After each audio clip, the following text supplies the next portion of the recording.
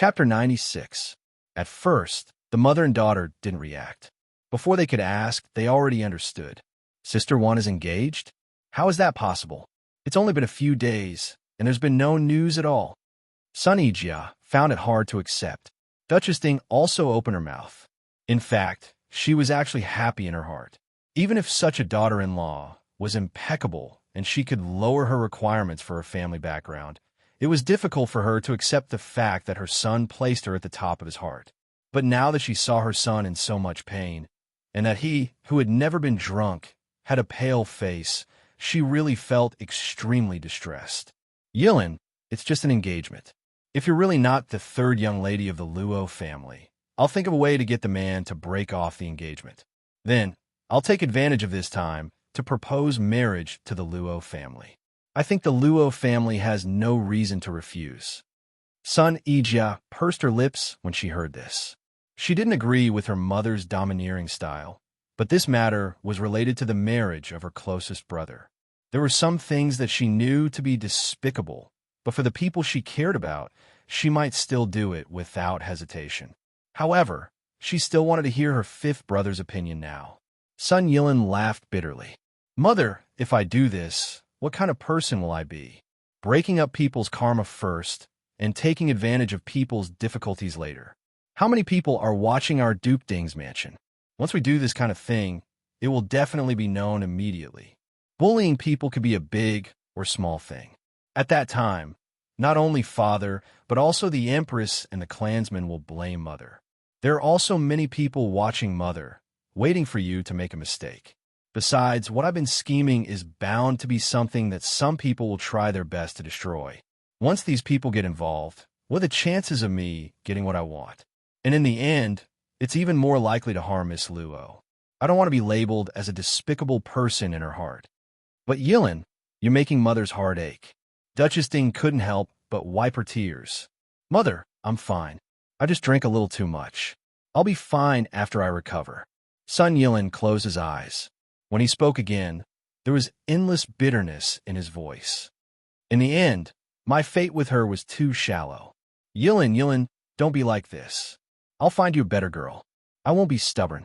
Let's not care about other people and just find someone you like. If there's no one in the capital, we'll go outside the capital. The entire Qi Yuan dynasty is so big. How can we not find a girl you like? Yilin, mother, don't bother. I don't want to. Yilin, Duchess Ding interrupted him with a sharp voice.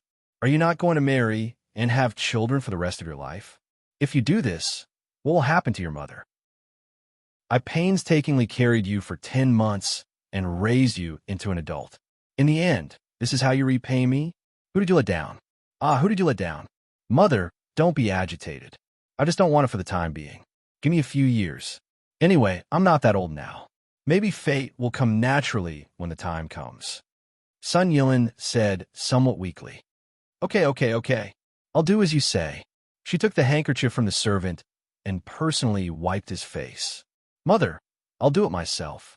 Son Ijia silently retreated. Without comparison, there was no way to know. In her mother's heart, fifth brother was indeed the most important. Wasn't this the best time to reflect a person's true thoughts? Son Ijia inexplicably felt a little cold. She hugged her arms and rubbed them. Her wet nurse saw her like this, and her heart ached. Good girl, why don't? Wet nurse, get someone to prepare the carriage. I want to go to the Luo family. Miss, isn't it inappropriate to go to the Luo family at this time? The wet nurse was slightly hesitant. Wet nurse, what are you thinking? It's just that as an older sister, I feel that my younger sister is a little unkind. Why didn't she tell me about such a joyous occasion? She should have told me and let me share in the joy. The wet nurse saw that her mood was still calm and she didn't seem to be questioning her. In addition, she seemed to be a little sad because of the madam's words and deeds again. It wasn't impossible for her to meet Miss Luo. Son Ijia didn't know that not long after she left, Duke Dinghua returned to the manor with her other brothers. Although they didn't know the full text of the article written by Son Yilin, they knew that it was very inappropriate. Duke Dinghua took his eldest son to see the situation of his youngest son and asked him what was going on. As the eldest brother, Sun Yibin seemed to be concerned about Son Yilin, but in fact, he was criticizing him in all kinds of ways. He shouldn't have gone out when he was entangled with trouble. He shouldn't have written such an article and become a topic for ridicule. He shouldn't have gotten drunk and damaged the image of Duke Dingwa's mansion. And he shouldn't have troubled his mother to take care of him like this. Sun Yibin, that's enough. Duchess Dingwa interrupted her eldest son's words with an angry roar. Even Duke Dingwa was shocked by her. Duchess Dingwa looked at him coldly. Don't you see that your brother is suffering? Your father hasn't said anything yet. You scolded him as soon as you came in. How can you be an elder brother? Mother, it's not like that. Sun Yibin was slightly older than Prince Kong. He also had a dignified appearance, gentle and handsome, and looked like an elegant gentleman. At this time, he was as helpless as a child. You don't have to explain to me. Who doesn't know what you're thinking? You can't wait for your brother to die so that you'll be happy. Mother, why do you think so? I watched Yilin grow up. I naturally hope that he'll be well. Sun Yibin rubbed his forehead, showing a tired and sad expression that was always misunderstood by others. Don't pretend here. If you really have the slightest intention for your brother, get out of here immediately. Sun Yibin forced a smile. Mother, I know that compared with Yilin, you don't like me at all. Since Yilin was born, you have been partial to him. I didn't say anything. But do we have to quarrel like this because of Yilin? If this gets out, how many people will laugh at us? If you don't say it, how can this matter get out? These words were equivalent to saying, you're a villain. If this matter gets out, it must be you who did it. It made Sun Yibin's face turn ugly. Aren't you trying to make outsiders think that you're a filial son and a good elder brother? Yilin is suppressing you and blocking your way. You pretend to be indifferent and magnanimous, but in fact, you're trying your best to smear your brother's reputation. So what if I'm partial to him? You don't say anything. What do you have to say? Your father has always been partial to you. Did Yilin say a word? You got all the good things from your father. Do you still want to get all my care? You want to monopolize all the good things in the world? Aren't you being a little too ambitious? Sun Yibin's face was really as dark as the bottom of a pot. It was not fake at all. Madam, that's enough. Duke Ding, who had stood aside and watched, finally couldn't stand it anymore. Originally, he thought that if the mother and son talked openly, maybe they could ease the tension. After all, his wife had always been cold to his eldest son, and he was helpless. But in fact, the more they talked, the more outrageous it became, and the worse their relationship was. That's not enough. Since we've talked to this extent today, let's talk openly. Duchess Ding looked at Sun Yibin with cold eyes. You're my eldest son. Since you were born, I had great hopes for you. I tried my best to raise you. After your second brother was born, you were still young. I was worried that you would be instigated by others, so I was more devoted to you and neglected your second brother. When Yilin was born, you were already more than 10 years old. I thought that you should have the ability to distinguish right from wrong. I thought that I had let your second brother down, so I couldn't let your fifth brother down. So I took care of him more, but I never ignored you. Even so, you were still jealous of him and held a grudge against him. What's more, after he was enlightened, he showed far more intelligence than ordinary people, so you couldn't tolerate him and wanted him dead. Mother. Sun Yibin's pupils contracted sharply, showing panic. He hurriedly concluded Duchess Ding's words.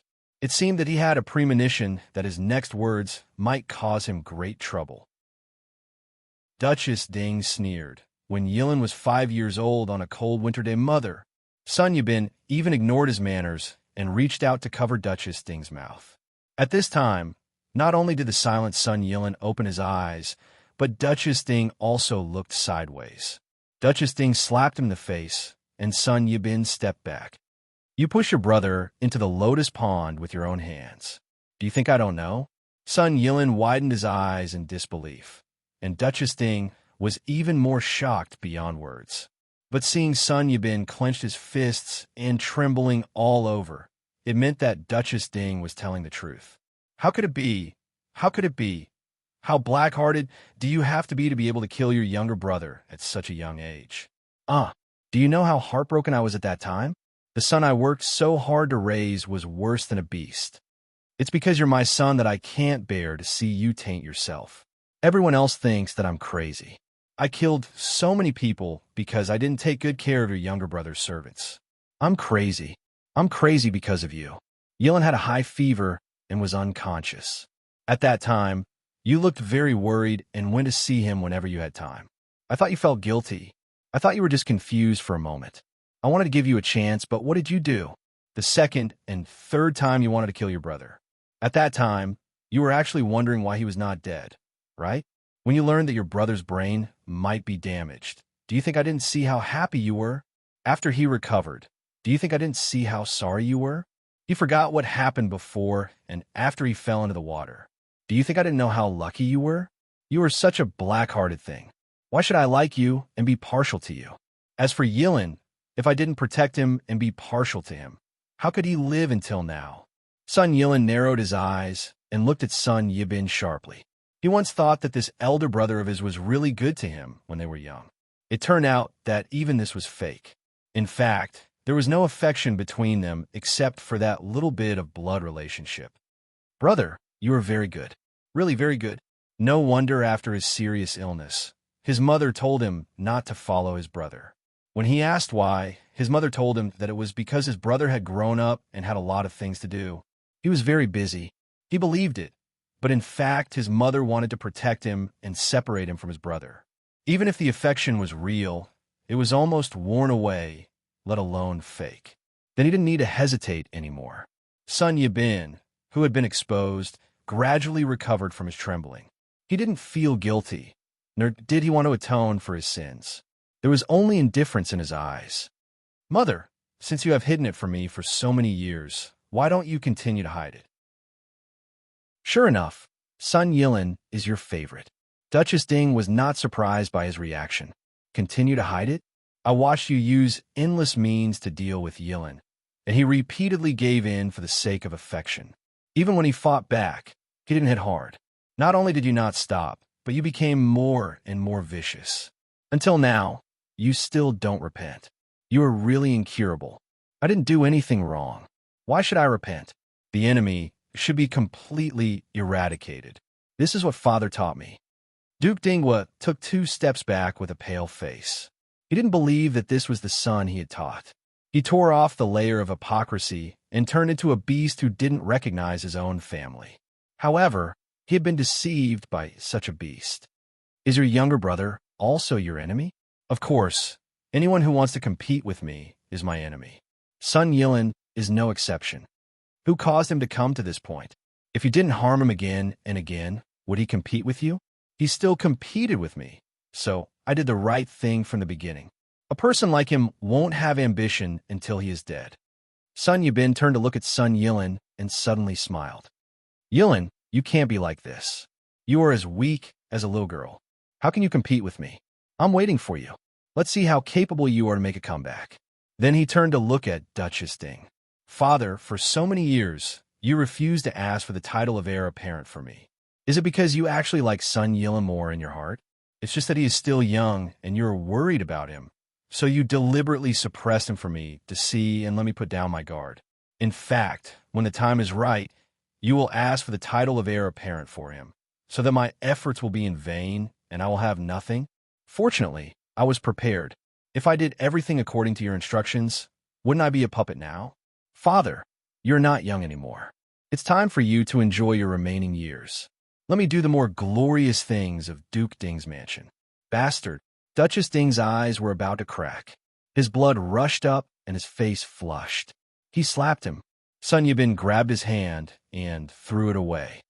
Father, I hope to see the memorial to ask for the title of heir apparent for me tomorrow. I still have things to do, so I'll take my leave first. Otherwise, why would you only expose me today when you already know my true colors? It's been so many years. Why one is already in my hands. If you say it now, it won't affect me at all. On the contrary, I should be thanking you.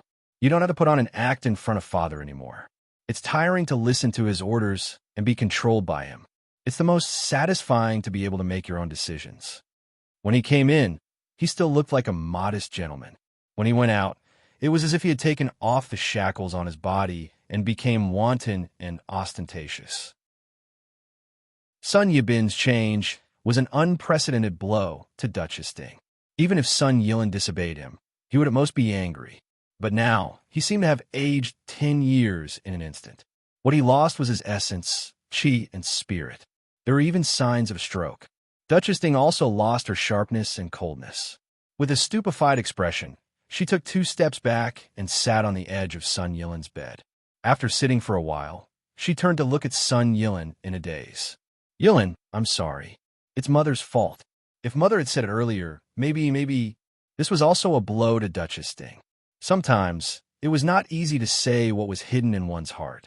In fact, she was the one who suffered the most and suffered the most. When she learned that her eldest son was such a person, how could she not think of correcting him? But obviously, she failed in the end. That person, from the beginning to the end, didn't think that he was wrong. He just hinted that he would only be respectful on the surface. If she made it clear to him, maybe he would hide deeper and have more vicious thoughts. Compared with the 2 of them who were on the verge of collapse, Sun Yilin was almost unaffected except for being firm in his previous practice. He didn't even worry about whether Sun Yibin had secretly controlled Duke Ding's mansion and even the Sun family. When Sun Yibin was full of confidence and seemed to have the power in his hands, he inexplicably thought of Prince Jin, Li Hongyuan. Sun Yibin's ability was not small, but Duke Ding was not a fool. It was possible to do a little trick under his nose, but this kind of thing like controlling the power of Duke Ding's mansion was simply a big joke. Sun Yibin had not been able to become the heir for a long time. He didn't even have the confidence to paint a cake to appease people's hunger. In addition, Sun Yilin grew more and more outstanding, and was even favored by the emperor. Even if Duke Ding had always supported his eldest son, it was useless if the emperor didn't agree. Why would those people support Sun Yibin? Sun Yibin's confidence was nothing more than forcing Duke Ding to confer him the title of heir, so that he could be justified. In addition to old Madame Sun, there were also the elders of the Sun family. They may not have official positions, but they used to be high-ranking officials and made contributions to the Sun family. These people had high seniority and were respected in the family. Even as the patriarch of the Sun family, Duke Ding couldn't ignore their opinions. Instead, when they preached, he had to listen respectfully. The glory of Duke Ding's mansion was indispensable to these people. Mother, who didn't let me down. No matter how wrong he is still your son after all. Can you push him to his death? I am fine now, so you don't have to feel guilty. Yilin, Duchess Ding couldn't help crying again. Why did Yilin understand his painstaking efforts, but that bastard was still stubborn? Sun Yilin waited until Duchess Ding was almost done crying before he turned to Duke Ding, who had been in a state of despair. Father, since he wants to confer the title of heir apparent, you can write it to him when you go back. Duke Ding seemed to suddenly come to life. He almost jumped up and stared at Sun Yilin with his eyes wide open. Now you don't want to compete with him?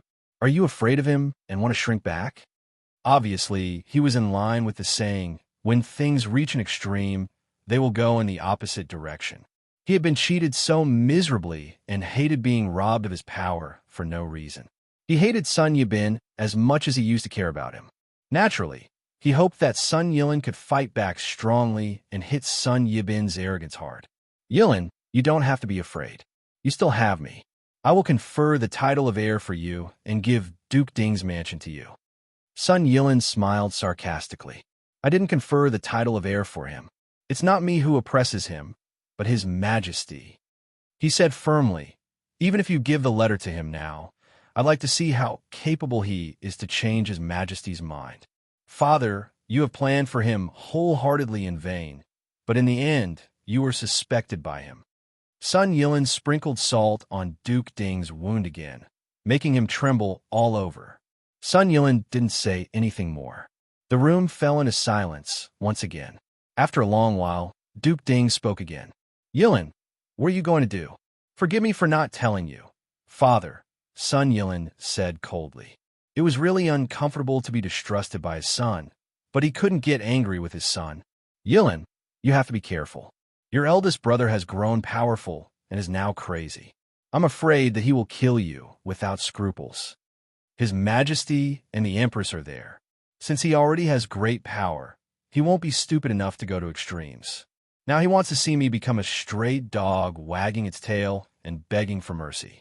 Give him the letter, and then, as he said, take good care of yourself. Leave the rest to me. There are many people who want to fight with Duke Ding's mansion, not one person's word. I won't be alone and helpless. Besides, there was Li Honyuan, such a dangerous person, lurking in the dark. He wasn't sure if Sun Yibin had come to this point because of him. He didn't even know if the Sun family had been broken up by him. If so, no matter what he did now, it would be in vain. It felt like Li Honyuan had already opened a big net, and everyone was the fish in his net. They seemed to be jumping happily, but who knew if they were not dying in another sense? What was more terrible was that these fish didn't feel anything. As the only fish who knew the truth, he couldn't tell others.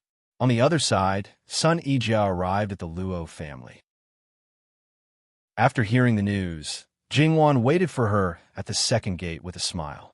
Sun Yijia looked at Jingwan, who looked the same as before and didn't know what to say. Those in power knew about what happened outside, but hadn't spread to the inner residence. Therefore, Jingwan didn't know. However, she guessed that Sister Jia should know about her engagement. Otherwise, she wouldn't have come to the Luo family. She took Sun Yijia's arm. Sister Jia, let's go in and talk. In the begonia house, the maids had already prepared tea and snacks. In her own territory, there was no need to be reserved. Jingwan asked Sun Yijia to take off her veil. Sun Yijia didn't wear a veil to hide her embarrassment, nor did she care about other people's gazes. She just didn't want to be startled by others. She was really annoyed, so she naturally didn't have any scruples here. Jingwan looked at her wound. It was recovering well. When it fully healed in the future, it would probably protrude a little. Then, it might be whiter than normal skin.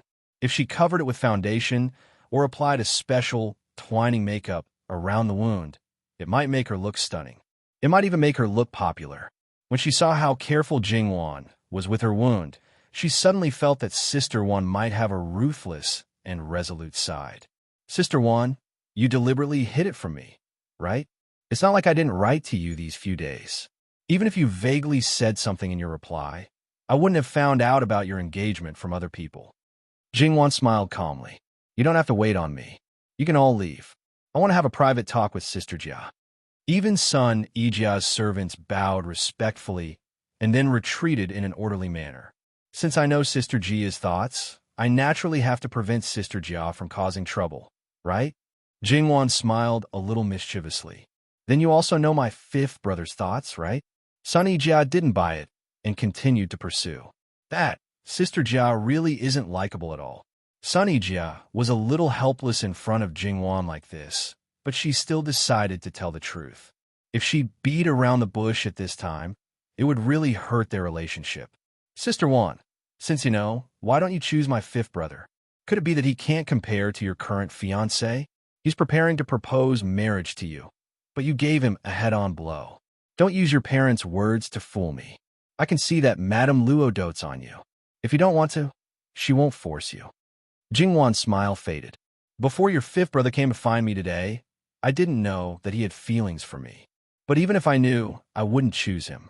It's not that he's not good. It's that Ding General Manor isn't good. You grew up in Ding General Manor, so you should know how messy the situation is. But you're different from me. Once you marry into Ding General Manor, my fifth brother will protect you wholeheartedly and won't let anyone hurt you. Sister Jia, you have to remember that the inner residence is a woman's world. Even if it's like what you said, he can't stay by my side all the time, right? If he cares about me, I will become his weakness, and the people who compete with him will naturally want to harm me. I can't disturb his mind, but they will also think of ways to threaten him. If it is really just a conspiracy, I may be able to fight back, but there is also a situation called one strong person can defeat 10 skilled people.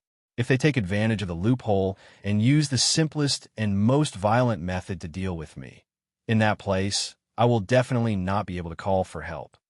Sun Yijia bit her lip. Sister Wan, are you thinking too much? Our home is not a dragon's pool or a tiger's den. Because the son is too good to the daughter-in-law, the mother wants to get rid of the daughter-in-law. This kind of thing is not unheard of. Sun Yijia understood what she meant. With her mother's care for her fifth brother, it was really possible that she would do such a thing. Even if it seemed that she compromised now and married Sister Juan, in the future, as time passed, the more she looked at her, the more unpleasant she would be to the eye. Then, Sun Ijia smiled a little weakly. Which inner residence doesn't have troublesome things? Sister Juan, are you sure that if you marry into another family, your life will be smooth sailing? At least it won't be worse than Ding General Manor. In fact, I'm very tired of fighting. The reason why I can live freely in the inner courtyard of the Luo family is not because I'm very capable, but because the person with the highest power in the manor loves and protects me. If I'm constantly trapped in the inner courtyards fighting, I'll probably be driven crazy. Didn't you say that if you really have someone in your heart, you're willing to change for him, endure for him, and do anything for him?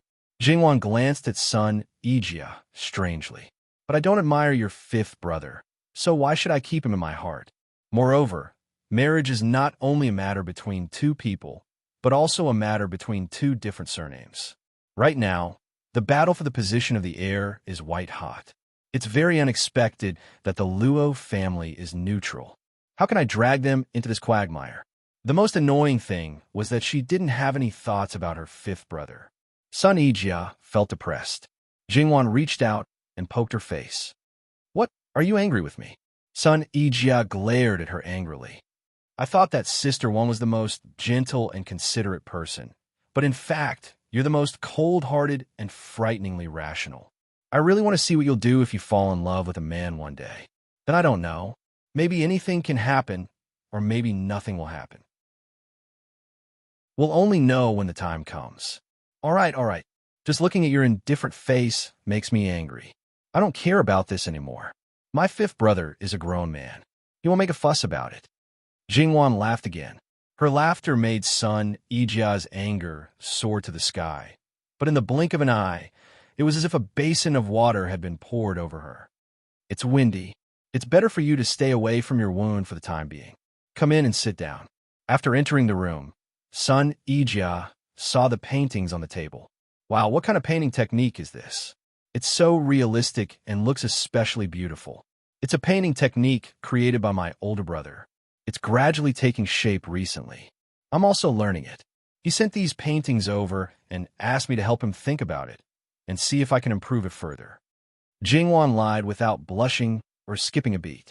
Sun Ijia recalled the hurried scene outside Begonia Elegant Residence and the humorous and refreshing scene on the way to White Dragon Temple. Her eyes flashed. I didn't expect that your older brother, who looks like a free and easy person, is actually a meticulous and emotional person. Jingwan was speechless. Perhaps he was a meticulous and emotional person. As for this meticulous mind, forget it. Sun Ijia flipped through the paintings one by one. Because Jingwan's previous paintings were mostly flowers and trees, when Luo Jingwa started, he also started from this aspect. However, after he had more or less mastered the technique, he would also add animals, mountains, and other objects into the painting. Although it was few, but the finished product of each painting was very good. The more Sun Ijia looked at it, the more she liked it. Unfortunately, I don't have much time. After marriage, it's even more impossible. Otherwise, I would also learn properly. Jingwan's eyes flashed. If Jin Xinwang's words were true, Jia Jiejia, you would probably become an old disaster that would not be able to get married. Jingwan saw that Sun Ijia was holding her older brother's painting and was reluctant to part with it. Suddenly, an idea popped up in her mind. She had always wanted her to be her sister-in-law. Why couldn't she abduct her back to be her sister-in-law? Even if Sun Ijia's face was damaged, in Jingwan's eyes, she was still a good girl that was hard to come by. Just because her face was disfigured, she was looked down upon and trampled into the mud. How unfair was that? Could it be that she couldn't compare to a straw-bag beauty? Moreover, her older brother, no matter what, really didn't care much about a person's beauty or ugliness. She had heard before that her older brother didn't have many requirements for his wife. Her temperament was better, and she wasn't that kind of troublemaker. As long as it wasn't a big and coarse person that was unbearably ugly, he could basically accept it. To put it nicely, he was open-minded. To put it bluntly, he was insensitive. If it was before Jia Jiejia's face was disfigured, she wouldn't have thought of this. If Jin Xinhuang broke off the engagement, she was afraid that the marriage would be even more difficult. No one would be willing or even dare to marry her. And if she participated in the marriage disruption, if her older brother married her as his wife, Jin Xinhuang probably wouldn't do anything. It would be a lot easier. The interest of these two families would also be a lot weaker because Sun Yijia didn't have any value. Although it might be a bit unkind to think this way, and even suspected of taking advantage of someone's perilous state, it was also the truth. Thinking about it carefully, their family was actually quite suitable for Jia Jiejia. No matter what, her father didn't care about anything, and her mother was a young girl's heart who was easily swayed. In their branch, Yinyang could be considered to be well-behaved. Jia Jiejia's temperament wasn't bad. She grew up in Ding Guogongfu and was trained according to the standards of a Qinhuang Fei. Her skills definitely weren't bad, and she was more than enough to protect her mother in the Luo family's inner courtyard. The more she thought about it, the more she felt that there wasn't a better candidate than her. However, even so, it was still very difficult for her to handle this matter. Moreover, she had to wait until Jin Xinhuang settled the marriage. Before that, she couldn't even mention it to her grandmother. Of course, the most important thing was to know Jia Jiejia's wishes. Just as she was thinking, a servant girl came in to report. "Miss, third young master is looking for you." "What is he doing here at this time? Doesn't he know that I have guests here?" Jingwan glanced at Sun Yijia and saw that she was startled. "Is it that brother of yours? Hurry and go take a look. Maybe there's something urgent." Without waiting for Jingwan to speak, Sun Yijia reached out to push her. It seemed that she was more anxious than her own younger sister. Jingwan was slightly confused. It couldn't be that when she had the idea of matchmaking the two of them, this one really had the idea. "Okay, I'll go take a look. I'll be back soon. Don't worry, it doesn't matter if I wait." Jingwan really wanted to roll her eyes. After going out, Luo Jinghua held a large roll of paper in both hands. "Third brother, what is this for? Hurry, hurry, hurry, let me borrow the study." Luo Jinghua didn't dare to ignore Jingwan's study. Jingwan was also puzzled by his impatience and hurriedly followed him. Jingwan's study was spacious and specially arranged to be a place for painting.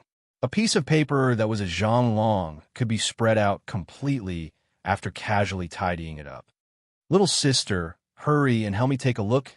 I keep feeling that something is wrong." Before Jingwan walked in, she saw a half-completed painting of birds looking up to a phoenix. The layout was just right, and the whole thing was majestic. Every bird in the details was vivid and lifelike, and the main body of the phoenix could be said to be vivid, not to mention the dreamlike beauty of the background.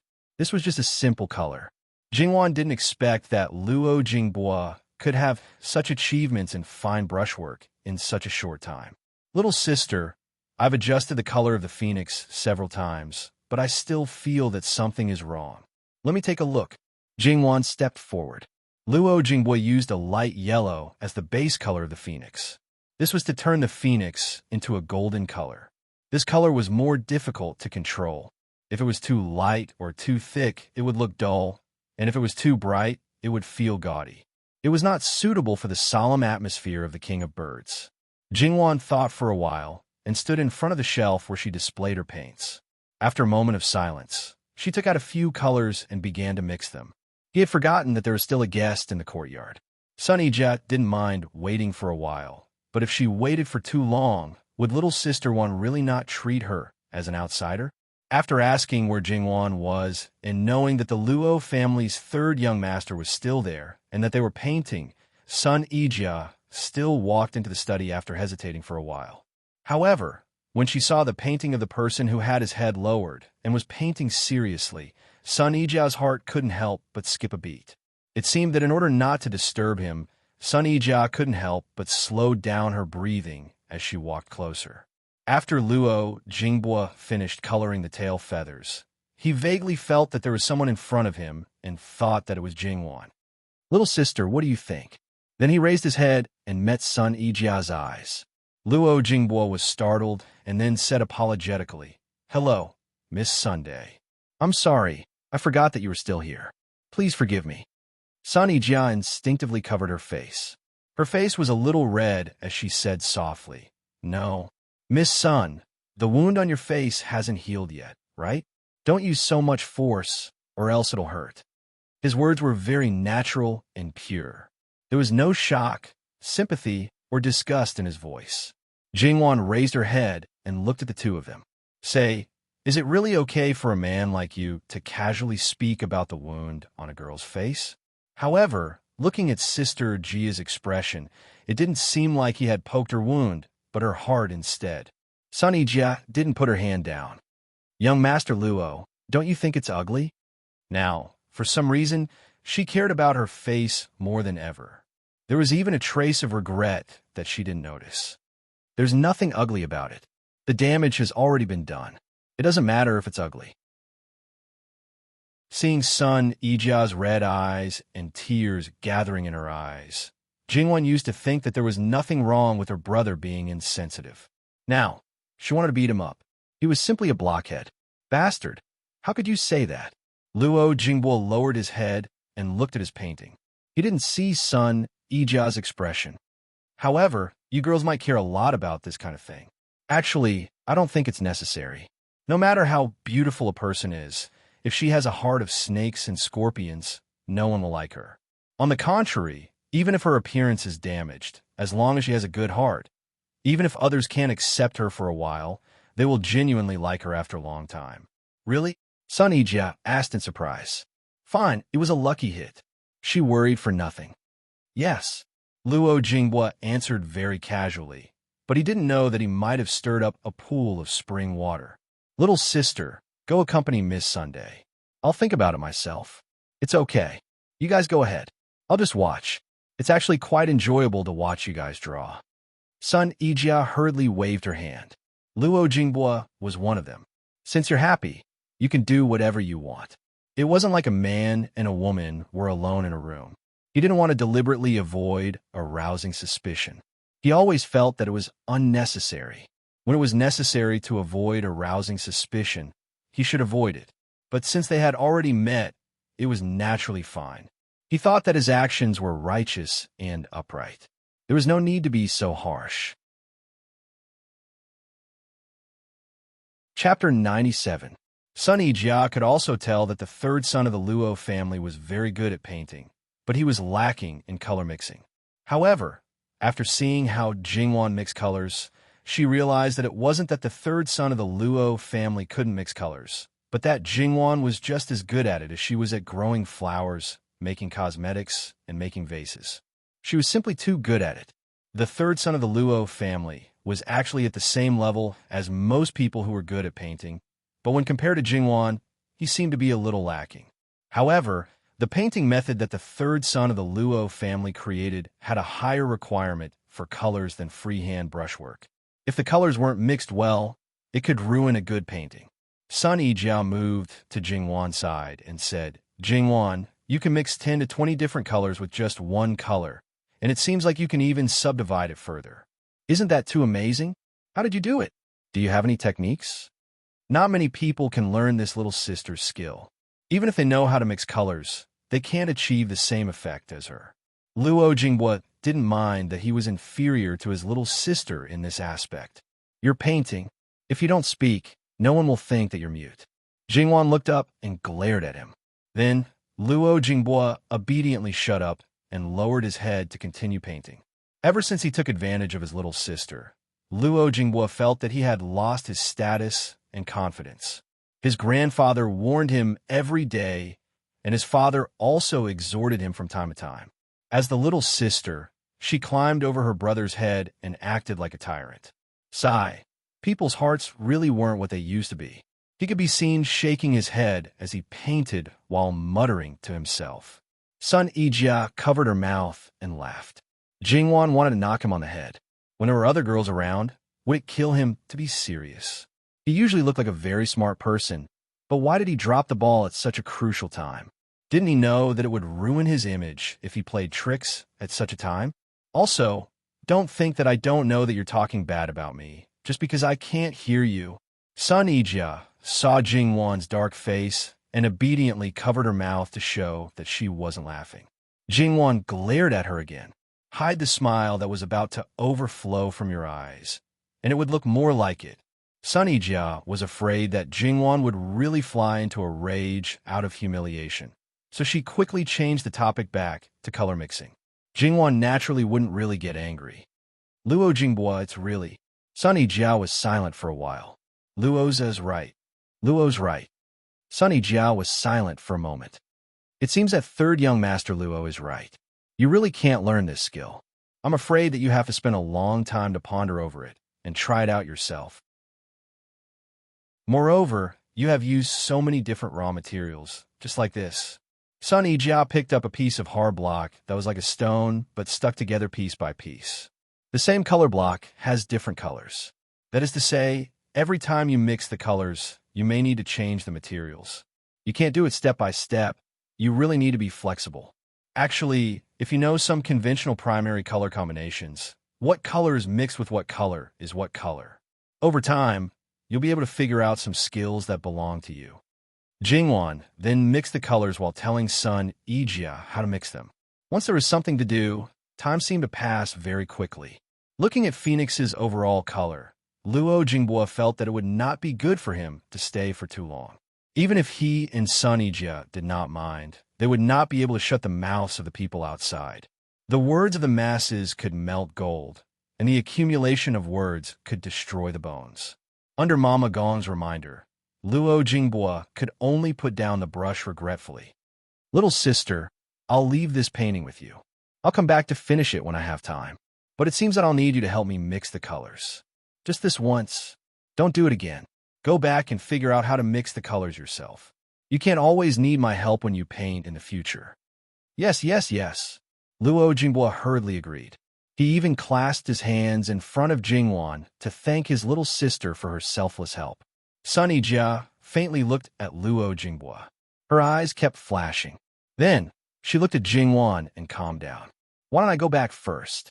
After all, I don't have anything serious to do. Don't worry. My third older brother is like this. He gets anxious easily when he doesn't solve a problem. Once it's solved, he doesn't have to worry about anything. Don't be fooled by how enthusiastic he was just now. Right now, he could just leave this painting here and not care about it for half a month.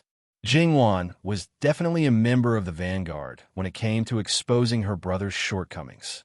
Although Luo Jingbua was a little embarrassed, he didn't get angry. The truth was just as his little sister said. Then I'll go first. After bowing properly, he left in a carefree manner. He didn't look back at all. Little sister Wan, has your brother always been like this? Yes, he's always been heartless. How can you say that about your brother? Sunny Jia reached out and gently pinched her waist. Jingwan shrank back. It didn't hurt, but it was a little ticklish. Oh, what are you doing? He's my own brother. I didn't even say anything, but you're already protecting him. Sunny Jia didn't know if it was because she was angry, embarrassed, or guilty, but her face turned red. You really dare to say anything with that mouth of yours. She made a move to pinch her mouth again.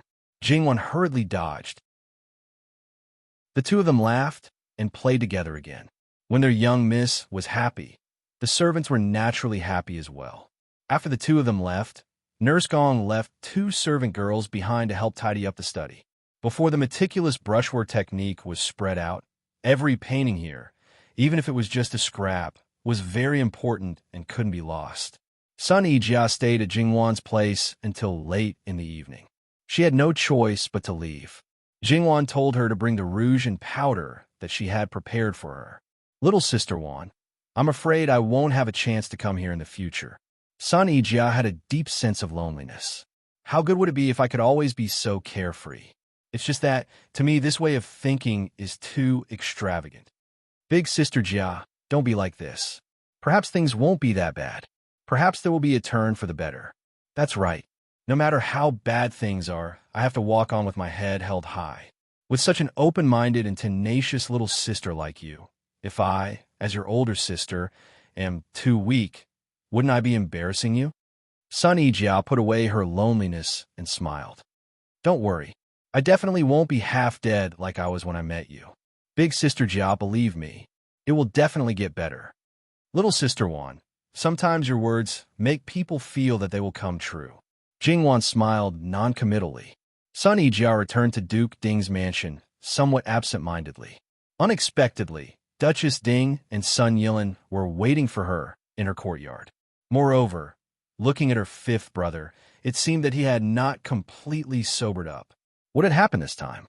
Little sister, do you already know?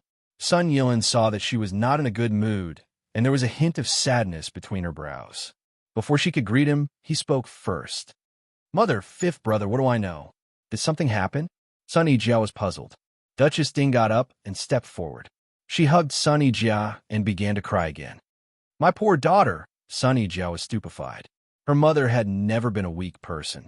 In the past 10 years, she had never seen her cry. However, during this period of time, her tears seemed to be free. That's right. A woman's world was only in the inner courtyard. Once it involved the outside world and the imperial court, no matter how strong a woman in the inner courtyard was, she would be helpless. Mother, don't cry. Tell me, what bad thing happened? It was Sun Yilin who gave her the answer directly. His Majesty issued a decree to marry Ruan Fangfei, the youngest daughter of the Grand Secretary, to Jin Qin Wang as its Sifei. Sun Yijia flatly said, oh, indicating that she understood. There was no more reaction. In Duchess Ding's view, Sun Yijia was a typical example of completely disheartened. She didn't care about anything anymore. Yijia, don't be like this. What should I do if you call your mother like this? Sun Yilin knew that his sister had not reached that step, but he was not clear about what she was thinking. Mother, don't cry. Little sister, Ruan Fangfei, is different from others. Her talent and beauty are first class. She entered Jin Qin Wang Fu. Fifth brother, so what? Without her, can I establish myself in Jin Qin Wang Fu? Therefore, whether it is her or someone else, the nature is the same. Moreover, His Majesty has already issued a decree, so there is no room to reverse it. Do what you should do. There is no need to worry about these things that are already destined. Sun Yijia waved her hand carelessly. Since she said so, Sun Yilin couldn't say anything. However, things that are destined might not necessarily be. Jin Qin Wang was always an uncertain factor. Although he said that he didn't want to marry his sister, don't want to marry and don't marry were two different things. Who knew what he would do in the end? People who never acted according to common sense were the most troublesome. Mother, you go ahead. I have a few words to say to little sister. Sun Yilin opened his mouth and sent Duchess Ding away. With the brother and sister together, Duchess Ding naturally had nothing to worry about. After exhorting a few words, she left. What does fifth brother want to say to me? Sun Yijia sat down and poured a glass of water for herself. In fact, I just want to ask, did little sister encounter something in the Luo family? Or did you quarrel with Miss Luo because of me? If that's the case, little sister, you may be a bit reckless. Miss Luo did not do anything wrong in this matter. I don't want you to lose this rare confidant because of me. Sun Yijia held the cup and was lost in thought. Sun Yilin called her twice before she came back to her senses. With her like this, if she said that there was nothing wrong, no one would believe it. Sun Yilin's eyes showed concern. Fifth brother, there's nothing wrong. Wan Mimi and I are very good. Then, why are you in low spirits and seem to have a lot on your mind? Sun Yijia was silent. Is there anything else that you can't say to fifth brother? Sun Yijia suddenly couldn't help but shed tears. This time, Sun Yilin was really shocked. She cried when she complained about their mother after she was injured. After that, even when she was bestowed a marriage, even when she returned to the Fu, she didn't shed a single tear in the face of many people's ridicule. Little sister, don't cry. What happened? Tell fifth brother. Fifth brother will help you find a way. Sun Yijia wiped away her tears. On the eve of my wedding, I suddenly realized that I might have fallen in love with a man, but that person isn't the one I'm going to marry. Sun Yilin was stunned. He didn't think that it would be like this. He had always thought that his little sister had a cold personality and high standards, so she didn't take a fancy to any of the outstanding young masters in the capital. It should be known that other girls had their first awakening of love at the age of 12 or 13, or even earlier, but she didn't blush when she saw Prince Kong, even though she knew that she had secretly reached an agreement to be Prince Kang's consort. Who? The third young master of the Luo family, Wan Mimi's older brother. It was another unexpected answer. After the trip to White Dragon Temple, Sun Yilin was naturally no stranger to Luo Jinghua. He was indeed a person with a completely different temperament from them. Perhaps there's a reason why his little sister fell in love with him. It turned out that she never had high standards. Instead, she yearned for a simple and ordinary life. She admired people who were simple but had a good temperament. Little sister, don't be anxious. Your marriage might take a turn for the better. Wait. Fifth brother, you don't blame me. Why should I blame you? It's already impossible between me and Luo Gunyang. Don't tell me that you're not allowed to admire the Luo family's men. Other than Luo Shangshu, the other members of the Luo family might not have much achievements. But in terms of family style, the Luo family was something that many large families couldn't reach. Before, he didn't pay attention and didn't know. But after paying attention, he found out that in the entire capital, there were actually very few middle and lower level officials who were willing to marry their daughters into the Luo family. And Luo Jinghua just happened to be the most popular one. So many people have taken a fancy to him. It shows that he's really not bad. It's understandable that little sister would take a fancy to him.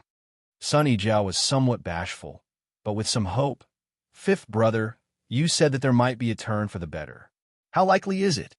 Sun Yilin looked at her appearance. Even if she didn't care very much, that Luo Jinghua should have made her more or less interested. Apologies, little sister, I didn't know. He never thought that there would be a day where he would place all his hopes on Jin Xinwang. Wan Mimi also said that there might be a turn for the better. Maybe I should believe you guys. Because of this little bit of expectation, Sun Yijiao's heartbeat sped up. Sun Yilin's thoughts turned. You saw Luo San Gongzi today? Sun Yijiao nodded. He was looking for Wan Mimi today. We just happened to bump into each other. It was hard to say the specifics. After all, it was a painting method that hadn't been circulated yet. Just based on that unfinished painting, one could faintly foresee the sensation it would bring when it was unveiled. Did Luo Gunyang see through your thoughts? I don't know. I felt that I had restrained myself as much as possible. But you know, Wan Mimi is meticulous and clever. It's inevitable that she would see some clues. Fifth brother, say, if she knew, would she be unhappy? I'm a disfigured girl who still has an engagement and is even about to get married. Yet, I shamelessly took a fancy to her older brother. Sun Yijiao wanted to cry again as she spoke. Therefore, it was easy for people to be fragile when it came to matters of the heart. It was either sad or happy, worrying about gains and losses. She won't. You still don't know what kind of person she is? That's right, Wan Mimi is so good, but Xiaomei, go to grandmother's place. She sent someone to find you before. Sun Yilin didn't want to see her like this. His heart was tired, and he was easily affected by her emotions. I know. Not long after Sun Yijiao left, Jingwan also found out about everything that happened today from Gong Momo. Sun Yilin got drunk at Untitled Pavilion and acted wildly. Regarding this, Jingwan was silent. The result of the emperor's handling of the love triangle. Sure enough, Jin Xinwang was Lu Qingdi's treasure. Lu Qingdi issued an edict to bestow Ruan Fangfei to Jin Xinwang as its Sifei. Our emperor dislikes the Grand Secretary Darren for being too loyal to him, so he wants to push him out? Jingwan was speechless for a long time before she opened her mouth. In fact, she wanted to say, did water enter Lu Qingdi's brain, or did he have a stroke? Gong Momo knew that this matter was most likely related to the Imperial Gue, Fei Nyang, and Jin Xinwang, but she didn't know the specifics. At that time, she was actually just a small palace maid without any power or influence.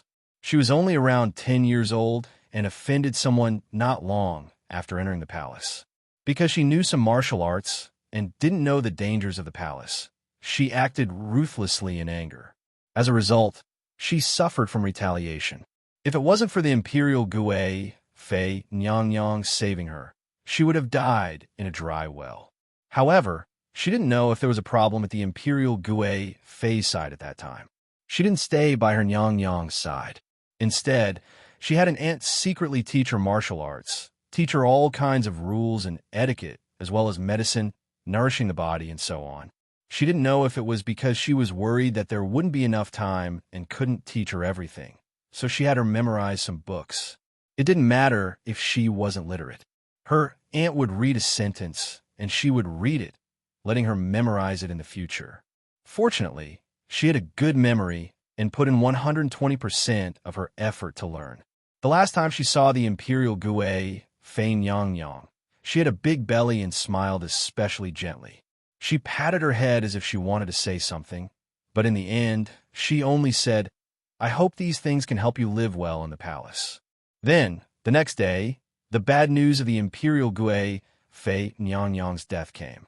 It was also because everything was done in secret that she wasn't purged after the Imperial Gue, Fei Nyang's death.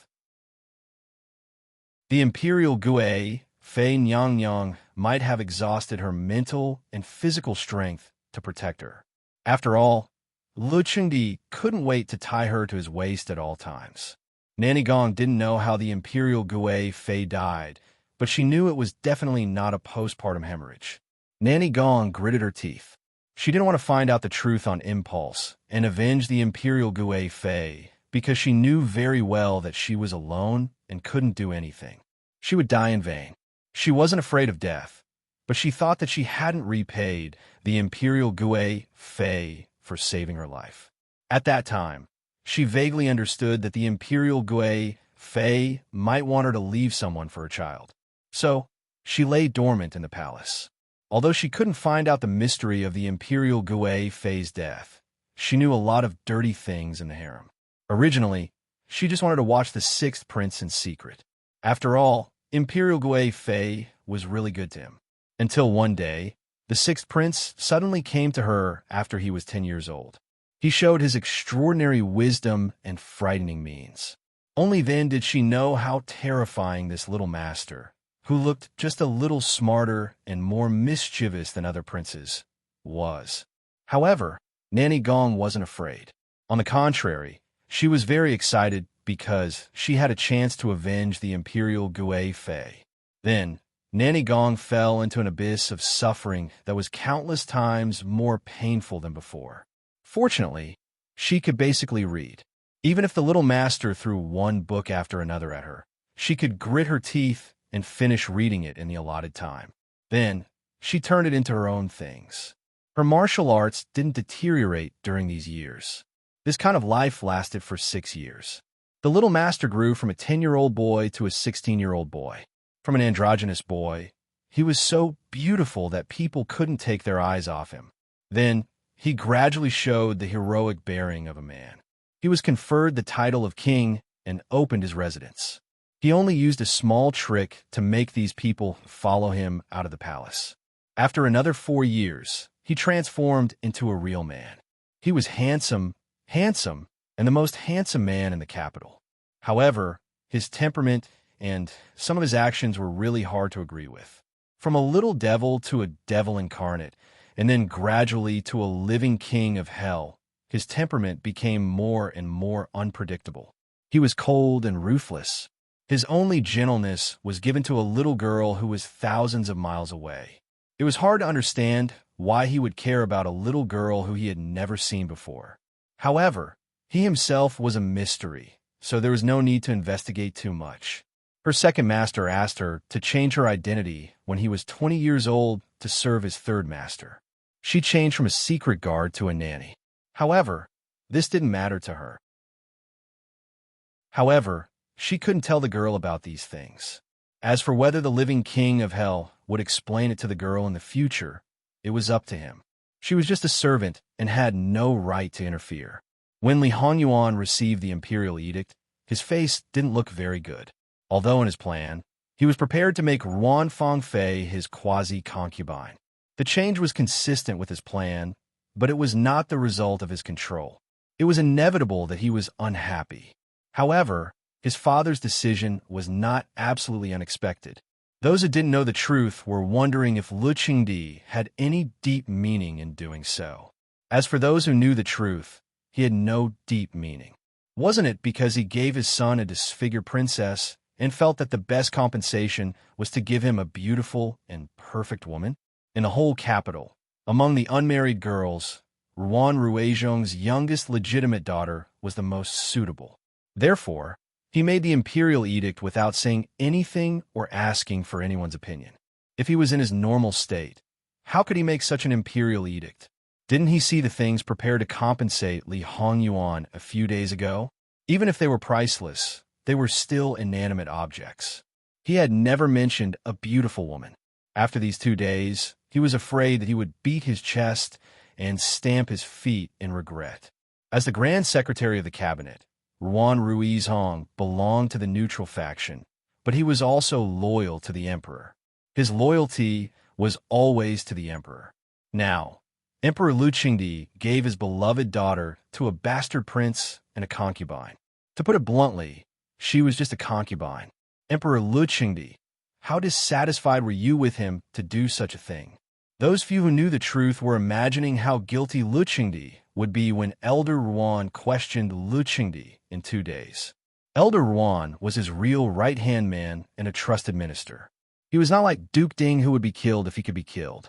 Lu Qingdi might even hope that his bastard son would do it again, so that he could pretend to be helpless, lose his dignity, and withdraw the imperial edict. However, in the eyes of the world, Li's chances of becoming an emperor were very slim. Li Hongyuan was originally a man who loved beauties. He did not make a move on those noble ladies because he still had some misgivings in his heart. Now that he could legitimately have such a great beauty with a noble status and outstanding talent, he would be a fool to give up.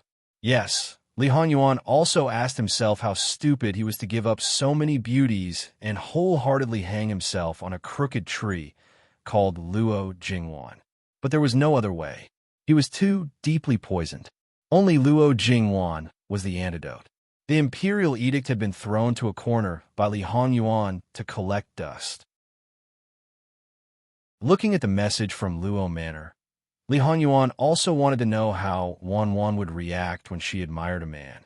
No, she admired him. She was rational and tenacious.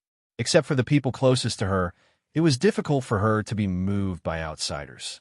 In the previous life, even if she made such a big sacrifice for her husband's family, he wasn't sure whether she liked her husband because he couldn't see the slightest bit from her words and deeds. Was it because of her principles or because of some inexplicable persistence?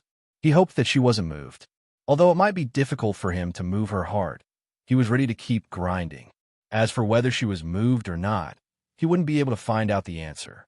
There was no need to continue struggling. Others might not be able to see it, but who was Nurse Gong? She had already faintly sensed her young Mrs. Plan. It was even easier to see Sun Yijia's emotions. I originally wanted her to be your sister-in-law. After her face was disfigured, I wanted to find a better one for your older brother. But you've already made your own plans. Li Hongyuan flicked the letter with a doting and helpless smile. This prince will naturally achieve what you want. Remember to properly compensate this prince in the future. However, you want this prince to break off the engagement with Sun Yijia, but you want her to be your sister-in-law. Do you think that this prince is inferior to your older brother? This prince will remember this debt. Will slowly settle it in the future. As for Sun Yijia's wishes, what was that? Since the prospective secondary consort was already in place, then the prospective Wang Fei could naturally be dealt with ahead of time.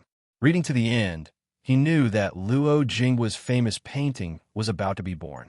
However, he didn't expect that this painting also had a huge contribution from Wan. His brother-in-law had taken advantage of his wife again.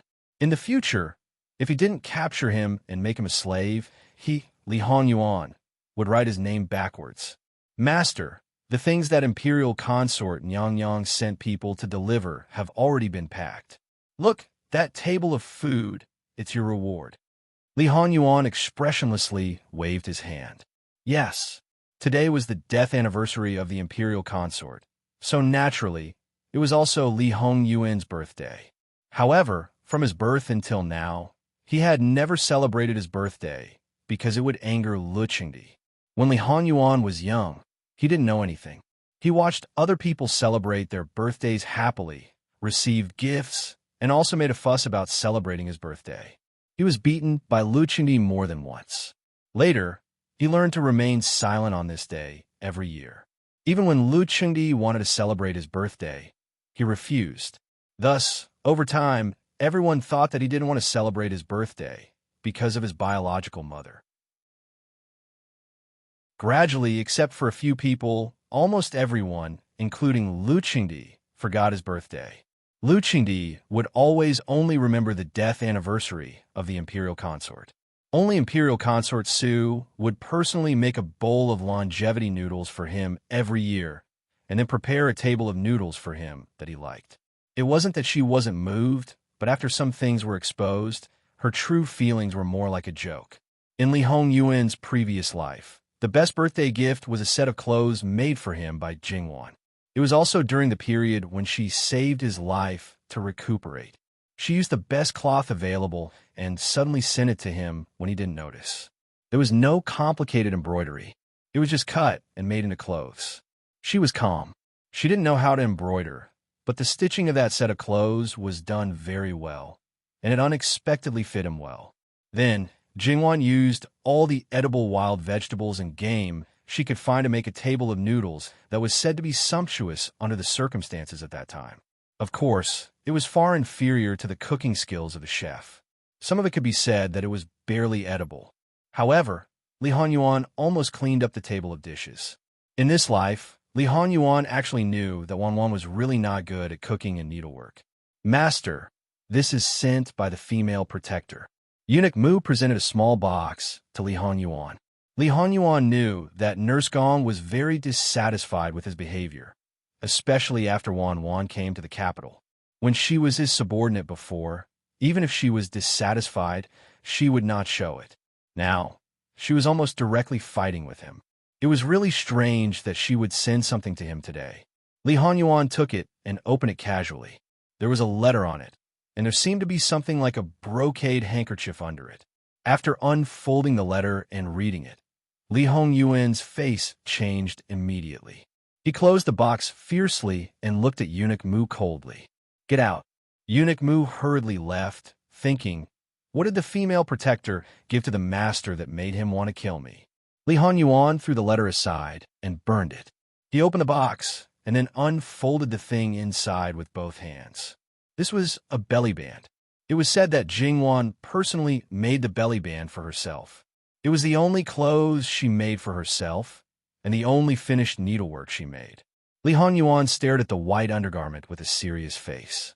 He did not doubt that it was made by Jingwan at all. He was very familiar with the stitches on the edge. Just by looking at this, people who did not know would think that she was an expert in this field. But looking at the pattern inside, although it was not too terrible to look at, it was not much better. This should be a kitten playing with an embroidered ball, right? Li Hongyuan was not too sure. After all, the kitten's outline was only roughly embroidered, and it was a little crooked. As for the embroidered ball, it was better not to talk about it. Li Hongyuan put the undergarment in his arms and went back to the bedroom. Except that his pace was a little fast, Eunuch Mu did not see anything strange. Needless to say, a certain king of hell liked this gift very much, and he almost turned into a beast. If Nanny Gong's purpose was to think that he was not angry enough and wanted to use this undergarment to stimulate him, then Nanny Gong's purpose had been achieved, and it was seriously overdone. Not to mention how Lu Qingdi almost pulled out his beard and hair these days. He even secretly asked people to invite Li Hongyuan to the palace. Yes, it was an invitation, but this bastard did not give him any face. In the end, Elder Wan was reasonable and said that the emperor's order could not be disobeyed, and the emperor's power could not be swept away. The emperor was the emperor. For the officials, thunder and rain were the emperor's grace. It was the blessing of the emperor to give his daughter a marriage. Lu Qingdi's heart was as carefree as drinking a bowl of ice soup on a hot summer day. Such a good official must be rewarded. He also said that on the day Yuan Fangfei married into the Jin mansion, except that she was not popular, the rest of the treatment was the same as the princess who married into the Jin mansion. This was to raise the value of Yuan Fangfei, and it was also to slap the face of Ding General Manor. Naturally, Some families were happy, and some were sad. For this matter, Yuan Ruizhong had no opinion at all. Li Hanyuan did not believe it. In the end, the reason why he could accept this matter without being angry was that he was persuaded by Yuan Fangfei, except for being loyal to the emperor. The reason was nothing more than that. In addition, Yuan Ruizhong loved Yuan Fangfei very much. He knew that she had feelings for Li Hanyuan. In addition, things had come to this point, so he could only help her. And he was very clear that if he really had a tough attitude and opposed this marriage, it would definitely not be Lu Qingdi who compromised in the end. If he really annoyed Lu Qingdi, he would definitely not be able to bear the consequences. As a minister, no matter where you climb, unless your power could overpower the emperor or even overturn a dynasty, you should always remember one thing. The emperor is the emperor, and the minister is the minister. If you really dare to accept all the benefits given by the superior and became arrogant because of the favor, then you are not far from death. Yuan Ruizhong was able to climb to today's position and stay out of the treacherous vortex of fighting for the throne. Was it really just because of his super ability and skill and did not have the slightest intention of flattering and currying favor? As for the article submitted by Sun Yijia, Lu Qingdi seemed to directly suppress it. He did not reprimand Sun Yijia, nor did he attach more importance to him.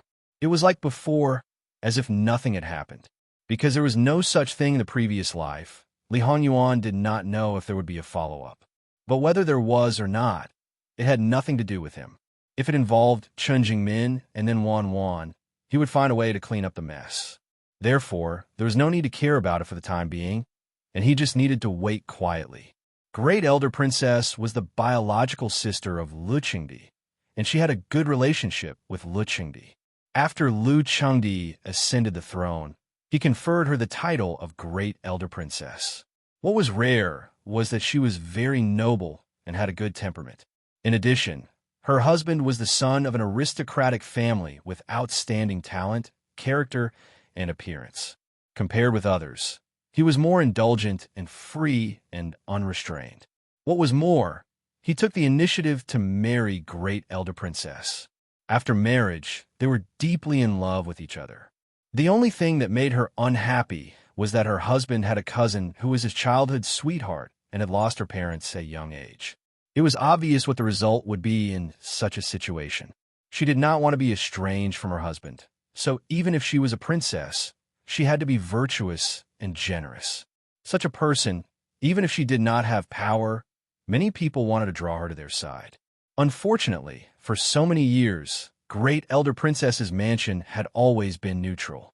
She did not take sides with any side and lived her own life leisurely. Because her husband did not like it, the mansion rarely invited guests.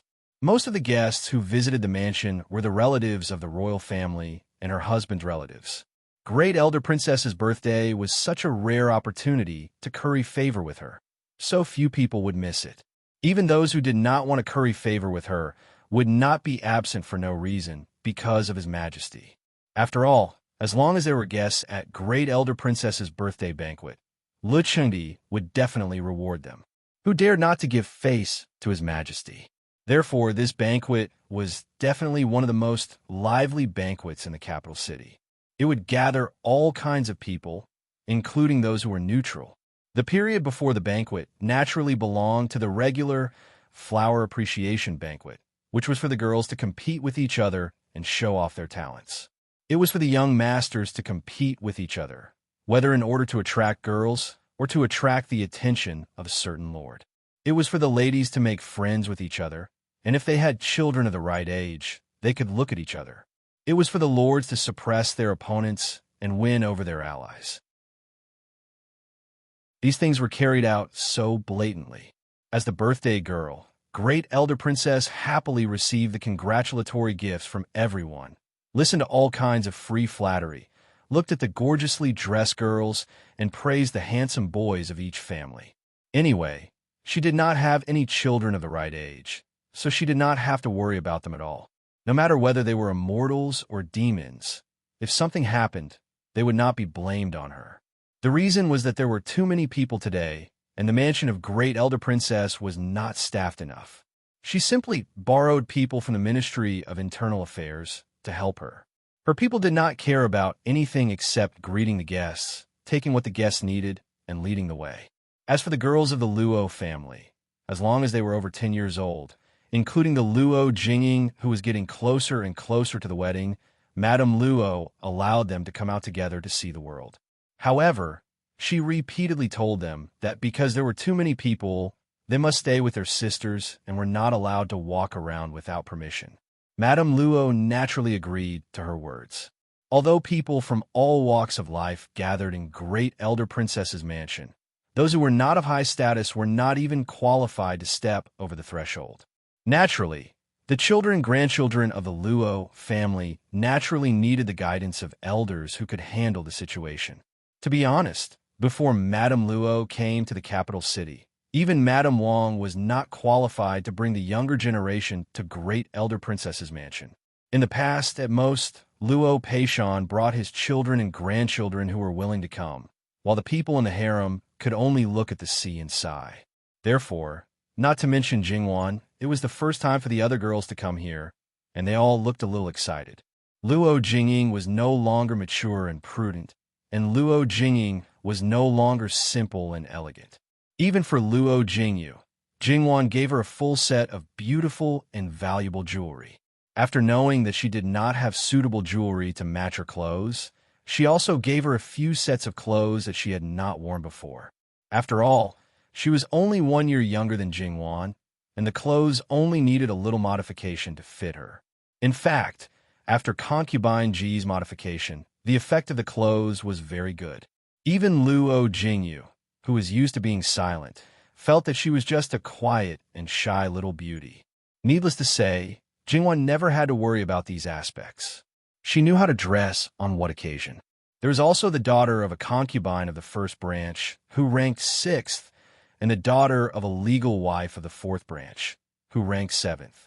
These two little girls were both 10 years old. Unlike their sisters, they still had their hair in buns and looked delicate and lively. Old Madame Luo was very satisfied with her delicate granddaughter and couldn't stop smiling. When they arrived at Great Elder Princess's mansion, because there were too many people, the people who greeted them were also from the Ministry of Internal Affairs.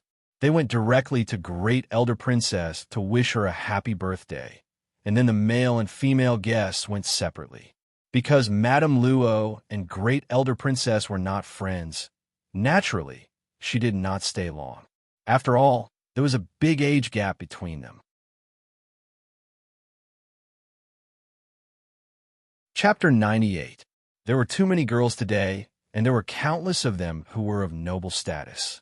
There were the daughters and granddaughters of important officials in the court, the young ladies of the Duke's Manors, Marquis Manors, and a bunch of princesses and infanta. Some people who originally thought that they would definitely stand out today realized that their previous thoughts were completely wrong after entering the 100-flower mound. Although the clothes they wore were not ordinary and ordinary people couldn't afford or even see them, the moonlight silk, peacock silk, and mermaid gauze were also untouchable. It was like the flowing moonlight, like the peacock's feathers, like the ripples of water, and even a gold-threaded robe. In short, the material they had only heard of occasionally looked beautiful. If they could touch it, it must be soft and smooth. Even if they pinched it in the palm of their hand, it wouldn't wrinkle.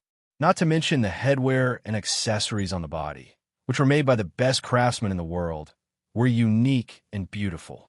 They could be as thin as cicada's wings or like real flowers.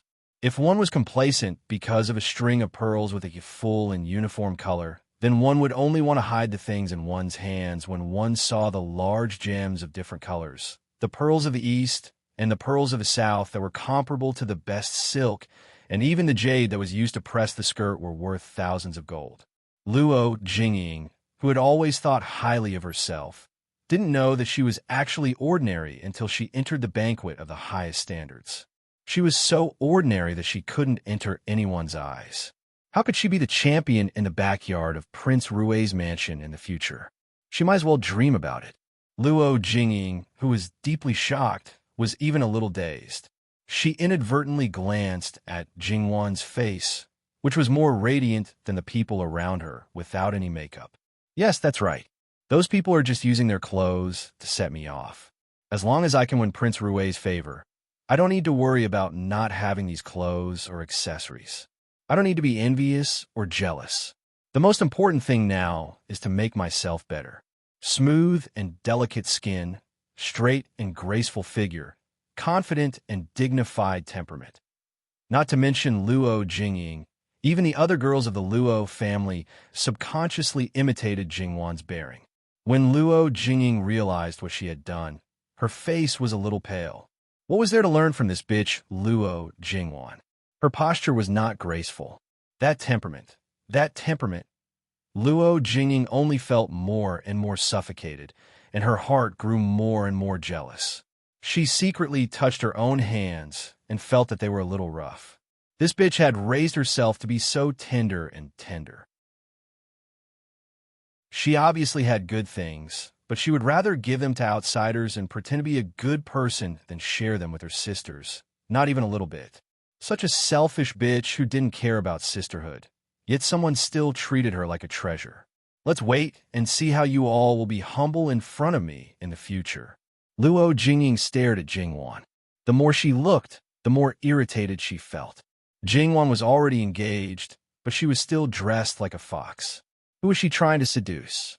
She was really shameless. Luo Jingying glanced at Luo Jingying.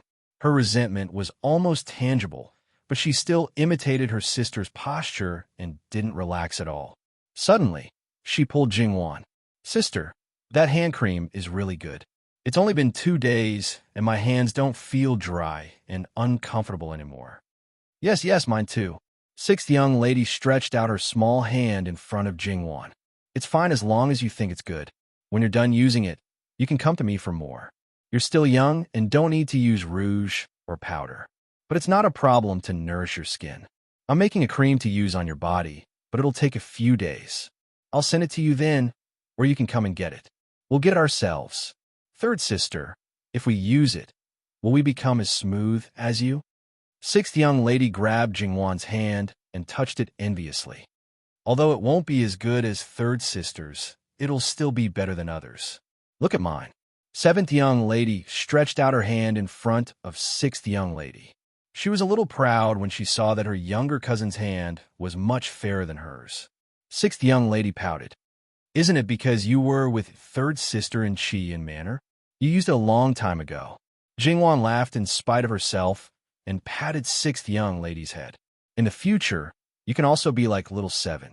Sixth young lady nodded and looked at Jingwan with a smile. Luo Jingying's face darkened even more. She glanced at Luo Jingqiang, who seemed to be intentionally or unintentionally touching the back of her hand.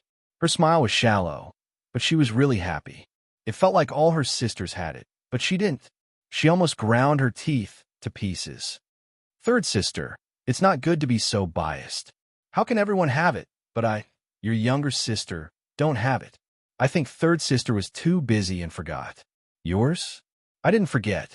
However, I thought you didn't care about my things. Didn't fourth sister throw away the gifts I brought for you from Chi and Manor? I think you have better things, so I won't bother. Jingwan said indifferently. Those things were just for show. Why should she care about them? However, these things that could make her more beautiful were different. Luo Jingying secretly hated that incompetent servant girl. She wanted her to throw something away, but she was found out. Third sister, did you misunderstand something? Your younger sister didn't. Jingwan directly turned her head and didn't want to bother with her anymore. Luo Jingying, who didn't even finish her sentence, not far behind Jingwan, Madame Luo saw Jingwan's appearance and couldn't help but nod. As expected, this granddaughter of hers could be brought out in any situation. She wasn't the prettiest, nor was she the one who wore the most extravagant clothes. However, from the outside, she was definitely the one who stood out in a large circle. Others said that the more people there were, the more one would disappear from the crowd. However, for some people, the more people there were, the greater the contrast. Her advantages were even more prominent, and she was even more outstanding than usual.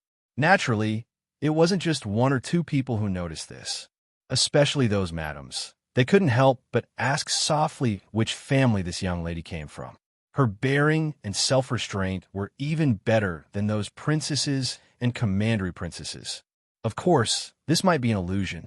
It was because the princesses and commandery princesses gathered together.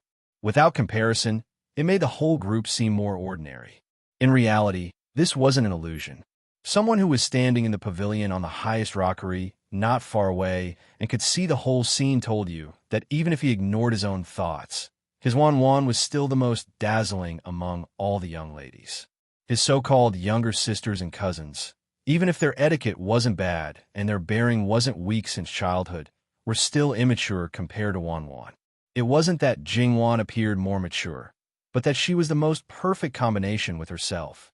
If she were to change her clothes, she would definitely be able to suppress the crowd. Li Honyuan narrowed his eyes. Why did he feel that even if Wan was to wear the clothes of a prince's consort now, she would still be able to suppress her steadily and not be inferior to the other prince's consorts? Even if she was a middle-aged woman, she could still be dignified and graceful. Even if she was an old woman, she could still be wise and steady, and she could take charge of the whole family and even the whole world. She was only 14 years old, but he seemed to be able to see her white hair. How incredible it was! The current her seemed to be able to adapt to the role of a person of any age. Because of his own uniqueness, Li Honyuan began to suspect Jingwan's origin.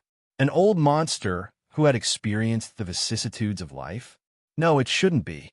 If she really reached that level when she regained her youth, it would definitely be very strange. Wan only looked calmer than her peers, like a gentle and considerate elder sister. She didn't have the airs of an elder in her youth. She also had the emotions that belonged to her age. If his guess was correct, then Wan's original age shouldn't be too old. She had an extraordinary background and encountered a major accident, so she grew up quickly. However, this accident didn't make her feel resentful. Instead, she became tenacious and indomitable. She turned all the wind, frost, rain, and snow into a whetstone, polishing herself into the most exquisite piece of jade, blooming with brilliance. She probably had a wise elder like Madame Luo by her side, so she could have the ability to control everything, even if it was just her appearance. Of course, he couldn't rule out the possibility that she was influenced by Madame Luo. However, a person whose nature had already been shaped was actually very difficult to be influenced. He himself was the best example. He was very sure that the current Wan was still the person in his previous life. He had reason to suspect that she was a person with an extraordinary origin at that time. After all, the Luo family was a simple and peaceful place. What reason would there be to raise such a woman? In addition, in this life, he had already learned about Wan's life. When she was young, she was quiet, well-behaved, and precocious. Many times, she didn't seem like a child. As she grew older, this disharmony slowly disappeared. Until now, if he didn't carefully experience it, it basically matched her age. Then, the current her was approaching her real age. Then it was very obvious that she didn't come in halfway. She was the third daughter of the Luo family from the beginning. There was no other Luo Jingwan. Only by connecting all these together could he explain some of the small doubts that appeared in Wan's body. Fine brushwork had never appeared in history, so Wan's origin was worth thinking about. She shouldn't be like him, reborn in his body. Perhaps she was reincarnated in the Luo family with the memories of her previous life? Li Honyuan reached out to cover his eyes. Although this was only his guess, it was very likely. Li Honyuan suddenly laughed neurotically. Hey, Wan, you should be mine. We are simply a match made in heaven. No matter if you are an old monster or a young lady in her prime, no matter if you are a god or a demon, even if you are a man, since I, Li Honyuan, have taken a fancy to you, you can forget about escaping in this lifetime. As for the secrets on your body, it doesn't matter. This prince will slowly unearth them, peel them off layer by layer, and reveal your softest and most delicate appearance. Ha! He licked his lips and laughed sinisterly. Jingwan suddenly quivered a little. Why did she have the inexplicable illusion that she was being targeted by a beast? She couldn't help but raise her head and look around. There didn't seem to be anything special. Wangsha couldn't help but sigh. Mother, you are still the best at teaching people. She was also a little jealous in her heart. Her eldest sister had been raised by her before, but why wasn't she trained to be so outstanding? Although Madame Luo was happy, she said, I can't take credit for this. When I raised Wan, I think I pampered her more. She is now like this, and it is all because of me. Sometimes I find it strange. How could people like her parents give birth to someone whose personality is completely different from theirs? But this is very good. Those two are not the same. Although Madame Luo liked her second son, sometimes she also disliked him very much. The third girl is just like you and father. Although these words were flattery, Madame Luo was happy to hear them. Many of them knew Wang Shi, so Madame Luo's identity was self-evident. They all heard that she had just entered the capital not long ago. The girls around her seemed to be the other girls of the Luo family. Some of them were moved and couldn't help but approach her. First, they wanted to make friends with her. After they got a little closer, they naturally talked about their children's marriage. How about your third daughter? She doesn't look very old. Madame Luo smiled. She just got engaged a few days ago. Oh, didn't you just enter the capital not long ago? Why did you get engaged so quickly? Did you say it long ago? No, we only talked about it after we entered the capital. Which noble family's young master is he from? He must be a first-class, outstanding man. Even if you are uneasy, you don't have to be so anxious, right? Madame Luo's smile faded a little. In the eyes of the world, getting engaged so quickly meant that the other party's identity must be prominent. If they were too slow, she was afraid that he would be snatched away. He's not from a noble family. He's my maternal grandnephew. He's just a graduate. My brother also resigned a few years ago and returned to his hometown. The woman was obviously surprised, and many of the people around her were more or less the same. Then, her gaze fell on Jingwan. Looking at such a good girl, could it be that she had some hidden illness? Otherwise, why would she choose such a person to get engaged to? Or was it that this girl looked good, but was actually not liked by Madame Luo? Or was it that Madame Luo was already so old, but still thought of her maternal family and wanted to stuff all the good things back to her maternal family? In such a short time, they came up with dozens of different versions in their minds, but none of them matched Madame Luo's original intention. Who was Madame Luo? How could she not understand what they were thinking? Our family's third daughter is a simple-minded person. She definitely won't be comfortable in a place that is too complicated. For her, instead of living a life of luxury and wealth, it's better to be simple and ordinary. As her grandmother, I don't expect her to bring anything to the family. As long as she has a good life, her parents-in-law treat her well, her husband treats her well, and there isn't a bunch of messy and troublesome things, it's enough. Madame Luo's words made the people around her feel a little awkward. Her words seemed to be calm, and it seemed like she was just talking about her own daughter. But for people like them who kept talking about noble families, it was even a little hurtful. To put it bluntly, she was saying that people like them who only thought about benefits and didn't consider whether their own daughter was really happy were simply unworthy of being a mother. There was nothing wrong with Madame Luo's words. Even if they understood some of her actual meaning, they couldn't flare up. They could only walk to the side with an embarrassed expression. And those who felt that Madame Luo was right couldn't help but come forward and ask Madame Luo for advice on raising children. Although she said that she didn't want to take credit, such a slender and elegant girl was right there. Who would believe her? They asked some things, and Madame Luo wasn't stingy. In fact, there was nothing to hide about those things, but more importantly, it was about Jingwan herself. At this time, she also had the same mentality as those elders who liked to show off their children. Besides, she didn't exaggerate or deliberately raise Jingwan's status. There was no need for that. Ah, is your daughter really that good at raising flowers and plants? That's right.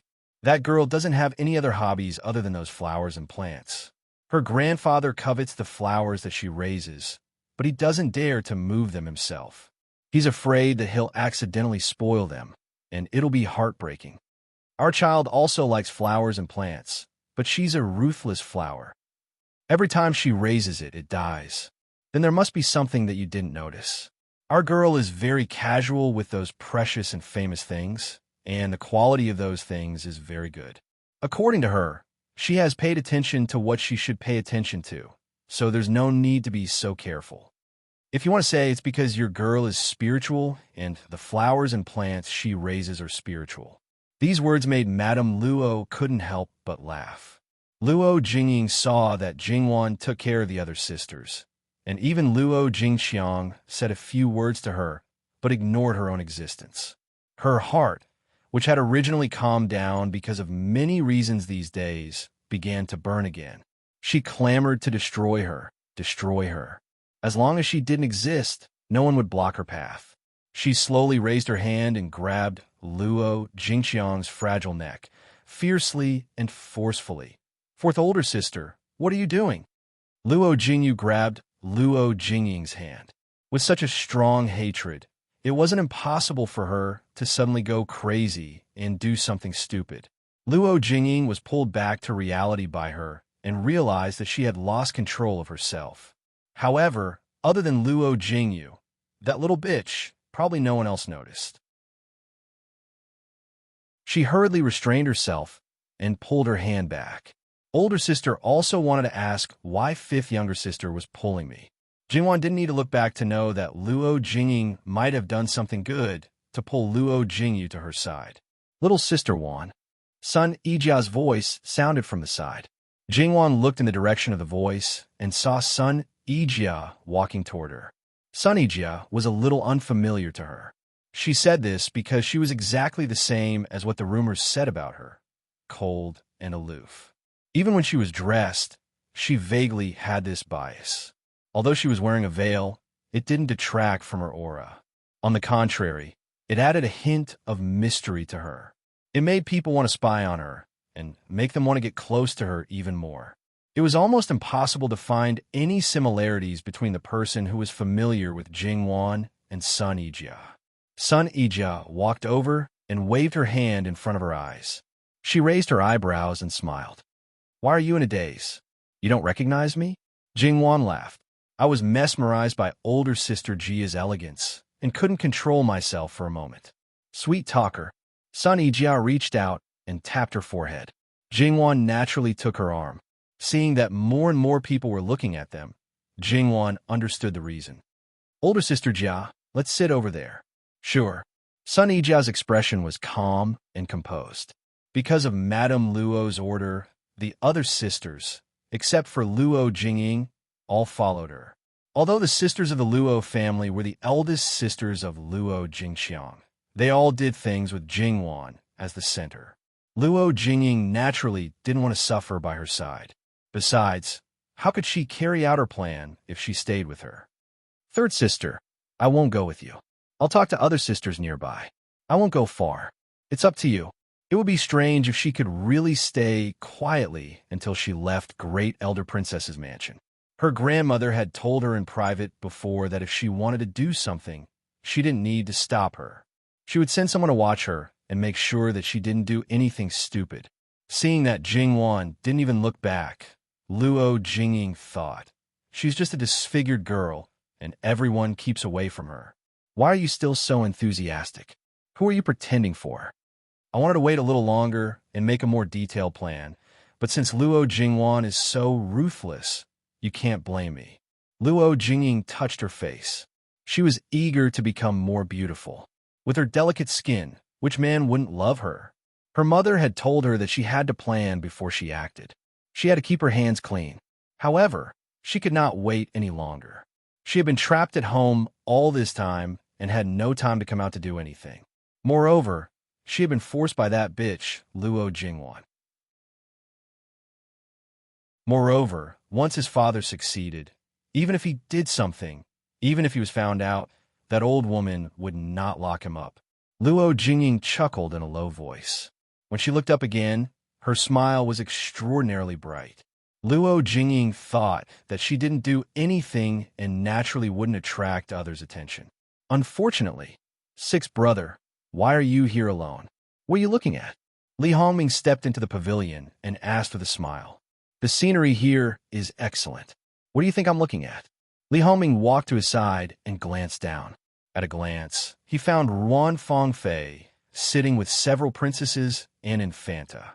Ruan Fangfei's beauty was unmatched by others, and her bearing was also first class. Therefore, he showed an ambiguous smile that all men understood. You'll soon have this beauty in your arms. Sixth brother, you don't have to be anxious. Bin Wang isn't anxious at all. There was only one person he was anxious to have at his arms. That's true. Sixth brother will never lack beauties at your side. Naturally, you're not anxious. However, this one is different. Sixth brother should treat her a little better. It's also good for you. Besides, it's a pity to let down such a beauty.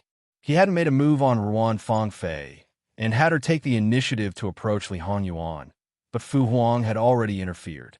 According to Li Hongyuan's character, perhaps he could also play 7 days of favor with his legitimate woman. Then, he would probably completely offend the Grand Secretary. If he still wanted to use this marriage to climb up the social ladder, he was dreaming. Therefore, Li Hongming couldn't help but remind him, hoping that he would cooperate a little. Since you're so protective of the fairer sex, Bin Wang will give her to you. Laolu, Li Hongming shouted in a low voice. However, when he saw Li Hongyuan's somewhat gloomy expression, he hurriedly eased his tone. How can you say such nonsense? That's your quasi-Si Fei. What if other people hear? Li Hongyuan sneered. What are you pretending for? If you can really drag Ruan Fangfei to your Hoyuan, you'll go crazy with joy. From this position, he couldn't see Wan anymore. It was blocked by the flowers and trees. Li Hongyuan turned and left the pavilion, going down the rockery. Li Hongming took 2 deep breaths, warning himself not to lower himself to his level. It seemed that Ruan Fangfei couldn't tie him down. If he also caused trouble, it wouldn't be so easy to clean up. It seemed that he had to let Mu Fei come out and persuade him. Li Hongming wasn't in a hurry to leave. He looked down again, his gaze moving to other places. As expected, he saw Luo Jingying. Her father had already come looking for him. Although he only said that he was compensating for the color glass lamp, if he said that he didn't have any other intentions, Li Hongyuan would have lived in vain. This girl was barely passable. It wasn't impossible to take her into the Hoyuan. Let's wait and see what her father wanted to do, or how far he could go. It was right next to the flowering shrubs. The embroidered stools were scattered, so she could sit anywhere she wanted. Older sister Jia, you're the only girl in your fu? Jingwan asked. No, there are several female cousins. As for my concubine-born younger sister, they've all been grounded by my mother. I don't like to be with them, so I came to find you. Speaking of which, it's because you're here. Otherwise, I probably wouldn't have come. Because of fifth brother's words, she still had a glimmer of hope. As long as she didn't get married, she might be able to wait one more day with hope. Then, for this close friend who might become her sister-in-law in the future, she naturally had to flatter more. Jingwan nodded and didn't continue to ask. That was the family affair of Ding General Manor, so she began to chat about nothing. Third sister, there's someone on the flower terrace over there. Luo Qi reached out to pull Jingwan and pointed to the center of the lake. In Great Elder Princess's mansion, the huge lake, which was shaped like a crescent moon, was also very unique. It almost spanned the entire front and backyard of the mansion. Winding corridors on the lake crisscrossed, and there were some exquisite and unique pavilions near or far away. Moreover, they were not regular, but had a unique shape and style. Inside the crescent moon was a big garden. There was a corridor every 5 steps and a scenery every 10 steps. The rockery was rugged, and flowers and trees were scattered. In another courtyard, there was a huge, ancient tree leaning to the lake, and some of its branches even went into the water. The bottom of the tree's intertwined roots reminded Jingwan of the mangrove forest. Although the outside of the crescent moon was not so complicated, the layout was also carefully arranged, which looked pleasing to the eye. Both male and female guests could be arranged in different areas near the lake. There is a certain distance between each other, which formed a barrier between men and women. However, They were not out of reach, so it was not interesting to hide them so tightly. As female guests, they were naturally arranged in the crescent moon near the inner courtyard. Although there was no deliberate arrangement of seniority, it was generally clear that the closer to the outer courtyard, the more distinguished the guests were. For example, the princess consort, the princess consort, the princess consort, the princess consort who was of the same generation or even higher than Lu Qingdi, the princess consort of the other married princesses, and the princess consort of the princes. For married women, the older they were, the smaller the range of activities would be. As for unmarried girls, they were more casual. As long as they were not too close to the nobles, it was not a problem for them to pay respect to them at a close distance. If they were really brave, it was also not a problem for them to show their talents near them. As for the male guests, they were almost arranged in the same way. It was said that these were all great elder princesses' ideas. More people should feel that it was novel, while the few who felt that it was improper could only keep it in their hearts and did not dare to blame great elder princess. The flower terrace in the center of the crescent moon was on the side close to the female guests, which was the closest to those noble women. Although it was called a flower terrace, it was really a flower terrace. The whole shape was like a blooming lotus, and the decorations on it were all kinds of flowers. This flower terrace looks good. I wonder whose idea it is. Jingwan said, "It should be Prince Consort Jiang. People say that Prince Consort Jiang is a very temperamental person." Sunny Jia said, leaned close to Jingwan and lowered her voice. In fact, many people speculate that the arrangement of the flower banquet was also made by Prince Consort Jiang, but Great Elder Princess was not responsible for it. Jingwan nodded. It was understandable. If it was the Prince Consort, those old pedantic people who were not satisfied with the arrangement would accuse him of being rude and unruly. But Great Elder Princess was different. On the one hand, she was a woman, and on the other hand, she had Lu Qingdi to back her up. "Third sister, I want to go over and have a look. It's too far from here, and I can't see clearly," Luo Qi said to Jingwan with eagerness. When she was in Qin Mansion, she only had one elder sister, Jingwan. Jingwan was good, so she was naturally close to her. "Okay, you all can go. But you must let the maids and older female servants follow you. Don't get separated. Also, stay away from the lake." "I'll go with you. I can keep an eye on them," Luo Jingxiang took the initiative to say. "Okay." Jingwan nodded. "But second sister, you don't have to only care about them. You can also have fun." Luo Jingxiang couldn't help laughing. "You call me sister. Don't worry about them." Sun Yijia also felt that Sister One often took care of them as her younger sisters. Sun Yijia, like Jingwan, was not interested in the bustle over there. She had seen so many of these scenes that it was not new to her. Moreover, on such an occasion, it was hard to see a talent show that could really make people applaud. Because they didn't join in the bustle, they didn't know that the girl on the flower terrace didn't go there voluntarily. She did it because of a small game from the little girl, Wang Zhu Yu Yao. This little girl was also the youngest child in Great Elder Princess's mansion. Probably influenced by her father, she came up with some clever ideas from time to time. She had asked someone to get the guest list from her princess mother and engrave the names of the sisters of each family on the wooden pieces. Of course, it was not the names of the sisters, but the order of the sisters was similar to third Miss Luo. Now that all the guests had arrived, she took out the wooden pieces of those who didn't come. There was a group of capable people around her, so she didn't have to worry about small mistakes, such as the names of married women on the list. The small game could start. She prepared a small purse in advance and stuffed many small notes such as zither, chess, book, painting, song, dance, music into it. Music referred to any musical instrument other than the zither. She let those nobles draw the wooden pieces, and those who were drawn would draw the purse and perform whatever was in it. If the performance was good, they would be rewarded by the nobles.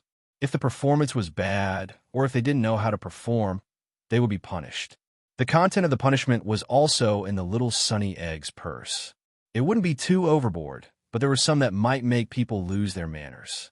Under the eyes of so many nobles, once they lost their manners, they would definitely lose all face and become the subject of ridicule. When children came up with these punishments, it might be for fun. However, it didn't exclude people with ulterior motives. After all, the little sunny egg had already done it. She might have added some things to it if she casually added some words. The more they played, the more lively it became. Naturally, there would be people who made a fool of themselves and people who would be rewarded. Those who were luckier would be done after drinking a small cup. Those who were unlucky would jump a few times on the spot, causing their dresses to flip up. They were so embarrassed that they wanted to die. Those who were unlucky would naturally be grinning from ear to ear. Gradually, more and more people were attracted. Even if one was sitting in the corner, it was hard not to be affected. Third young Miss Luo, Jingwan faintly heard someone calling her. She raised her head and saw that the surrounding people had dispersed. A group of people was walking over with a young lady in the lead. There was no need to say who it was. The two of them stood up. "Greetings, Wangzhu. There's no need to be so polite." Your older sister Yijia?" Wangzhu Yuyao pointed at San Yijia. "Yes, I am.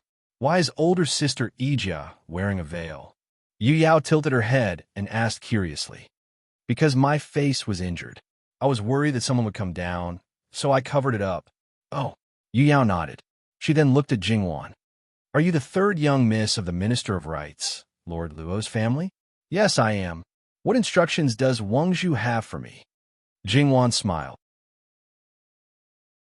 According to what Nanny Gong said, although this young lady was sometimes a little mischievous and unruly, her nature wasn't bad. In Jingwan's opinion, she was also a cute young lady. "A few days ago, there was a young lady in your family who broke the colored glass lamp I gave to my mother. It was third cousin who compensated me." There was a lot of information in these words. "That's her fault. I'll ask grandmother to teach her a lesson. I don't know if Wangzhu likes flowers. How about I compensate you with a flower to replace the colored glass lamp?" "But third cousin has already compensated me." Yu Yao tilted her head. "You could just return it to your third cousin brother. If you have already given it to your mother, you could buy a new one and return it. After all, it was this subject's sister who broke it. How can I let your third cousin brother compensate for it? What do you think, Wangzhu? Then what kind of flower are you going to compensate me with? I don't want it if it's not precious or famous." "You know flowers very well, Wangzhu?" "Of course." Yu Yao stuck out her chest. "My father and mother both like flowers. I've learned a lot from them. Wangzhu is so awesome." Seeing her increasingly proud look, Jingwan's hand itched to pinch her. "Camellia, 18 scholar. What do you think, Wangzhu? Do you want it?" Yu Yao's little eyes immediately lit up. She even excitedly grabbed Jingwan's hand. Yes, Sister Luo, you can't coax me." She was also a shrew. "I won't coax you. Why go back? I'll ask someone to send the flowers to you." Although not everyone knew about the 18th scholar, the nanny behind Old Master Yu Yao was very clear about it. She looked Jingwan up and down with inquiring eyes. If Jingwan wanted to curry favor with great elder princess in this way, it was too blatant. Besides, Jingwan's attitude was too casual and natural, as if she was talking about flowers and plants that could be seen everywhere, instead of a rare treasure that was worth tens of thousands of gold. Jingwan did notice it, but she didn't say anything and just let her look at her. "So, Wangzhu, do you come to me to play a game?" Right, I forgot all about it." "Sister Luo, take a pouch." Yu Yao let the maid behind her carry a tray. "Wangzhu, before I take it, can I ask what's inside? If I get something I don't know, it will be terrible. I'm really a little scared." Jingwan patted her chest pretentiously. Yu Yao giggled. "Sister Luo, don't be afraid. It doesn't matter if you don't know how to play it. I'm here. I won't let anyone punish you. Then this subject's daughter can rest assured." Jingwan smiled as she casually took out a pouch and handed it to another servant girl. "By the way, Wangzhu, who picked me? It's such an honor. It's Princess Cheng, the Empress's younger sister, Li Ruyu's mother." The maid opened the pouch. "Wangzhu, it's zither. Can Sister Luo play it?" Wangzhu Yu Yao looked at Jingwan. "The Luo family's fourth daughter is good at zither, but I heard that her third sister is even better." Jingwan glanced at the source of the voice. She didn't need to know who it was. This matter must have something to do with Luo Jingying. "Well, I'll have someone prepare the zither. Sister Luo, let's go." Wangzhu, Please go first. I'll be there in a moment. Okay, Sister Luo, hurry up. When Wang Zhuyu left, some of the surrounding girls wanted to see what she was going to do. Playing the zither, she could just play it directly. Third girl, Madame Luo, who had watched the whole process, walked in with a cold face. Jingwan smiled. Grandmother, granddaughter hasn't played the zither for a long time. I don't know if I'll be out of tune. If I lose face, you can't scold me. Madame Luo's heart ached. This child was like this. She could find a way to solve any problem and never let others worry about her. But sometimes she had to suffer, which was not as good as now.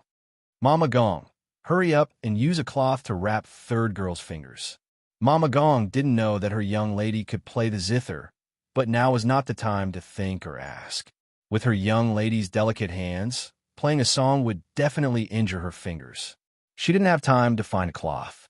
Without another word, she directly tore off the bottom of her clothes and pulled out some thread from the edge. She quickly wrapped Jingwan's fingers with the thread and tied them up. Jingwan looked at the cloth. There were no burrs, and it was tightly wrapped. There was no need to worry about it falling off during the zither play. Mama Gong's work is reassuring. What time is it now? You're still joking. Madame Luo was so angry that she hit her forehead. Jingwan smiled carelessly. Granddaughter will go first. Sun Yijia saw Madame Luo's nervous expression. She was afraid that the matter was not simple, so she followed. Madame Luo looked at Jingwan's back and said, "Where is Luo Jingying?" Her voice was terribly low. It could be seen that she was really angry. Madame Luo, she is still at the flower terrace. It has been confirmed that it was fourth girl who instigated Infanaruyu to target third girl. Good, very good. Jingwan walked to the front of the nobles and greeted them politely. Seeing that she was well-behaved, neither servile nor overbearing, natural and unrestrained, and was not petty at all, everyone secretly clicked their tongues. Her bearing and cultivation were too outstanding. Great Elder Princess originally had doubts about Jingwan's gift of flowers. She only thought that Jingwan was trying to curry favor with her. But after seeing Jingwan, this idea gradually faded away. You gave Yuyao a stock of 18 scholar. Do you know its value? As far as I know, in the whole capital city, except for the one in your hand, there are no more than 3 stocks. Are you willing to give it to me? Great Elder Princess, I love flowers, cherish them, and take care of them. What I care about is not their value, but the process. Watching them grow little by little and blossom into beautiful flowers makes me feel happy both physically and mentally. That's enough. My sister did something wrong first, so I should compensate her. But I can't give you anything except the flower. Wangzhu happens to like it, so it's the best of both worlds. I believe that the stock of 18 scholar will be well taken care of in your mansion. As long as it is well, even if it is not in front of you, you will not care about it. Great Elder Princess laughed. You are really interesting. You don't sound like you're taking care of a flower, but a child. My husband and I are both lovers of flowers, so we shamelessly accept it. Don't worry, it will be well taken care of. If you miss it, you can come to my mansion to see it at any time. The first part of her words was not a big deal, but the last part shocked everyone. Even the princesses and commandery princesses didn't expect such a sentence from Great Elder Princess, which showed how important it was. Not to mention other things, Jingwan's value increased a lot. Thank you, Your Highness. Luo Jingying was anxious and angry not far away. She was anxious because the fact that she broke Wangzhu Yuyao's glazed lamp was known by everyone, and Luo Jingwan still meddled in other people's business and offered a stalk of camellia as compensation, which might ruin her father's plan. She was angry because before she could humiliate this bitch, she showed her face and won Great Elder Princess's favor. Wangzhu Yuyao's glazed lamp is so expensive. Third sister, is it not good to compensate with a stalk of camellia? Luo Jingying said cautiously. This time, Great Elder Princess was not the only one who laughed. Miss, you must be the one who broke my Wangzhu Yuyao's glazed lamp, right? A glazed lamp is worth no more than 2 or 3,000 taels of silver, but a stock of 18 scholars is worth at least 10,000 taels of silver or even gold. In the eyes of a love-struck man, He won't exchange it even if you give him a mountain of gold or silver. Moreover, no matter how expensive a glazed lamp is, it can still be made.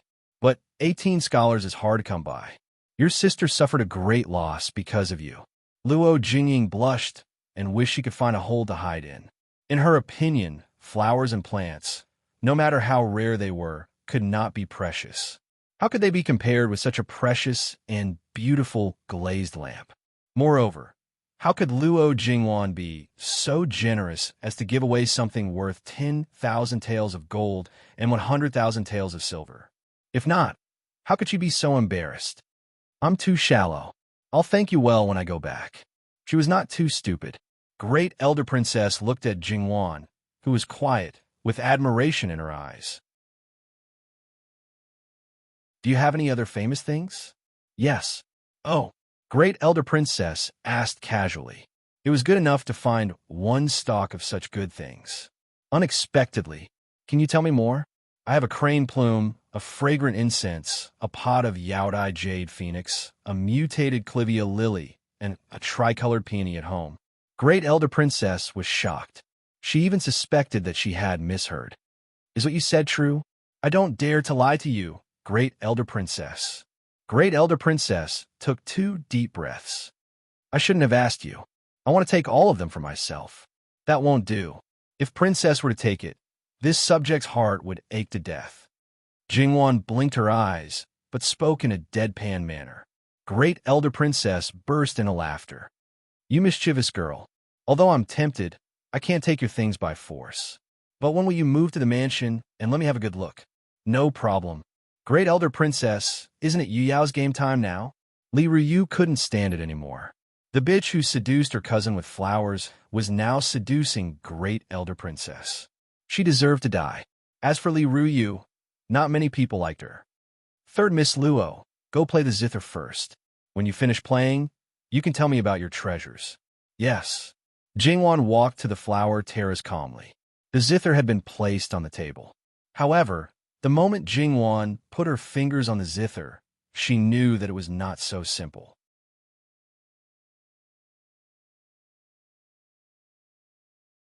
Chapter 99. Great Elder Princess didn't care about what other people did at the banquet, but only those who had nothing to do with her.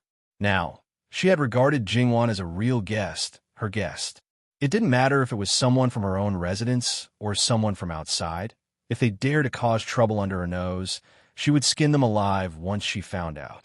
Therefore, even if Great Elder Princess had a good temperament, how could a person who grew up in the ruthless imperial palace be really simple? Speaking of this zither, Jingwan had to admit that it was a good zither. Whether it was the materials used or the workmanship, they were all first class. The only problem was probably that the strings were too tight. People who didn't have a little finger strength couldn't even pluck the strings at all. Even if they could, it would be quite laborious, and it would be difficult for them to finish the whole piece. However, the biggest advantage of this kind of zither was that the effect of playing those majestic songs would be greatly enhanced.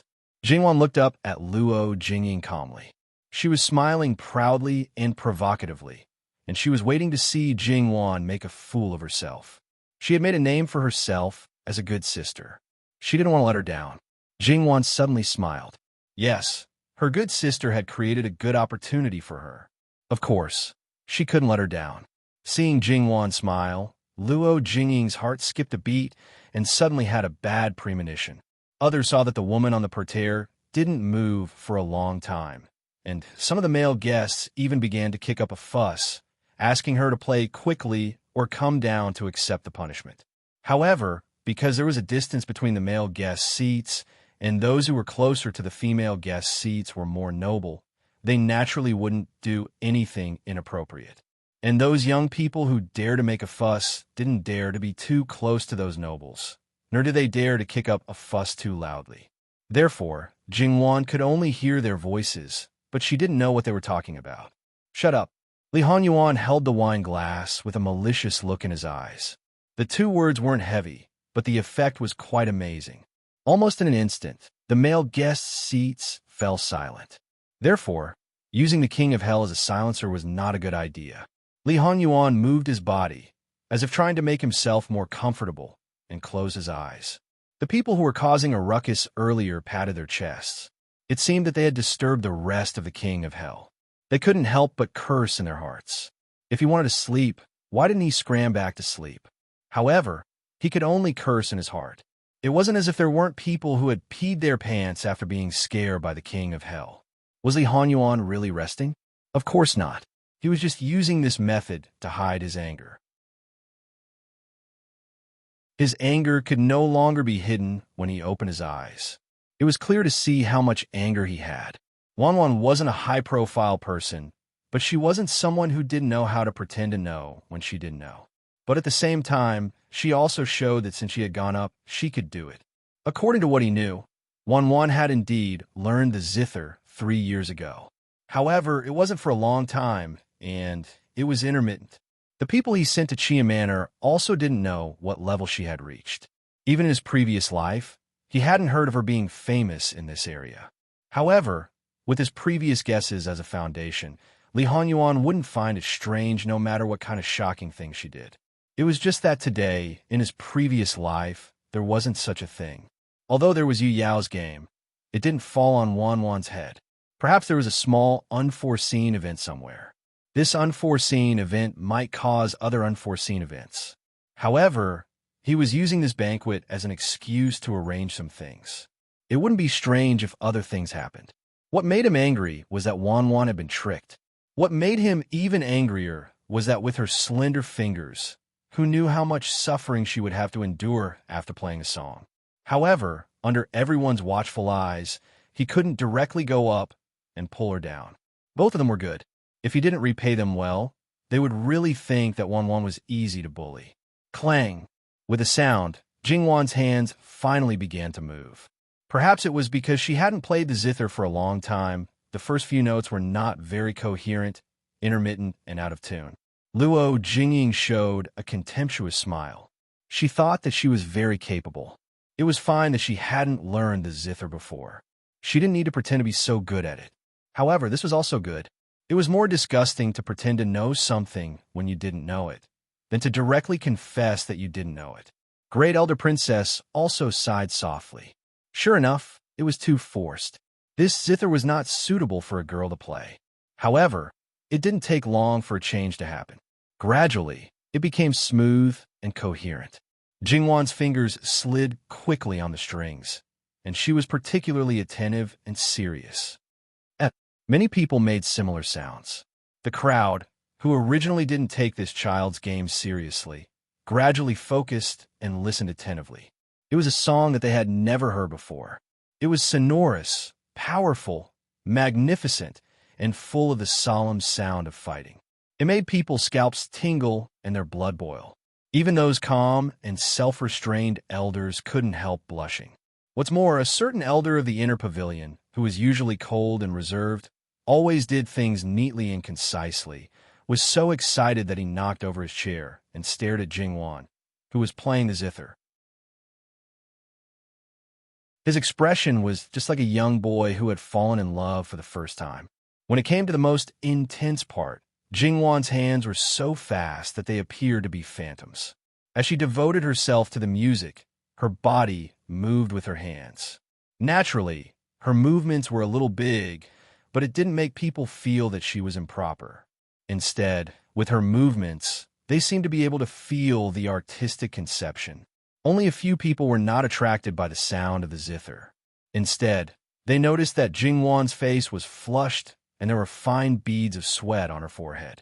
Although they couldn't hear it, they knew how fast she was breathing from her slightly swollen red lips and rapidly closing nostrils. The most important thing was that her fingers were bleeding. However, because the color of the cloth was relatively dark, it couldn't be seen. What could be seen were the zither strings, and it could only be seen through the reflection of light. Li Hanyuan resisted the impulse to forcibly interrupt her several times. He wanted to hide such a dazzling Wanwan, but he also wanted the world to be convinced by her. It was such a good opportunity to become famous, although she didn't want this. She had persevered until now. If her efforts were to go down the drain because of him, even if she didn't complain, she would still feel some regret in her heart. It wasn't that Jingwan didn't know her current state, but what she felt was not the pain in her fingers, but the state of being immersed. To put it in a more profound way, she had entered the state. Her body might be in the worst state, but her mind was in the best state. If there was a next time, Jingwan might not be able to reach this state. This state was too rare. She didn't want to stop, and she couldn't stop. The surging music came to an end. Jingwan's fingers slid one last time, and it was with this last stroke that one of the strings couldn't bear the weight and broke. However, since it was broken at the end, it naturally didn't have much of an impact. Good. A certain cabinet elder even clapped his hands and cheered in a somewhat crazy manner, attracting many sidelong glances. However, those who knew his nature shook their heads and laughed. He couldn't be blamed. This song was indeed good. Even those who didn't know how to play the zither felt that it was good, including those uncouth generals. It was really too exciting. Most of them felt that it was good. There were also those who were jealous. There were also some princesses and princesses who didn't take her seriously at all. If one looked carefully, one would find that Ruan Fangfei had a strange expression. She was carelessly pulling at her brocade handkerchief, and the depths of her eyes were filled with a desire called destruction. Naturally, there were also people like Luo Jingying and Li Ruyu whose faces were ashen. Luo Jingying subconsciously looked at Li Ruyu. Her gaze was as if she wanted to eat her alive, and it made her tremble fiercely. She was extremely scared. She had vowed that Luo Jingwan absolutely knew nothing about zither, chess, calligraphy, painting, poetry, and so on. Moreover, her hands didn't look like they had touched the zither before.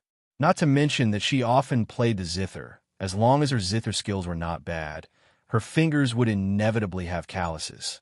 Sun Yijia and Ruan Fangfei were no exception. Who knew? Who knew? While Luo Jingying was scared, her hatred for Jingwan deepened. She must have done it on purpose. She deliberately hid her skills so that when the time was right, she could amaze the world with a brilliant feat. She wanted to use this opportunity to harm her. Luo Jingying had never reflected. If it weren't for her scheme, Jingwan wouldn't have gone on stage at all.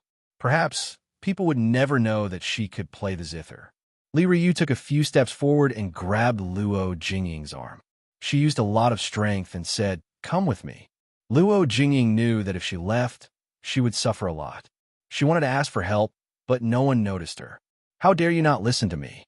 Do you believe that I won't disfigure your face?" Li Ruyu threatened viciously. Luo Jingying had a compromise. As long as she could save her face, it didn't matter if she suffered a little. She swore that she would get it back from that bitch Luo Jingwan. After playing the zither, Jingwan felt tired. There was also a piercing pain in her fingers. She could only dig her fingers into her palms to slightly relieve the pain. Jingwan calmed her breathing and calmed her rapid heartbeat. She glanced down and found that the two disgusting people were gone. Thinking of Li Ruyu's character, Luo Jingying really reaped what she had sown. Jingwan stayed on the stage for a long time, but no one objected. Those who didn't know the truth didn't dare to speak rashly. However, those who knew the truth knew that this piece of music had probably exhausted the little girl's mind. Even the elder of Zither Addict's pavilion didn't think that he could achieve such an effect. That kind of state had little to do with the skill. It was the result of many factors. Nanny Su helped Miss Luo down. Great Elder Princess ordered another nanny.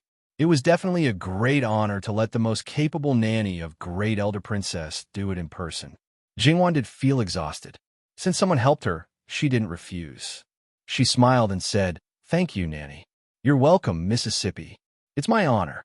It was a great honor for Jingwan, but it was also a great honor for Nanny Su. Now Miss Luo was the center of attention and favored by her master, while Nanny Su, in the end, was just a servant. Jingwan stood up with the help of Nanny Su. Her legs were a little weak. It was more tiring than exercising for 2 hours. It was not scientific. Jingwan staggered a little and steadied herself. When she went down, she naturally did not use all her strength on Nanny Su's hands. She usually did not need anyone to support her, and Nanny Su felt that she only used a little more strength than usual to support her master. Only when she was really close to Jingwan did she know how bad her condition was. She could not help but sigh. This young lady really had amazing perseverance. Jingwan let go of Nanny Sue, shook her head slightly to her family and friends who looked concerned about her. She naturally put her hands in her sleeves and bowed to the nobles. Great Elder Princess, I'm a little impolite. Please allow me to clean up. Okay, you little girl. Don't be so polite at this time. Go ahead. Nanny Sue also go and serve Miss Luo well. After Jingwan left, Great Elder Princess noticed Madame Luo. She invited her to the front and specially added a chair. Another maid of Great Elder Princess went to take the zither back and naturally found the blood on the strings. She handed the zither to Great Elder Princess and said, "Master, have a look." Great Elder Princess said with a cold face, "Ask someone to send the best medicine for wounds." "Thank you, Great Elder Princess." Madame Luo thanked her. No one saw her clenched hands. How can I accept old Madame's thanks? In the end, this matter has something to do with this princess. Great Elder Princess, don't say so. There are so many people in such a big mansion today. How can everything be done well? Great Elder Princess sighed and said, "Only someone like Madame Dowager can raise such an excellent girl like Miss Luo." Great Elder Princess, you flatter me. Apart from this small interlude, many people were still immersed in this song, especially the elder of the Zither Attic Pavilion. If someone hadn't pulled him back just now, he would have rushed to the female guest area. That would really be a joke. The excited elder of Zither Attic Pavilion seemed to think of a question. Whose girl is this? She plays the zither so well, but I haven't heard any news about her. Why does she hide so well? Luo Peishan was also very surprised. He didn't expect his dear granddaughter to be so capable. After being surprised, he became excited. Now, he was still in a state of excitement. He stroked his beard, and the corners of his mouth almost reached his ears. He didn't hear what the elder of Zither Attic Pavilion said at all. It must be said that he was old and his eyesight was not as good. He was also relatively far away and did not understand things like the Zither realm, so he did not know about Jingwan's situation. Otherwise, he would be worried. Among these adults, probably only the 5th Grand Minister was familiar with Jingwan. Looking at Luo Peishan's complacent look, he really wanted to beat him up.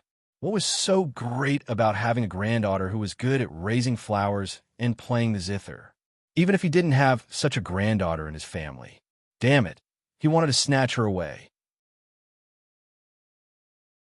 Elder Jiang, that is Lord Luo's granddaughter. Therefore, everyone's attention was focused on Luo Peishan. Everyone saw his silly look, but they all felt that it was reasonable. If they had such an excellent child, they would also be happy. Everyone praised and flattered him. Luo Peishan smiled reservedly and humbly agreed. Elder Jiang calmed down a lot and regained his cold and reserved demeanor. However, when he saw Luo Peishan, this old fox who was still pretending to be obedient after getting a bargain, he still snorted. "Lord Luo, this old man wants to exchange for that zither score. What do you want?" "This Elder Jiang, you know." Luo Peishan stroked his beard hesitantly and looked like he was in a difficult position. He was indeed in a difficult position. He didn't know anything about the zither score. Even if it was in the Luo family, it was still his granddaughter's. If it was any other descendant, he would naturally make the decision without hesitation. However, he couldn't do that for his 3rd daughter. That girl was obedient, but her temper was quite bad. Once she was unhappy, what if she didn't allow him to get close to those treasures? He also couldn't do something like snatching his granddaughter's things. Not to mention other things. Just his old wife was enough to make him suffer.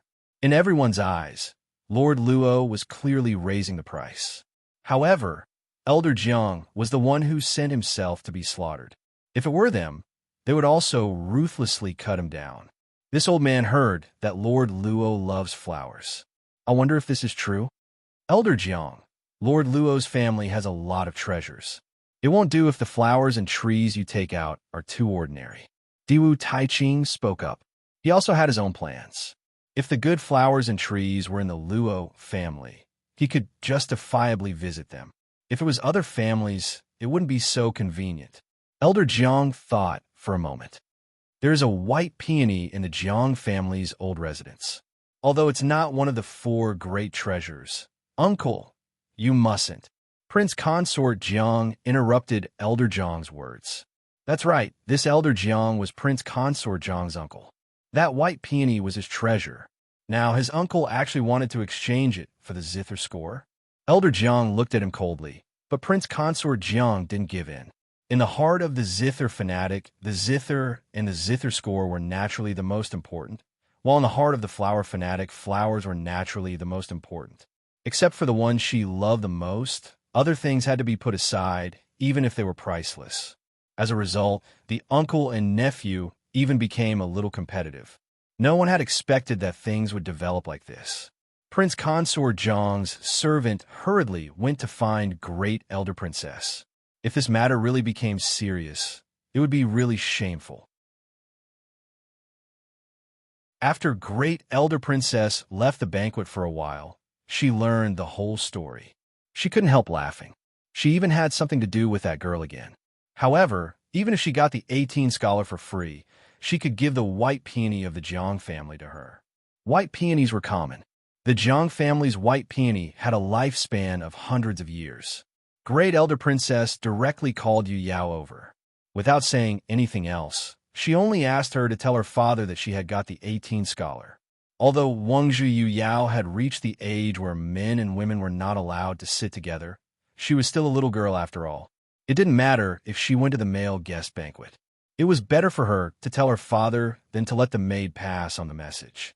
After all, some words were just naive when spoken by Yu Yao. Yu Yao went to the male guest banquet, pounced on Prince Consort Jiang, and hugged his waist. Father! Prince Consort Jiang's momentum weakened. He also doted on Yu Yao very much.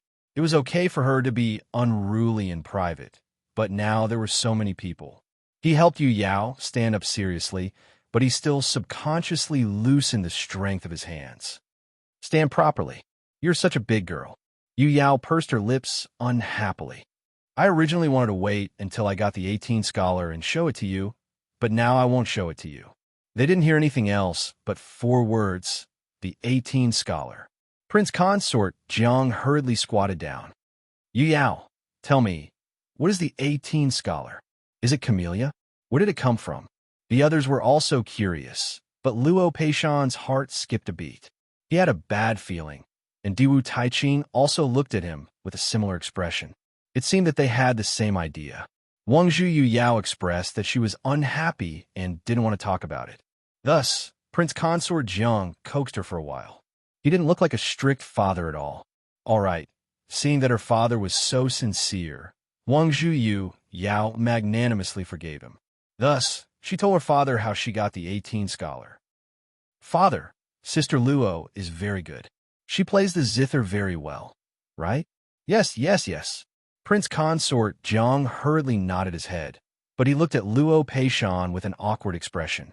Then, everyone looked at Luo Shangshu, Lord Luo.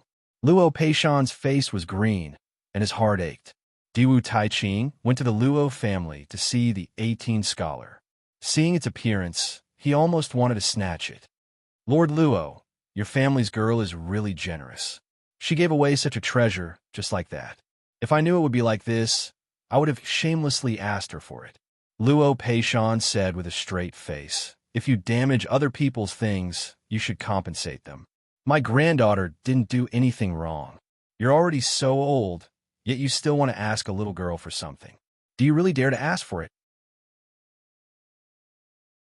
His words were righteous, but his heart was bleeding.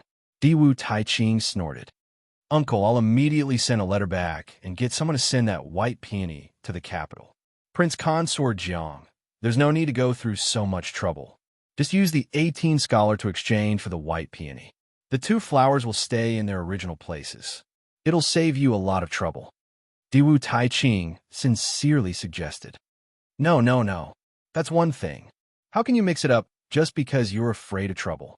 The white peony had a long lifespan, but in his eyes, it wasn't as rare as the 18 scholar. That was the 18 scholar.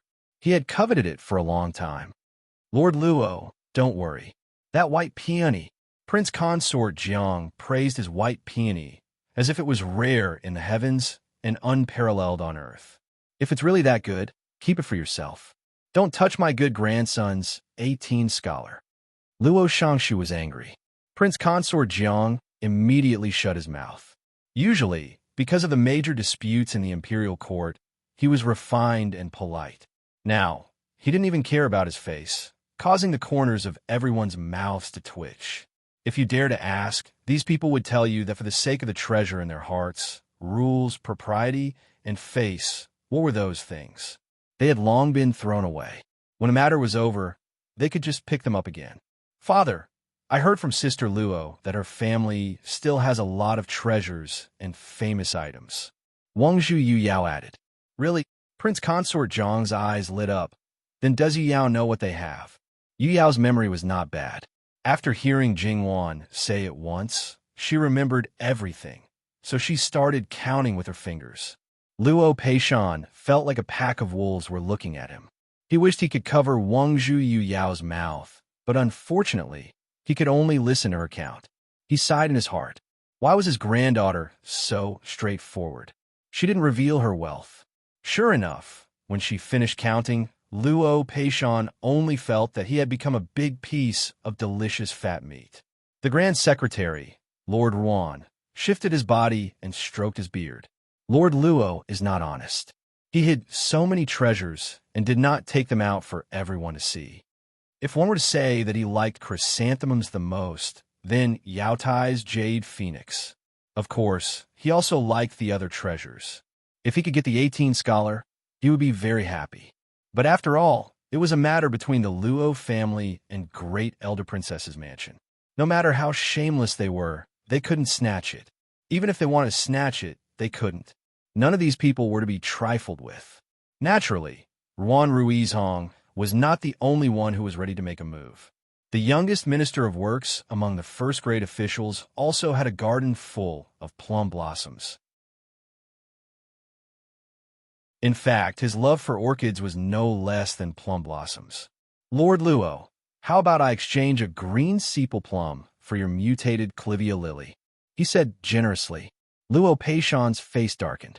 Lord Zhong, you are too unkind. Since it is a mutated clivia lily, perhaps it is the only one in the world. Its preciousness can be imagined. Lord Zhong, you want to exchange it with a green sepal plum? Those who were not particularly fond of flowers couldn't stand it anymore. Lord Luo was too thick-skinned and black-hearted. Those are my granddaughters. My granddaughters. You are a group of old men who can be your father and grandfather. Since Lord Luo had said this, they all shut up embarrassedly. They all stopped, at least on the surface, but a certain prince began to make trouble. I'm most interested in the tricolored peony. Didn't it say that third brother also had one a few days ago? Good things don't appear often, but once they appear, they gather together. Li Hongyuan said slowly. Oh, it turned out that this prince had woken up. Luo Peishan's heart tightened. His Majesty could snatch things and still reason with him. This king of hell was absolutely unreasonable. Li Hongming was somewhat uncomfortable. Of course, others couldn't see it. His tricolor peony was fake. He originally planned to bait Luo Peishan, but the Grand Secretary came looking for him several times. However, Ruan Ruizhong was so difficult to deal with. If he found out, it wouldn't be easy to clean up the mess. But was the Grand Secretary so easy to deal with? Those days, he was badly battered, and the person he wanted to bait turned out to have such a treasure in his family. No wonder he was indifferent. Sixth brother, you don't know. That kind of rare thing is not easy to raise. A few days ago, it was already Sai. Li Hongming shook his head regretfully. Many people also felt sorry. Only Luo Peishan and Fifth Tai Ching looked at each other. It was just a dyed fake. This Prince Rue was really good at pretending, and Ruan Ruizhong, Ruan Darren, also didn't show the slightest bit of regret. It seemed that he knew something. Don't look at how fiercely these people snatched the treasures they admired. It seemed that they were shameless and unprincipled. But the premise was that it didn't involve a conflict of interest. Once it was involved, their minds couldn't be clearer. After Ruan Ruizhong looked for Li Hongming a few times, he more or less understood his intentions. Moreover, He didn't even see that peony. It would be strange if there was no problem. Li Hongyuan smiled sarcastically. That's why if you don't have the ability, don't touch it. You're wasting a good thing. Wasn't it wasting a good-looking white peony? This was what Wanwan said. When these words came out, who knew how many people secretly scolded in their hearts? You're the least qualified to say these words. Wasting a good thing. You, Prince Jean, are number 2. No one in the world dares to be number 1. Therefore, he was a typical example of only the magistrate is allowed to set a fire, but the common people are not allowed to light a lamp. However, even if it was the emperor, these people dared to say what they should say. Only in front of Li Hongyuan, they couldn't. Even Ruan Ruiz Hong, who was about to become his father-in-law, didn't dare to lightly open his mouth to lecture him. They weren't afraid of him like the young people, but they knew that he was a gangster and could do anything. Naturally, they had scruples. Li Hongyuan lazily swept a glance at the crowd and clicked his tongue. The third Biaoga that Yu Yao mentioned just now, was it you? Third Imperial Older Brother? It must be said that Third Imperial Older Brother is indeed someone who has tender feelings for the fairer sex. Li Hongming's heart was full of resentment, something that others ignored. You just had to bring it up. But Yu Yao was right in front of him, so he couldn't deny it. He didn't show it on his face. Sixth younger brother is joking. It was just a coincidence. It's on the main street. Blocking the road isn't good. He could only vaguely explain and couldn't say anything more. If he did, he might end up implicating Yu Yao's unreasonable behavior. If that happened, he would offend Prince Consort Jiang. Li Hongyuan looked at him with a smile that wasn't a smile. This prince thought that Third Imperial Older Brother had taken a fancy to the Luo family. Yu Yao, which young lady of the Luo family was it that broke your colored glass lamp? It seems to be the 4th young lady. Older sister Luo is the Luo family's 3rd young lady. Li Hongyuan nodded. Third Imperial Older Brother wants to bring that 4th young lady back to the residence. 6th younger brother, be careful with your words. This matter concerns the reputation of the Luo family. Li Hongming's face was solemn.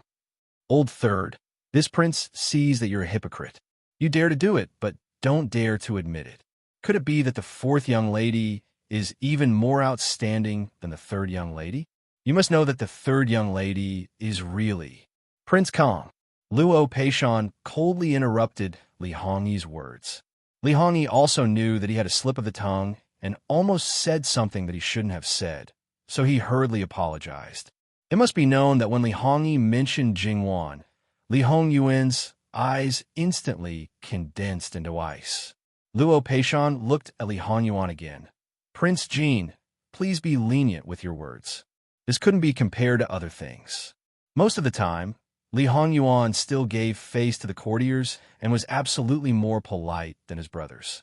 Ben Wang only wants to raise the most beautiful flower in the world. Therefore, Luo Darren can put your heart back into your stomach. Other than that one flower, the others, whether it's the tricolor peony, 18 scholars, Yaotai Jade Phoenix, Ben Wang probably doesn't have the ability to raise them, so Ben Wang won't spoil them. Li Hongyuan was really giving face. Luo Peishan saluted. It must be said that Li Hongyuan's words seemed to be incoherent and didn't focus on the main point. It was as if he would say whatever he thought of. But the speaker had no intention, but the listener had the heart. Did Prince Rue, Li Hongming, really intend to rope in the Luo family? There were also those who were actually Li Hongyuan's subordinates, as well as Sun Yilin, who felt that there was a deeper meaning in his words. However, Sun Yilin actually breathed a sigh of relief in his heart. Fortunately, this living hell didn't have any interest in the brilliant Miss Luo just now.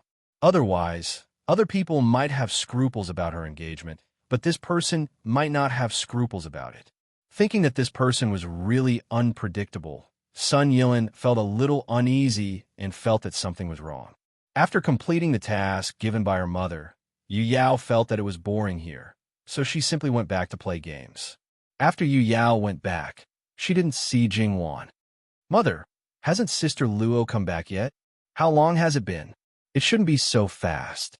Although Great Elder Princess said so, she inadvertently glanced around and found that some people were also missing.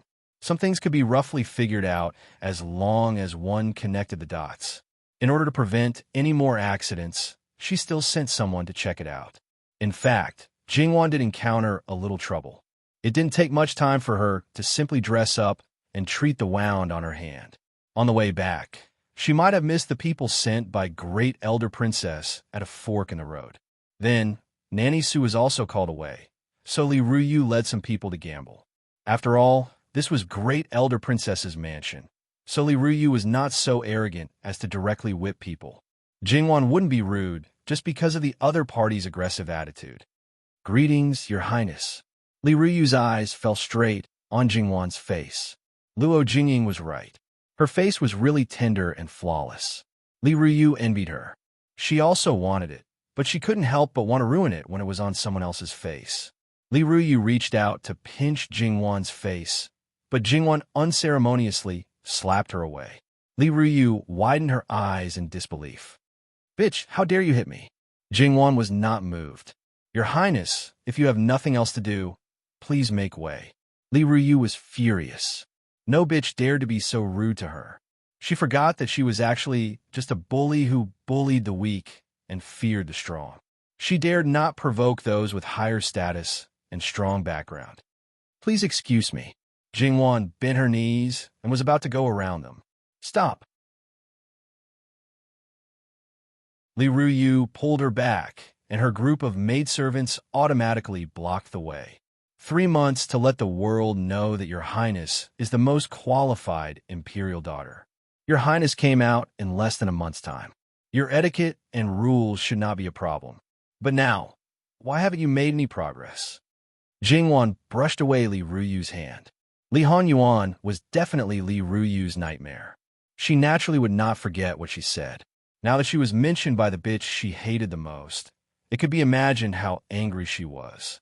"Mama, Jin Xinwang is also in Great Elder Princess Fu today," replying to Miss Yes. This servant thinks that Jin Xinwang will be very happy to see Ryu Junju. Li Ruyu didn't think that she would actually be threatened. Her teeth clenched so hard that they creaked. But her fear of Li Hanyuan was absolutely bone deep. Hearing the 3 words, Jin Xinwang, was enough to make her tremble. "Hand over the secret formula. Your Highness will present it to the Empress. If you hand it over obediently, Your Highness will let you go today." Li Ruyu told her the real purpose, so Jingwan did not feel strange. Then she looked at Luo Jingying, who shrank behind Li Ruyu and others. Even if she kept her head down and covered her face, both sides of her face were red and swollen. She could not cover it with her hands alone. Was this the result of Luo Jingying's scheming against her? It was really miserable. "Your Highness, what if you don't give it to me? Present it to the Empress." Li Ruyu's voice was sharp. "Present it to the Empress Mother. What is it?" A loud male voice interrupted Li Ruyu's words. Li Ruyu turned around abruptly and saw a group of people coming from the other side of the rockery. She was shocked. Why did they come here? Luo Jingying, on the other hand, was like a frightened rabbit, scurrying to the side. In addition to Great Elder Princess, there were many members of the royal family in this group. But in addition, there were her grandparents, Duke Ding and son Yilin. What happened? "Ruyu, what do you want to present to the Empress Mother? What do you want to do in the name of the Empress Mother?" Li Hongyi asked unkindly. Li Ruyu stammered and didn't speak. It was not that she didn't want to speak, but that she was too afraid to speak. Li Hanyuan deliberately released her, so he would not lock her back to Commandery Prince Cheng's mansion. So he didn't speak. Besides, he was in a bad mood now, so he was not interested in dealing with insignificant people. Jingwan couldn't calm down. She just wanted to solve this matter as soon as possible, so she stood out and greeted them one by one. "It's like this. Commandery Princess Ryu saw that my skin was better, so she asked me if I had any secret formula to present to the Empress. I thought that the Empress Mother was noble and had her own way of maintaining her skin. How could she use outside things at will? So I didn't say that I wouldn't give it to her. When I was about to explain, Commandery Princess Ryu became excited. Hearing Jingwan's words, everyone's eyes naturally fell on her face. If they didn't look, they wouldn't know. But when they looked, they found that her skin was not only better, but also unbelievably good. She was just like a baby, but not as fragile and delicate as a baby. Instead, her skin was very textured, like a beautiful jade. The princesses and commandery princesses all envied her. As for Li Ruyu, seeing that she lied without changing her expression, she was so angry that she trembled. She dared to lie to so many nobles and was so bold. This time, she would like to see how she would be killed. If you have a secret formula, take it out. This prince will let someone take a look. If it's really good, this prince will also take it out to show filial piety to mother. You won't be short of benefits, Li Hongyuan said impatiently. Li Ruyu's words were naturally all blocked back. From the beginning, Jingwan had noticed that this prince seemed to be in a bad mood. As per prince's orders. All right, we'll talk about this later. Let's solve the matter of son Yijia first. Jingwan felt that the current Li Hongyuan was like a barrel of gunpowder, ready to explode at the slightest touch. But now wasn't the time to care about this. Older sister Jia? What's wrong with older sister Jia? But everyone's expression was either real or fake, and no one gave her an answer. Perhaps it was because she was really impatient to the extreme. So she took the lead and walked away. The others could only follow. Jingwan quickly walked to old Madame Luo's side and held her arm. She whispered, "Grandmother, how's your hand?" Old Madame Luo looked at her hand and didn't dare to touch her fingertips. "Grandmother, don't worry. It doesn't hurt much after the medicine was applied." What the hell happened? Old Madame Luo could only sigh and patted her hand. "Don't talk. You'll know in a while." Jingwan pursed her lips. Since it was related to older sister Jia, there was no reason for her to get involved. The only explanation was that she had a part in it. The place where Jingwan cleaned her wound was the small courtyard by the lake. Now she was still walking in that direction. But when there was still some distance, she turned a corner and walked towards the inner courtyard. It seemed that she didn't enter the inner courtyard. There was also a small courtyard here, which was very similar to the one by the lake. And there was a pond in it, which was directly connected to the lake outside. A small building was built near the water. Now there were several people outside the small building, who seemed to be the servants of great elder princess's mansion. They went directly into the small building. Then, Jingwan saw her brother, who was sitting silently with his head lowered. His clothes were changed, but his hair was still wet. Jingwan's heart trembled. Could it be? When Luo Jinghua saw them, he got up without saying anything. He lifted his clothes and knelt down directly. It was not easy to get angry with him like this. After all, it was great elder princess's mansion. It was not appropriate for others to ask. Because of his good impression of Jingwan, he knew that this was her brother before he came here, so he was quite kind to her. "Good girl, tell me what's going on. Where's Sunny Jia? Call her out and ask her clearly." Li Hongyuan's face was cold and stern. "Your Highness." Duchess Ding was indignant. How could a girl face so many people after such a thing happened? Shut up. Perhaps because she heard the noise downstairs, Sun Yijia didn't ask anyone to invite her downstairs and directly came down. She also changed her clothes and wet her hair. Some of her guesses had come true. Who goes first? Compared with great elder princess's gentleness, Li Hongyuan was not good-tempered. "Your Highness, I'll go first. Because when my sister was playing the zither, I noticed something wrong with her, so I asked someone and learned that she hurt her hand. I was worried, so I asked her where she was and asked her maid to lead the way to the small courtyard by the lake. However, when they were still some distance away from the small courtyard, they saw the heir of Prince Loyal's mansion enter the small courtyard one after another with several girls. I asked the maid if there was anyone here. The maid said that the feng shui here was not very good and it was very humid. No one would come here except when sweeping every day. When there were banquets, the guests would occasionally change their clothes. When there were no guests, the servants would not be here. I was worried that something would happen, so I asked the maid to call someone and hurried over to have a look. But as soon as I stepped into the small courtyard, I heard someone crying for help and the sound of falling into the water. Seeing that the girl in the water was about to sink into the water, and he couldn't find anything suitable to help her, he became anxious and jumped into the water to save the girl who had fallen into the water. Then he found out that it was Miss Sunday later, whether it was the maid who led the way for Luo Jingbua or Sun Ijia's maid. They all confirmed that what he said was true. Therefore, Luo Jingbua was not wrong in the whole thing. It could even be regarded as a righteous act. The only wrong thing was that the person he saved was Sun Ijia, Prince Jin's fiancée. If it were another girl, even a maid, it would be easy to deal with. The one with the darkest face now was Prince Zhong. That evil creature. Li Hanyuan looked at Sun Ijia and said, "Go ahead. Your Highness, can I say it?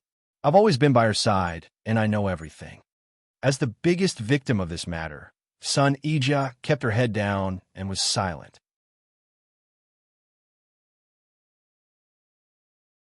She was also somewhat dispirited, like a lotus after a rainstorm. There was no trace of her former charm.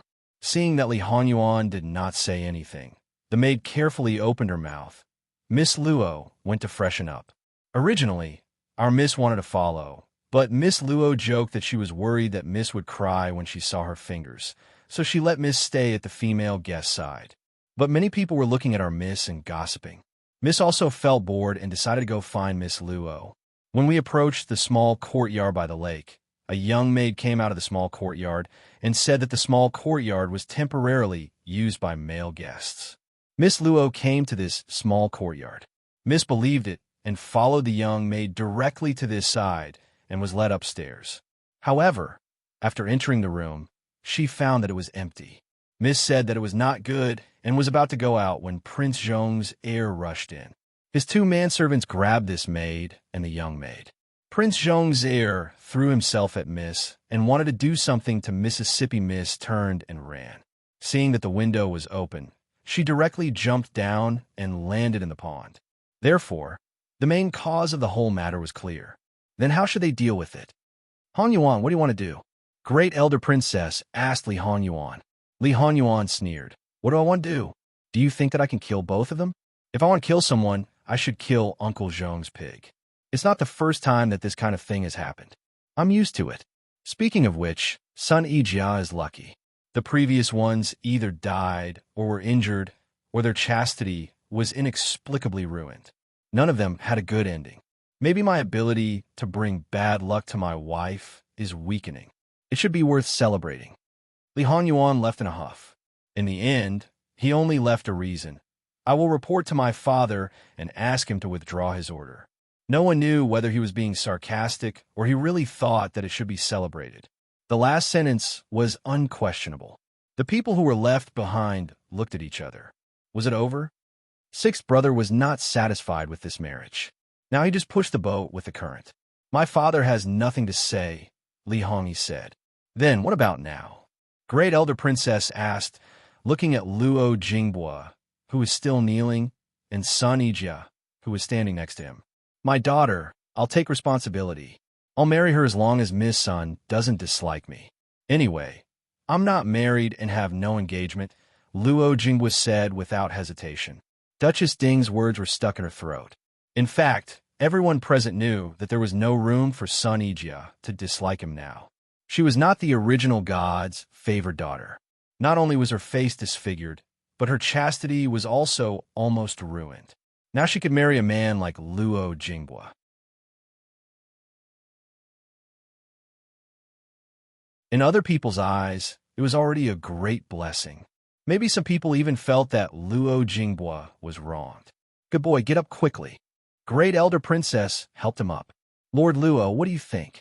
Luo Peishan nodded and said, the men of the Luo family should be responsible. As for Duke Ding and his wife, well, there was no need to ask for their opinion at all. In addition to agreeing to this marriage, was there a second choice? Of course, they could let Sun Ijia live in seclusion for a lifetime. However, no matter how stupid they were, they would not choose to do so. Luo Jingbua was definitely a good son-in-law, many times better than Prince Jin, although his family background was a little low. For Sun Ijia, it was like rising from the dust to the clouds. But should we inform Prince Jin about this matter? Madame Luo said. Everyone was silent once again. It was reasonable to say that as long as the emperor took back the order, Then Sun Yijia would have the freedom to marry and would have nothing to do with Jin Xinhuang.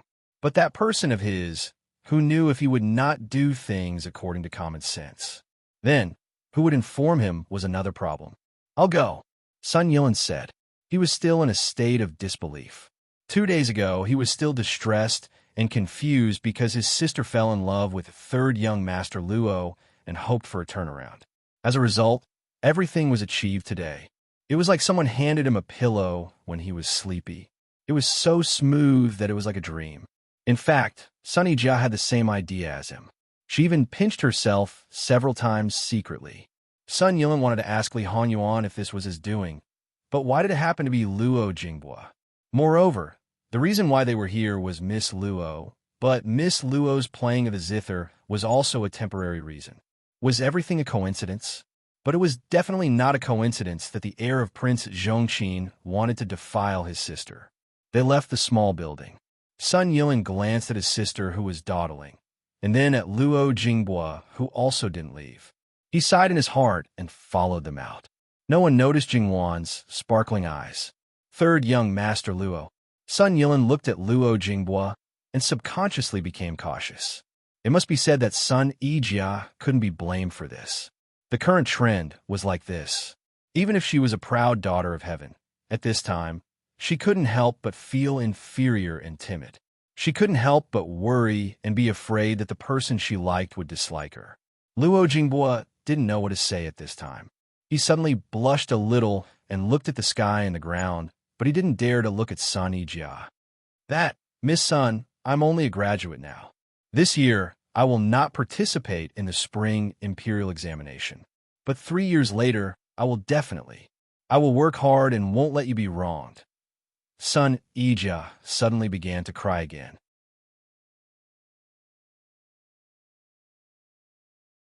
However, it wasn't because she felt wronged, but because she was touched and happy. It turned out that when she was nervous, not only did he not dislike her, but he was also worried that he wasn't good enough for her.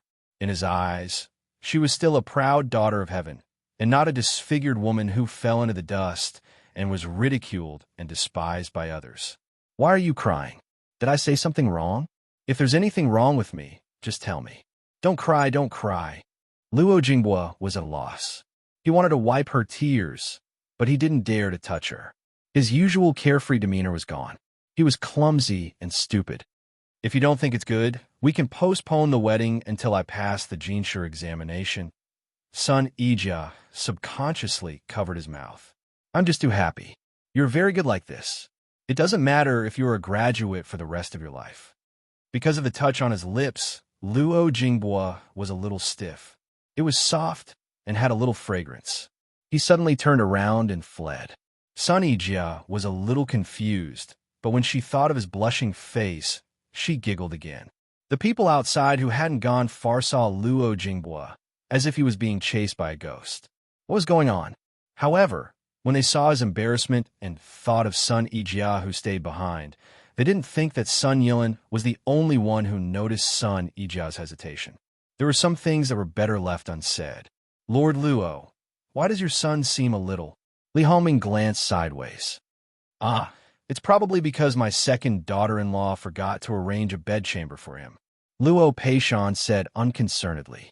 The group of experienced princes collectively fell silent. They didn't know if they should be ashamed or despise Luo Jinghua, who hadn't eaten meat yet. Luo Jinghua wanted to find a hole to hide in. However, Sun Yilin was a little gratified. His little sister's taste was actually very good. He glanced at Jingwan, who was not far away beside Madame Luo, and felt a pain in his heart. They met Eunuch Mu, who was waiting outside.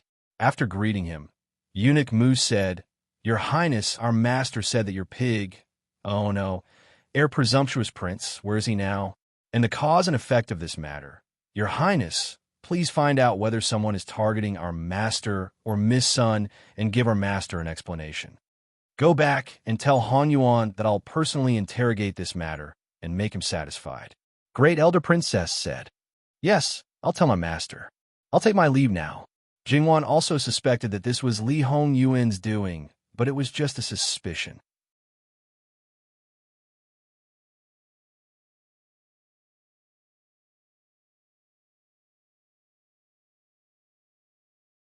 Chapter 100.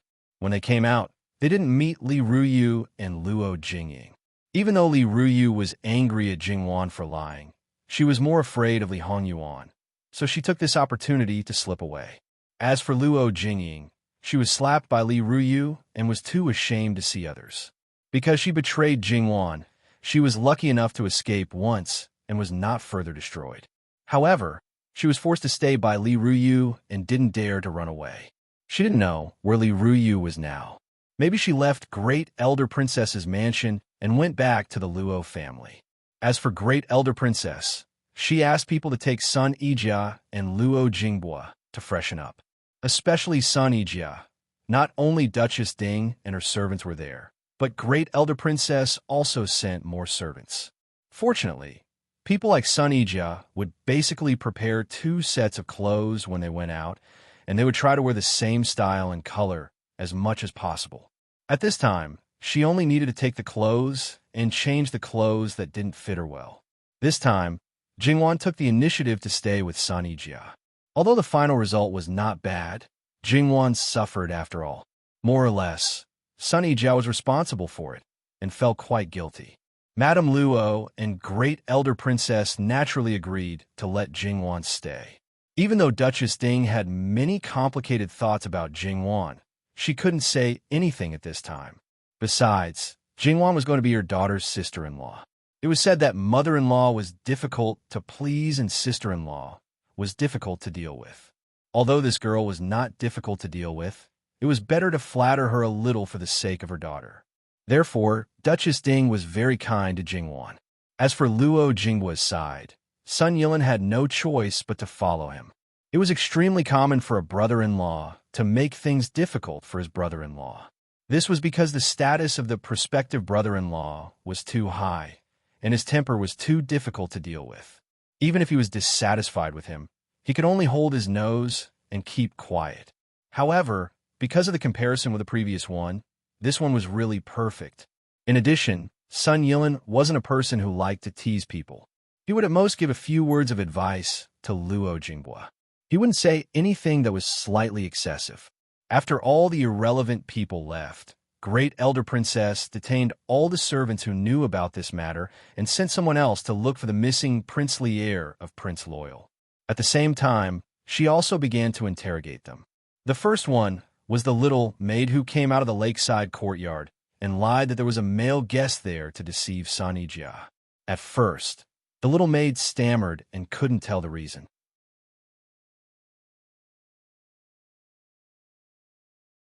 Under Great Elder Princess's torture, she finally said that she had received a bribe from princely heir of Prince Loyal and was looking for an opportunity to deceive Sun Yijia. Princely heir of Prince Loyal, who was hiding nearby, was waiting for an opportunity to take action. If what she said was true, then the most important thing now was princely heir of Prince Loyal. Princely heir of Prince Loyal was indeed a fat pig. However, he didn't have the fate of Li Hongyuan, but he had the disease of Li Hongyuan. He was dissolute and lustful and even dreamed of keeping a courtyard of beauties for him to enjoy day and night like Li Hongyuan. However, regardless of his status, he was the princely heir of Prince Loyal. Even if he was not as good as the princely heir of Prince Loyal, he was not inferior to the princely heir of Prince Loyal. However, his physical condition was two extremes. Women avoided him like the plague, and even the women in the brothel despised him. He was not as bold as Li Hongyuan, who dared to casually stretch out his hands. Naturally, the ones who suffered were the maids around him. The range of choices was limited, and naturally, the beauty was greatly reduced. He was still far away from his grand dream, and probably would not have the chance to realize it in this life. Such a person had fantasized about all the noble ladies in the capital, especially Sun Yijia and Ruan Fangfei. But he just fantasized about it. At most, he would say a few obscene words when he was drunk with a group of bad friends. Everyone knew his virtue, and Prince Loyal had punished him a lot. However, he was not a righteous man, so he let it go. No matter how powerful princely heir of Prince Loyal was, in fact, he was not very bold. However, no one expected that this time, He was so bold as to stretch out his hands to touch the woman of the king of hell after Sun Ijia became Li Hongyuan's future wife. Did he eat the bear's heart and leopard's heart, eat the bear's heart and leopard's heart? It should be known that when he met Li Hongyuan, he was absolutely like a mouse meeting a cat. Not to mention Prince Loyal, even Great Elder Princess thought that he was likely to be instigated by others, or had been caught and threatened with his life. However, they originally thought that it would be easy to find princely heir of Prince Loyal, but it was not so. He ran away after Sun Ijia fell into the water. They had asked the gatekeeper and didn't see him leave. So he must still be in Great Elder Princess's mansion. There was no need to look at anything else. Just by looking at his body shape, one would be able to recognize him from a distance. This was also the reason why Luo Jingbua had been able to recognize him in an instant. There was no one else with such a body shape in the entire capital. Now, even the backyard was searched, but there was no trace of him. Great Elder Princess and Prince Loyal, almost at the same time, had an ominous premonition.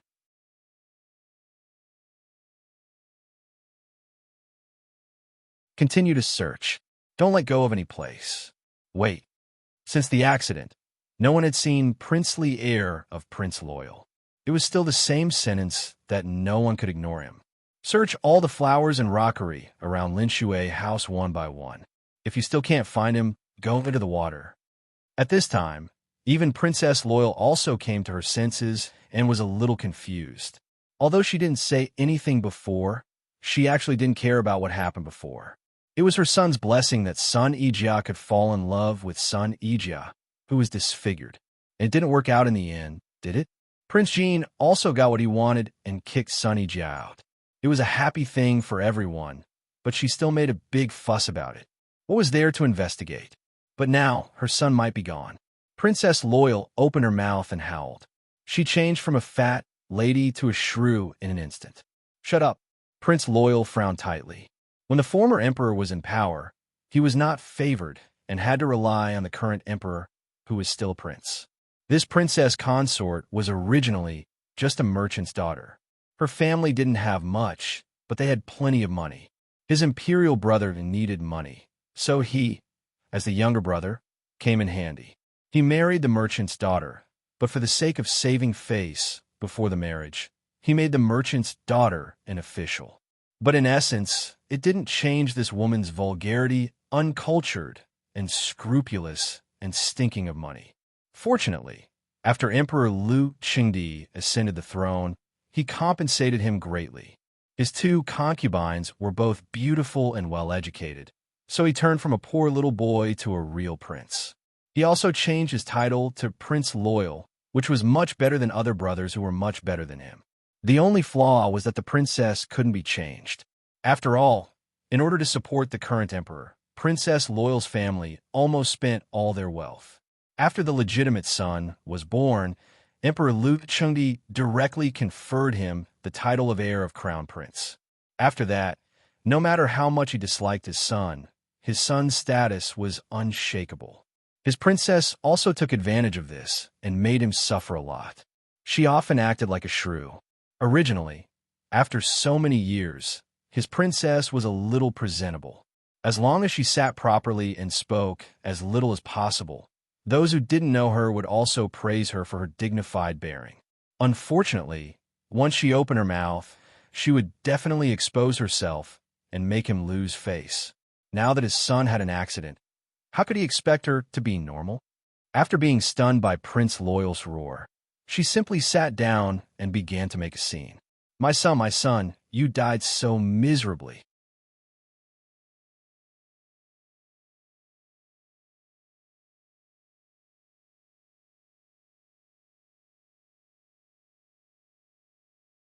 She glanced at Prince Zhong and said, Brother, I'm sorry for your loss. Prince Zhong was much calmer than expected. Instead, he was flattered by Great Elder Princess's call of brother. Although they had the same father, Great Elder Princess used to ignore him most of the time. Occasionally, she would call him by his full name. Later, when Lu Qingdi ascended the throne, she had been calling him Prince Zhong. Suddenly, she called him brother. Wasn't it? Great Elder Princess didn't wait for his response and said, let's go and have a look. The leader of the guards wanted to stop her because a dead person was unlucky. However, he thought that great elder princess was not exactly as the rumors said. Judging from her look, it might not be the first time that she had seen a dead person, so he followed her silently. Prince Zhong also followed, but Princess Zhong was tied up and thrown aside like a pig. As expected, the fat princely heir of Prince Zhong was lying in the hollow under the rockery, blocked by a cluster of flowers and trees. How did he die? Great elder princess looked at him indifferently and asked calmly. His throat was cut. It was not fatal, but he might have been drugged, so he didn't resist. The head of the guards replied. Great elder princess looked at the neck, which was thicker than the waist of ordinary people. With such thick flesh, it was impossible to kill him with a single cut. Did you find anything else? No. Even the footprints on the ground were cleaned. Where are the two servants of princely heir of Prince Zhong? I haven't found them yet, but I guess they were killed as well. Great elder princess nodded. According to the result of the interrogation of the maid, it could be known that the two manservants left after princely heir of Prince Zhongqin, but the interval was very short. It was impossible that they couldn't see their master after coming out. So, they must have been killed together. Sure enough, before long, the bodies of the two servants were found in another cluster of flowers. Obviously, the three servants didn't die in the hands of the same person. Then, now, the clues were completely broken. According to the meticulousness of the person behind this, it was difficult to find out who he was. However, they were dead, and they had to give an explanation. Brother, your princely heir of Prince Zhong was immoral in my mansion, so you quarreled with your sister-in-law. She was so angry that she wanted to kill you. Your princely heir intended to stop her, but he was accidentally injured and died. Great elder princess said to Prince Zhong. Prince Zhong's heart trembled, and he immediately showed a look of resentment and grief. That shrew is increasingly arrogant and domineering. This time, she even tried to kill her husband. My son was killed because of this. It's great elder princess nodded with satisfaction. My sister-in-law is so immoral and killed people. Naturally, she doesn't deserve to be the daughter-in-law of the royal family. You have suffered a lot these years. I'll ask my brother to choose a young, beautiful, gentle, and well-educated new princess for you. With such an understatement, this matter was decided. The most innocent person was probably the loyal princess consort. But was she really innocent? If she had taught her son well and knew how to restrain himself, he wouldn't have. The real culprit behind this must be found out. Such a cruel person should be severely punished. Li Honyuan and the others had already returned to their original seats. Although they left separately one after another, and didn't show too much expression when they left, it was inevitable that they would attract attention because of their noble status. For a time, all kinds of speculations came one after another. But they didn't say anything, so no one dared to ask anything. Because Sun Yijia had to bathe, change clothes, dry her hair, and dress up, it naturally took a long time. When they appeared, Great Elder Princess had even taken a seat before them. Enli Ruyu also returned to her mother. She had no choice. Few girls of high status were willing to stay with her, and she didn't want to be with those of low status. When she saw Jingwan and the others appear, her eyes were full of poison. As for Luo Jingying, she didn't see anyone as expected. When passing by a group of noble ladies, Jingwan accidentally glanced at a round red dot on a maid's embroidered shoes. It was as red as blood and so uncoordinated. What kind of hobby was this? But Jingwan just glanced at it and then let it go.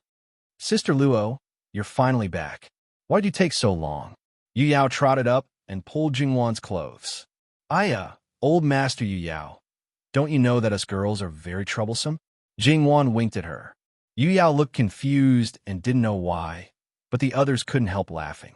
No matter a girl or a married woman, some things were very troublesome. Great Elder Princess summoned Jingwan and Sun Yijia to the front and held Jingwan's hand first. Her 10 fingers were all bandaged, so the specific injuries couldn't be seen. You're just a girl who likes to show off. If the zither is not good, you can change it. Jingwan smiled and said, I'm afraid that I can't play it so well with another zither. I was shocked. You're praising yourself. Don't you feel ashamed? Great elder princess pointed at her. Your humble servant is not boasting. Your humble servant has never been able to play that song in its entirety before. Great elder princess nodded and said, It's really difficult, not to mention that some people can't get into that state in their whole life. Do you know Elder Jiang, who is known as the zither addict? Jingwan nodded. He exchanged the zither score with your grandfather before and even gave up a centuries-old white peony in the old house of the Jiang family. Yu Yao's father was very distressed. If he didn't know that you gave him a centuries-old white peony, he would have made a scene. Great elder princess couldn't help laughing. Jingwan was surprised. A centuries-old white peony was very attractive to Jingwan. However, she said, the zither score is not mine. Since Elder Jiang likes it, I can make a copy and give it to him. I don't need to exchange it. Actually, she learned it from her grandma in her previous life. Originally, she didn't want to take it out, but she was forced to fight back fiercely. Otherwise, people would think that she was a good person. Since he had already played it once in public, there was no need for him to hide it anymore. That's what they exchanged. We don't care. You just need to give the zither score to your grandfather. But why hasn't such a good song been released yet? Jingwan hesitated for a moment.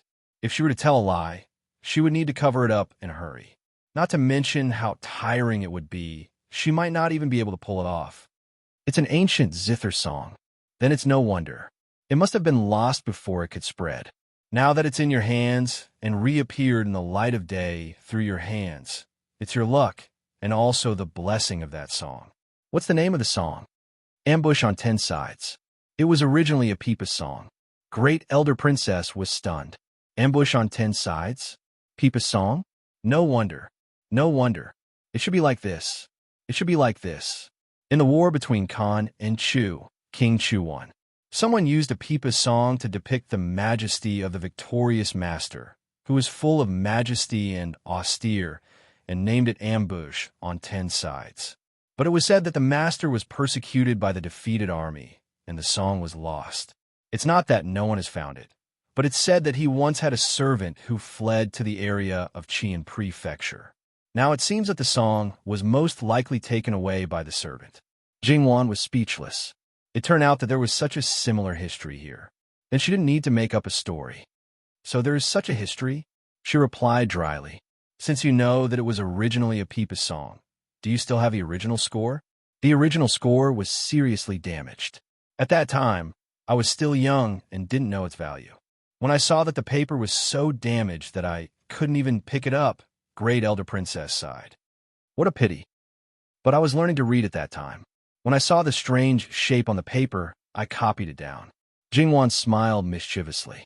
Great Elder Princess was slightly stunned and then burst into laughter. You deserve to be beaten. In fact, Jingwan's words were not completely groundless. When she was a child, she looked for a lot of books in a mess.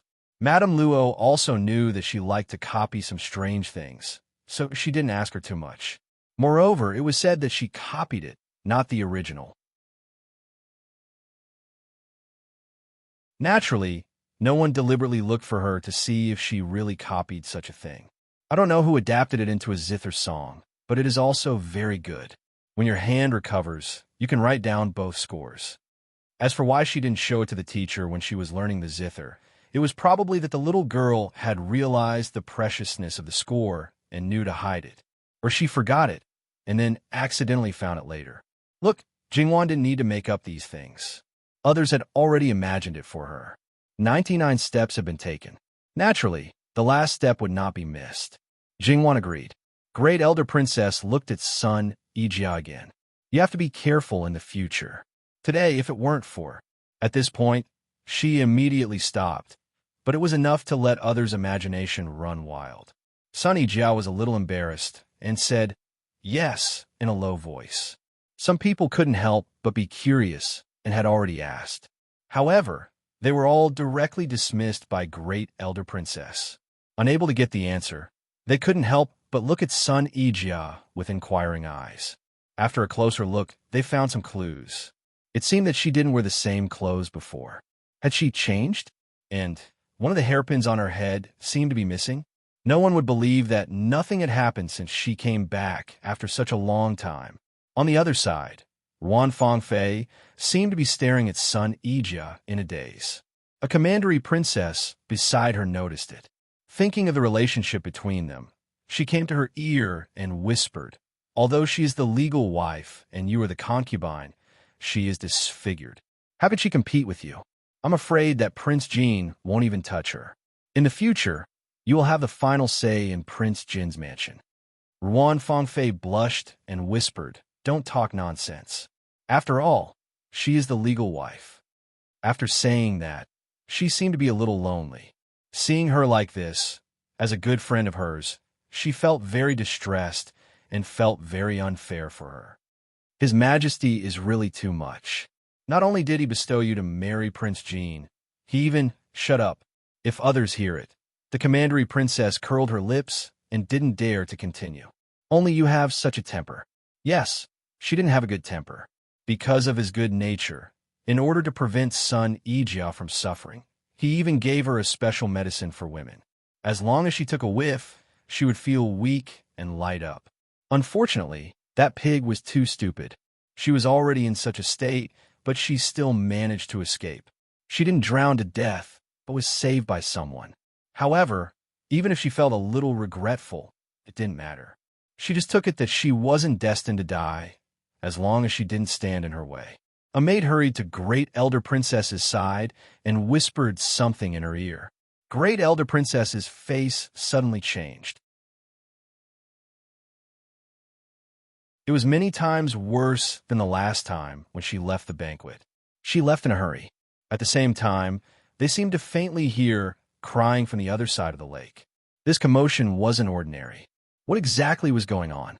However, before they could listen carefully, there was no sound. After all, it was too serious. Even if Great Elder Princess wanted to hide it, she couldn't. Princely heir of Prince Zhongqin took a maid of Great Elder Princess's mansion and wanted to do something improper. It was reported to Great Elder Princess, so Great Elder Princess went to have a look. As for the other people who were alarmed, it was because of another thing that happened. Only Prince Zhongqin, his wife, and Great Elder Princess didn't return.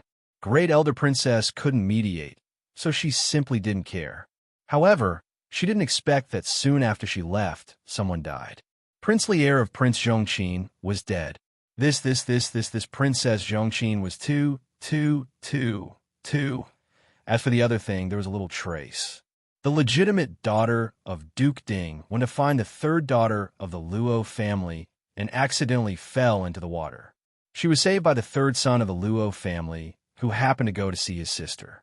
Haha, this was really. Jingwan and Sun Yijia looked at each other and saw the shock in each other's eyes. As clever people, they naturally guessed what was going on. They didn't expect that the behind-the-scenes person was so vicious that she directly killed the witness. Now, it was nothing more than the result of Great Elder Princess's arrangement. She wanted to divide one thing into two things. However, they didn't quite understand why Princess Zhongqin was used as a scapegoat. Sun Yijia more or less knew the temperament of Princess Zhongqin. She didn't know whether this factor was in it, but it was definitely not so simple. As for the male guests, as the previous participants, they were well aware of it. However, even if they knew the truth, they wouldn't be stupid enough to say it out. It should be said that the prince consort didn't go before, but Great Elder Princess sent someone to tell him the whole story. He hated people like princely heir of Prince Zhongqin the most. As for Princess Zhongqin, he didn't care about her at all since he didn't know her. He had no objection to Great Elder Princess's punishment at all. It's quite lively today. One wave has yet to subside, and another wave has come, Li Hongyuan said casually. At the moment when he knew that princely heir of Prince Zhongqin was dead, Li Hongyuan was not surprised at all. This was his usual style. However, others didn't dare to say anything. Who knew if he was angry at this moment? Even if he didn't like Sun Yijia, she was his fiancée after all. She was carried out of the water by another man. Any man would care about it, right? However, who knew if he treated Sun Yijia the same as those women before? how straightforward he was to give those beauties away. Therefore, it was really hard to tell whether he cared about it or not. Duke Ding, when you marry your daughter, don't forget to invite me to the wedding banquet. After all, she is my 7th fiancée. The previous 6 fiancés didn't have this blessing. Maybe after I drink her wedding banquet, I can drink my own wedding banquet next time. Li Hongyuan's voice was flat. His words should be regarded as self-mockery, but it made people feel gloomy. How would Duke Ding respond to him? Good or bad? Luo Peishan stroked his beard and said, "If your highness doesn't mind, you can come to the Luo family for the wedding banquet." Li Hongyuan clicked his tongue. It's still you, this old man, who is more straightforward. Well, the main character had admitted it. It seemed that there was no need to guess. However, it seemed that the marriage between Duke Ding and the Luo family didn't need to be specifically asked for his opinion. Moreover, if the two families were married, did it mean that the Luo family would lean towards the Empress and Prince Kong? This kind of big news, under the manipulation of some people, also spread among the female guests. The way they looked at Sun Yijia changed again. There was no lack of busybodies who thought that Sun Yijia didn't want to marry Prince Jin and deliberately put on such a show. As for why she chose Luo Sangongzi, wasn't he her good sister's brother? It would be easier for him to accept her. It must be said that when she was ridiculed for her disfigurement, she didn't react. Now, she was a little flustered. Therefore, this was the difference between caring and not caring. Because she cared about Luo Jingbua, she hoped that in his heart, she was a perfect girl and not as unbearable as these people said. Jingwan lightly patted her back. Don't mind it. Sun Yijia subconsciously relaxed a little. However, the Junju beside Ruan Fangfei sneered. She has a good life, but this is also good. No one will fight with you. Maybe Prince Jin will directly marry you and let you be his Wangfei. I don't. It's better to be at Sifei. Prince Jin's fate is too hard. What if he jinxes you again? Although at Sifei's status is a bit worse, there won't be any danger of jinxing you. There's also no need to worry about someone pressing down on your head. This Junju naturally didn't notice that when she said these words, in the first half, Ruan Fangfei was still smiling sincerely.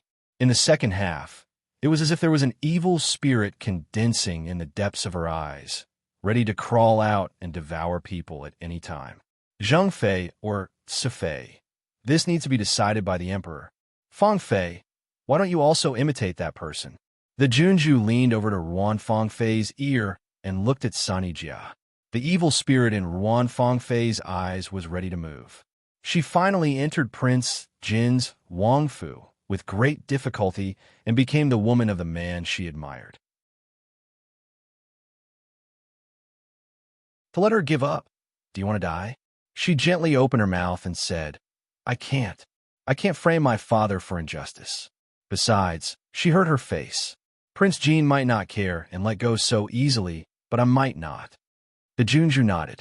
She didn't feel that Ruan Fangfei was narcissistic, but felt that her words were very correct. She didn't notice that Ruan Fangfei was indirectly saying that this matter was indeed caused by Sun Yijia herself. She couldn't smoothly marry someone else. However, there were also people who felt that this matter wasn't right. For example, Li Ruyu.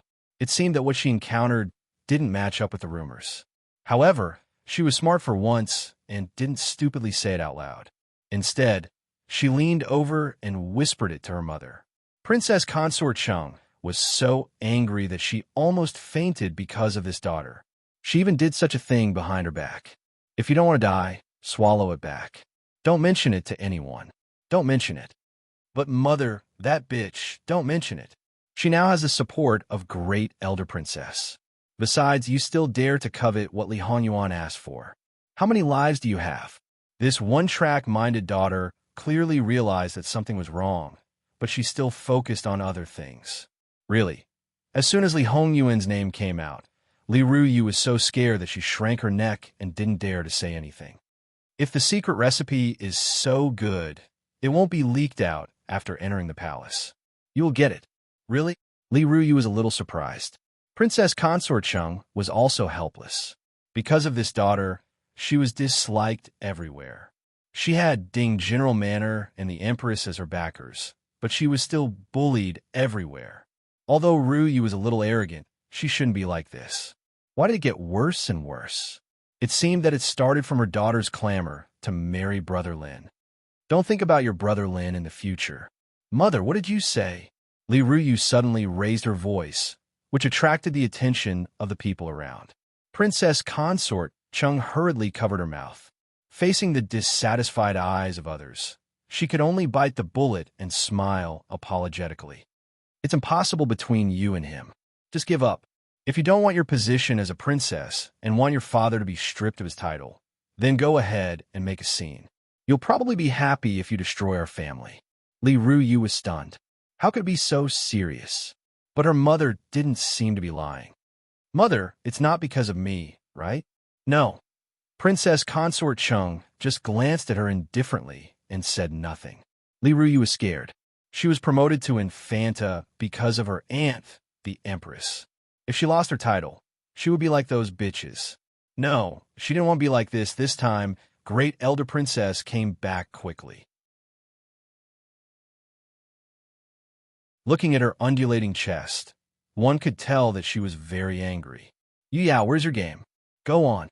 Great Elder Princess said coldly. Well, as the birthday girl, it was reasonable that Great Elder Princess didn't want to be disbanded in such an unlucky way. They all shut up and stopped talking about these disappointing things. Great Elder Princess directly took a piece of wood and turned it over. It was third Miss Luo. Then she smiled and said, "Oh, it's you again. Do you want to perform?" Great Elder Princess, I have a suggestion. What do you think? What good ideas do you have? Just tell us. It's fun to get rid of the bad luck. We're just having fun here, yet we're letting them laugh at us. Jingwan glanced at the male guests. It's too unfair. We should let them make a fool of themselves so that we can have some fun too. That's a good idea. Servants, prepare the wood pieces and send them over there. Let the childs write their names on them. If they don't want to, don't force them. Tell them that if they do well today, I'll directly report their names to His Majesty. This time, most of them will be willing to do it. The maids took the wood pieces, brushes, and ink divided into several teams and began to write together. It didn't take much time. On the other side, under Jingwan's suggestion, they began to make a punishment program. Sister Luo, what good ideas do you have? Yu Yao pulled Jingwan's clothes and was very excited. Jingwan was all smiles, but everyone could tell that she was up to no good. How about a green waist dance? Green waist? But suddenly, they thought that it was a punishment for the male guests. They looked at each other and imagined the scene. It seemed to be very interesting. Great Elder Princess was very happy and directly made the decision. Then, were women's clothes? This could be done. Appoint another child to drink a jar of wine. This could be done. A bowl of special drink. Then Jingwan calmly told them how to make it. When Jingwan finished, they all stared at her in disbelief. It was too bad. Jingwan smiled. It was nothing. Because of many taboos, she didn't dare to say the really bad things. Perhaps inspired by Jingwan, the others also came up with bad ideas one after another. Because they were laughing so happily, the male guests were confused. Why did they feel a chill on their backs? The male guests were basically done. What about me? The maids looked at each other and then looked at Li Hongyuan. Your Highness, that what? In your eyes, am I not a child? They had to hand the things over with trembling hands. Li Hongyuan wrote his name quite elegantly. Li Hongming suddenly smiled. Why don't I have some fun? Although I've got a family, it shouldn't be a problem. Therefore, with these two people taking the lead, the other princes, whether married or not, all joined in. When the maids took the wood pieces back, their hands and feet were still a little trembling. After asking, they knew the reason. How should they play this time? Great Elder Princess sent another maid. Tell the content of the punishment to all the princes and princes. If you don't pass my words, you're a coward. Take the wood pieces back. If you don't blame me for going to the palace to talk to His Majesty. Therefore, Great Elder Princess was the most domineering and powerful. Even though he only sent the message to Lu Qingdi's sons, the other young nobles all had a green expression. Unfortunately, Great Elder Princess didn't even give them a chance to be cowards. In contrast, Li Han Yuan became the most leisurely one. The game began, but the wooden pieces were put in cloth bags. They shook them first and then reached in to take one. Instead of the nobles taking the wood pieces, the girls took them one by one. Those princesses and infanta had been eager to have try. There was no such fun in the palace, so they naturally didn't hesitate at this time. The first one to take out the wood piece was a chubby boy of 11 or 12 years old. When the news spread to the male guests, they roared with laughter. The chubby boy walked to the female guests' seats with a sad face. "I don't know how to do anything. Just punish me directly." Everyone was overjoyed. Great Elder Princess also waved her hand and agreed. The chubby boy probably thought that it was the same anyway. He had made a fool of himself in daily life. So, he casually grabbed a pouch of punishment and then waited for the judgment of fate. After the little maid opened it and saw it, she covered her mouth and laughed. "Master, you have to eat 4 drumsticks." The chubby boy was stunned at first, and then his eyes lit up. "Really 4 drumsticks? Oh, for a fat boy like you. It's not a punishment at all." Great Elder Princess laughed so hard that she couldn't straighten up. "Your family usually doesn't allow you to eat more. Today I decide to give you 2 more drumsticks." This time, little Fatty was overjoyed. Then, he carried his 6 drumsticks and went back happily. When a man in the male guests' seats saw the chubby boy, whose eyes were narrowed into slits with laughter, eating while walking, the corners of their mouths twitched. Of course, there were also those old adults who looked at him happily. Oh, it was a blessing to be able to eat. Only the chubby boy's grandfather, who was indeed a blessing to be able to eat 8 meals a day, was still full like a bottomless pit. If he continued to eat like this, he would not be worried that the family would be poor. Instead, they were worried that he would become the second princely heir of a loyal prince. Bah, he would be a dead man now. But now they couldn't stop him from eating. This boy is lucky. For others, a few drumsticks are definitely a punishment, but for him, it's a great benefit. Before they finished talking, the second person had been taken out. Even if they looked calm, they were still a little uneasy. There was no other way. Even if they were talented people, they were not omniscient and omnipotent. If they picked something that they didn't know how to do, they would still be punished. Who was the second unlucky guy or the lucky one? Sun Yilin. In fact, Sun Yilin and Luo Jinghua had just returned not long ago. Naturally, after such a long time, they wouldn't be talking about Sun Yijia. It could be said that the two of them had written their names on the piece of wood without knowing what was going on. Sun Yilin could only shake his head helplessly when he found out what was going on, but Luo Jinghua didn't seem to care. Sun Yilin didn't expect that he would be picked so soon. Everyone looked at the famous young Master Lin in the capital. Speaking of which, the probability of him being punished shouldn't be high. However, there were more people who wanted to see him make a fool of himself. It wasn't entirely out of malice, but purely because they wanted to see how this young master would look like when he made a fool of himself. Seeing Sun Yilin appear, the girls in the female guest seats were a little excited. This was known as a peerless gentleman. He seemed to be proficient in zither, chess, calligraphy, painting, poetry, and singing. It was not easy to see him displaying his talent in public. It was definitely a great enjoyment. However, they wanted to see him being punished even more. What should they do? Even Sun Yijia was whispering in Jingwan's ear. She was also a person who wanted to see the world in chaos. Great Elder Princess, I think the girls all want to see our young Master Lin being punished. Why don't we punish him directly? A princess of the same generation as Great Elder Princess joked. Sun Yilin repeatedly bowed and begged for mercy. Please be merciful. It's not up to us whether we can be merciful or not. It depends on your luck. Don't talk nonsense. Hurry up and pick. Sun Yilin had to pick a purse. The maid opened it and said, Master, it's archery. Sun Yilin obviously breathed a sigh of relief. Although he was not as good at archery as other skills, he was not weak after all. Young Master Lin, don't be happy too early. Archery is not as simple as ordinary targets. If you don't do it well, you will also be punished. A princess smiled and kindly reminded him. Although Sun Yilin had been mentally prepared, he was still a little scared. The selection of bows was relatively large, and there was no fixed rule. He took the bow and went to the flower bed. Then a group of fully armed kittens and puppies were brought out. A red or green fruit was fixed on the head of each of them, and they were encircled in a certain range on the shore. The requirement was that he had to shoot all the green fruits within half an hour.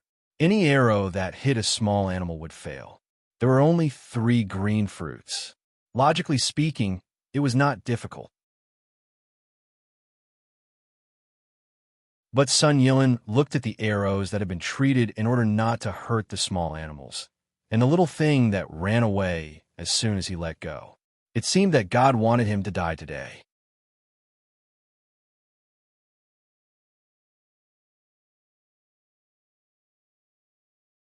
Chapter 101. Sun Yilin knocked an arrow and drew his bow, aiming at one of the little guys with a green fruit on its head. It must be said that compared to the red ones, the green ones were more difficult. After all, they were not as conspicuous. Moreover, there were a lot of red ones. They were scattered everywhere and obstructed one's line of sight. It was not enough to only focus on one little guy. If one was not careful and accidentally shot another one would be punished directly. He released the arrow. With a swoosh, everyone stared at the little guys closely. Did he hit or not? After all, the male guest seats were relatively far away. The group of young masters tried their best to get closer. Unfortunately, they could not get past the seats of the nobles. They leaned against the stone railings with exquisite relief sculptures by the lake and stretched their necks. From time to time, the people in front would be pulled on the head by the people behind. The scene was really... A group of people shook their heads. Did he hit? No, that little guy suddenly stopped. The arrow flew past the fruit. What a pity. If it did not stop, he would have hit.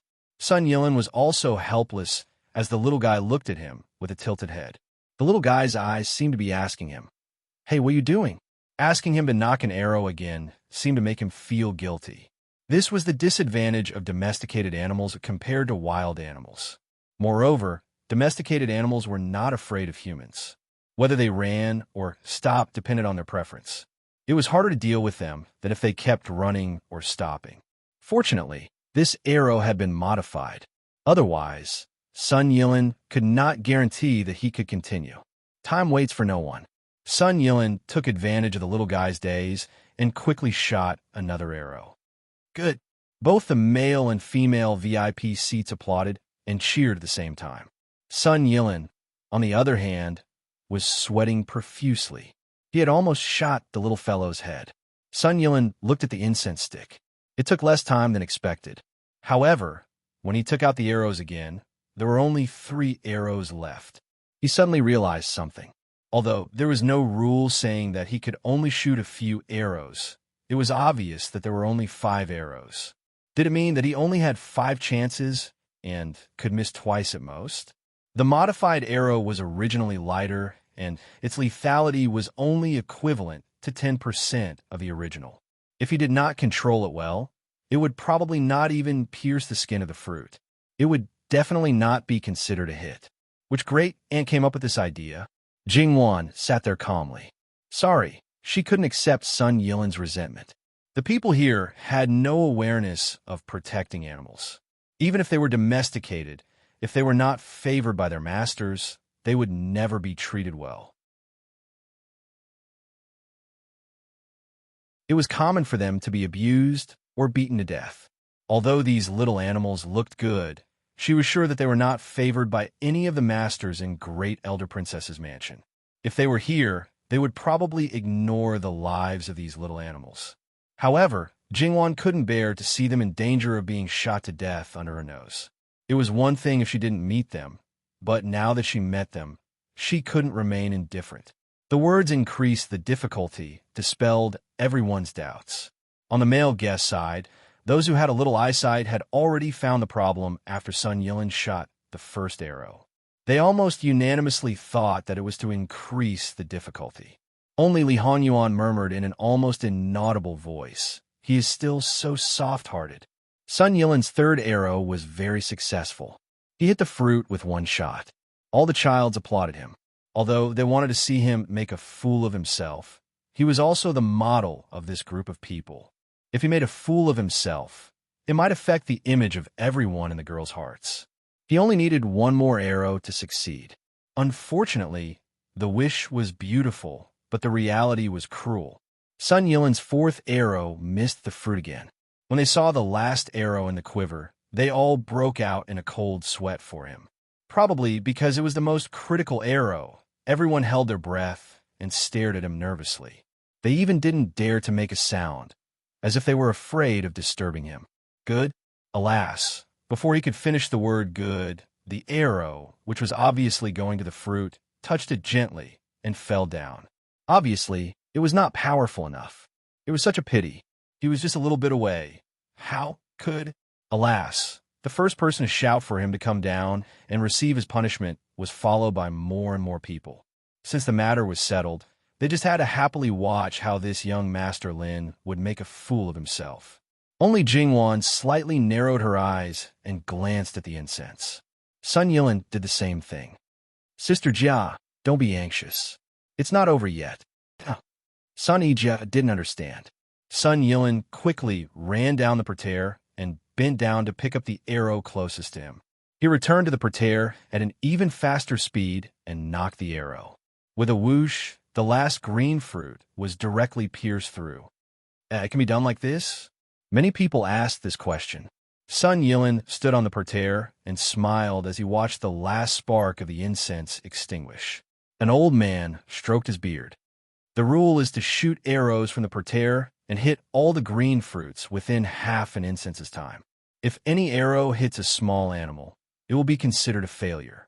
It didn't say that under this premise, one can't come down and retrieve the arrow. Although my eyesight isn't good and I can't see the specific situation of the incense, it seems like it was a success. This young master's son is quick-witted. I don't know if it was purposely set up like this. If it is, the person who set it up is also intelligent. After this explanation, many people were enlightened. They only saw 5 arrows and assumed that only 5 arrows could be shot. They forgot to link the rules together, as expected of young Master Lin. Then, was it purposely set up like this? In fact, at the female guest seating area, almost everyone didn't expect this result. They didn't hear about this situation before. How were they going to calculate this? However, the maid standing next to the incense burner said very calmly, "Young Master Sun Yilin is in line with the rules. It's done." It seemed that she was completely aware of this situation, but she was just a little maid. If she hadn't been instructed in advance, even if she had thought of it, she wouldn't have dared to announce the result on her own. She had to ask for the opinions of the nobles first. Obviously, this was a deliberate setup. It not only tested one's archery ability, but also one's ability to react on the spot. Of course, if one met someone who was very good at archery and could hit the target every time, the following setup would be superfluous. Great Elder Princess looked at Jingwan thoughtfully. "Girl Luo, is this your idea again?" Jingwan smiled calmly. "If it's not a game, but a real hunting or even a battlefield, I believe everyone knows what to do, right? Even if the rules of the game are included, you can be more flexible and not so rigid, right?" Sun Yilin had already come down from the parterre. Hearing this, he said, "Miss, you're so quick-witted that even I was almost fooled." This was purely a compliment. Jingwan smiled faintly. However, some people felt that Jingwan was particularly annoying. Great Elder Princess laughed heartily. Well, you're all smart. You'll be rewarded. You'll all be rewarded." The maid carried up another tray that others didn't know about and sent it to Sun Yilin. "You may take what I said just now as empty words. What we carry are all women's household items. It's not suitable for you, so it's inconvenient for us to give them to you.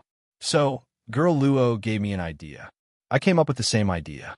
I wrote a note and put it in the purse. But there are only 10 things in total. There are 10 purses. If you take one away, there will be one less. You can take one and go to His Majesty to get the reward another day. As for you, you probably don't care much about it, but you're allowed to give the purse away."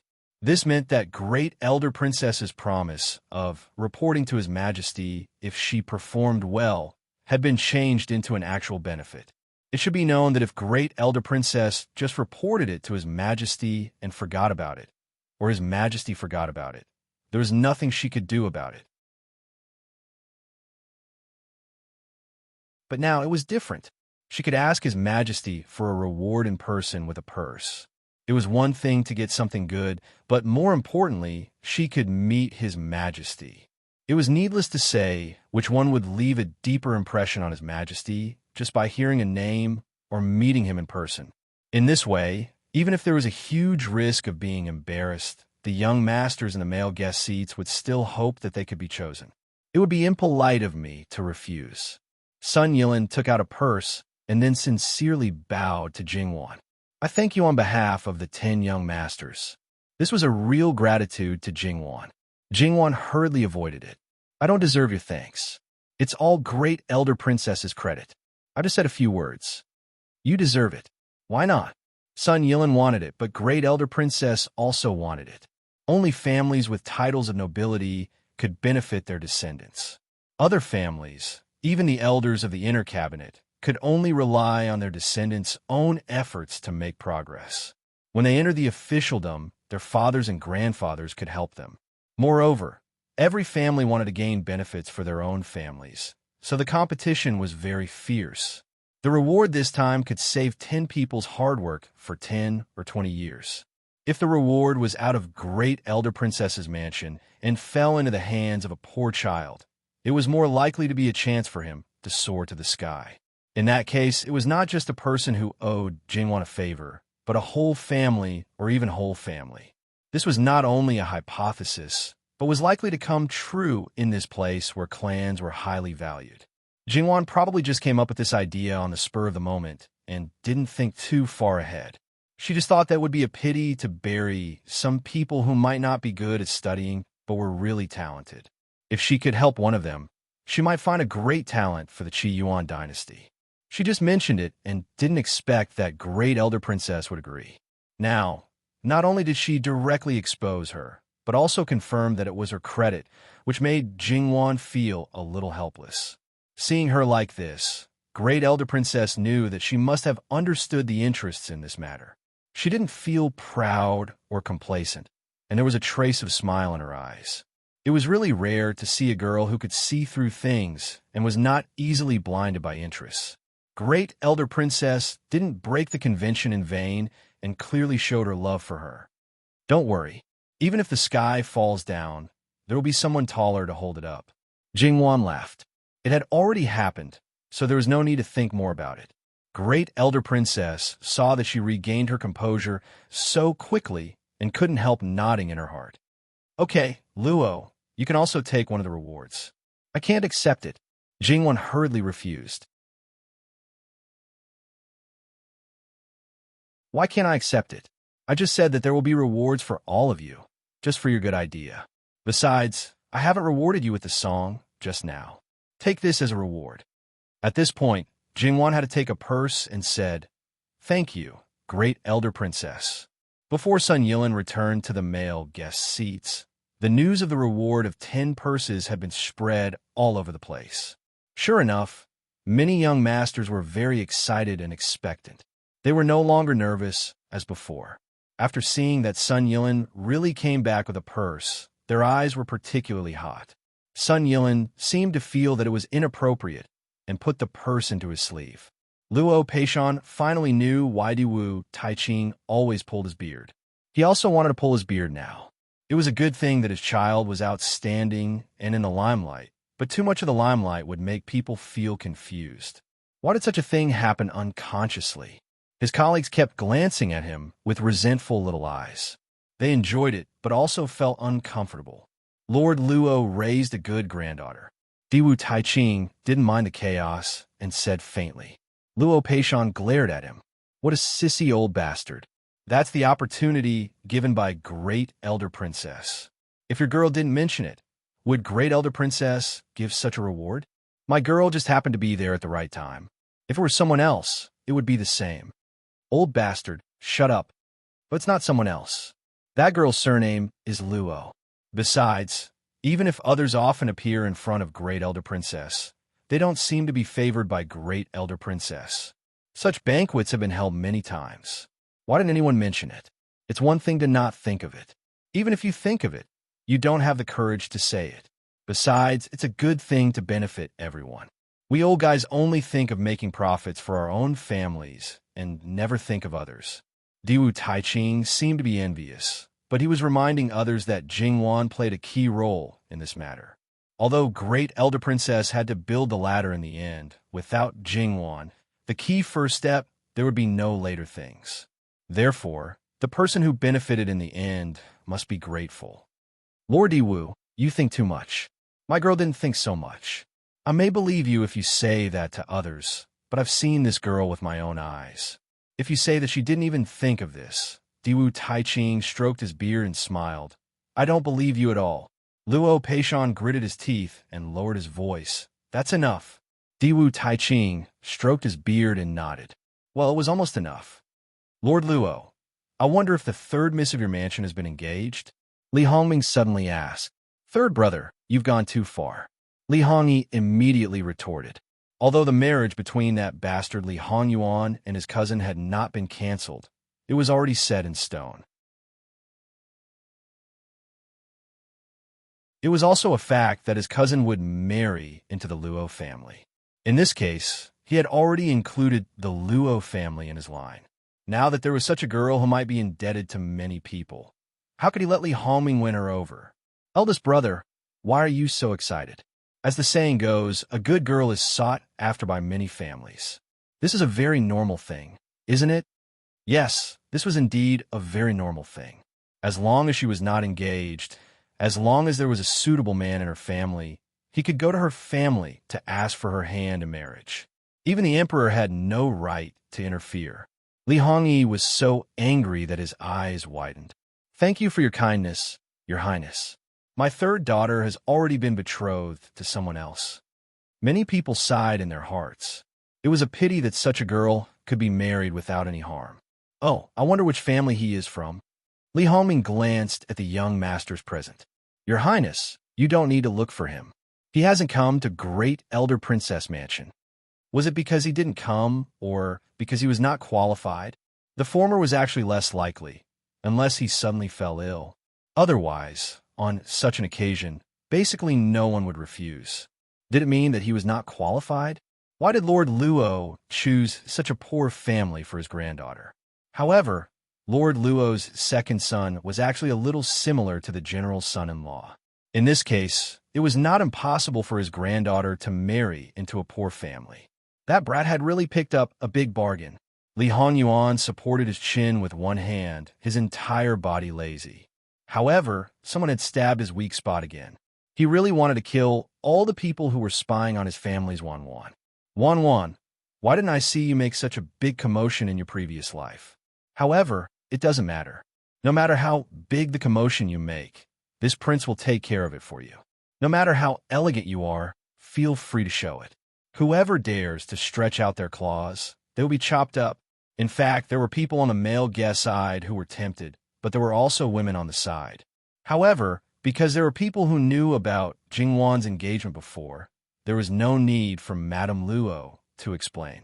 The news quickly spread, and Chun Jingmin's identity was naturally exposed. Especially the woman who had been humiliated by Madame Luo before. Her voice was the loudest. Those who were originally jealous because of Jingwan's great limelight now only had ridicule and ridicule left.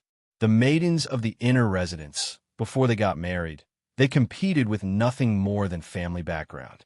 After they became nuns, they competed with nothing more than their husbands. They only knew how to show off their beautiful and beautiful things, and the pain and suffering would only rot and mold in their hearts. It must be said that these people were really bored. Their material lives were satisfied, but unfortunately, their spiritual lives were too lacking. That was why they would listen to the wind and rain, and if they didn't say a few words, they would die. Her relatives and friends were originally worried that Jingwan would be upset, but she looked very calm.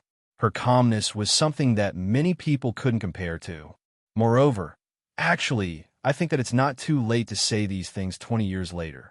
She looked like a dough ball. Not only did she not refute, she even smiled.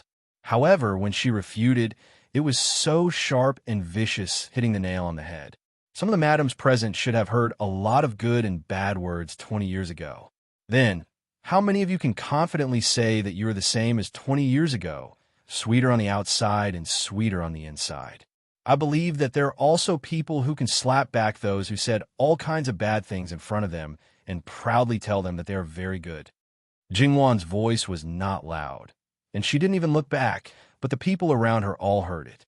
One by one, they became mute. Even the ignorant little girls didn't dare to say anything. Among them, there were few who hadn't heard their mothers talk about how glorious they were when they were young, but all kinds of misfortunes and hardships after they got married. Madame Luo, who was sitting with the other madams, was also a little worried at first, but now she was very relieved. This was her granddaughter, the granddaughter who had been raised by her. Jingwan looked at Great Elder Princess with a smile. Great Elder Princess, let's continue the game. Otherwise, they will be anxious. Jingwan raised her chin to the male guests. Great Elder Princess was also deeply touched by her words. This girl is really amazing.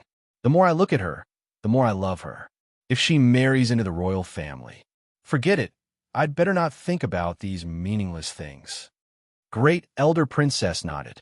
That was because the 10 prizes were different from the ones given to the female guests earlier. That was, the people who had drawn the lots would not have to put their wooden pieces back. Otherwise, if Jingwan was so lucky that she took a few chances, it would be fine if she didn't take away the prizes. But if one person took all the prizes, the others would definitely feel indignant and resentful. Up until now, it could be said that Jingwan was the only one who was in the limelight. Her words and actions were naturally the center of attention. Her words not only affected the women and young ladies, but also affected the male guests even more. Those who were always bullied and felt inferior and timid couldn't help but straighten their chests, and those who were originally arrogant couldn't help but restrain themselves a little. As for those who were older, most of them were thinking about the past with a little bit of thinking.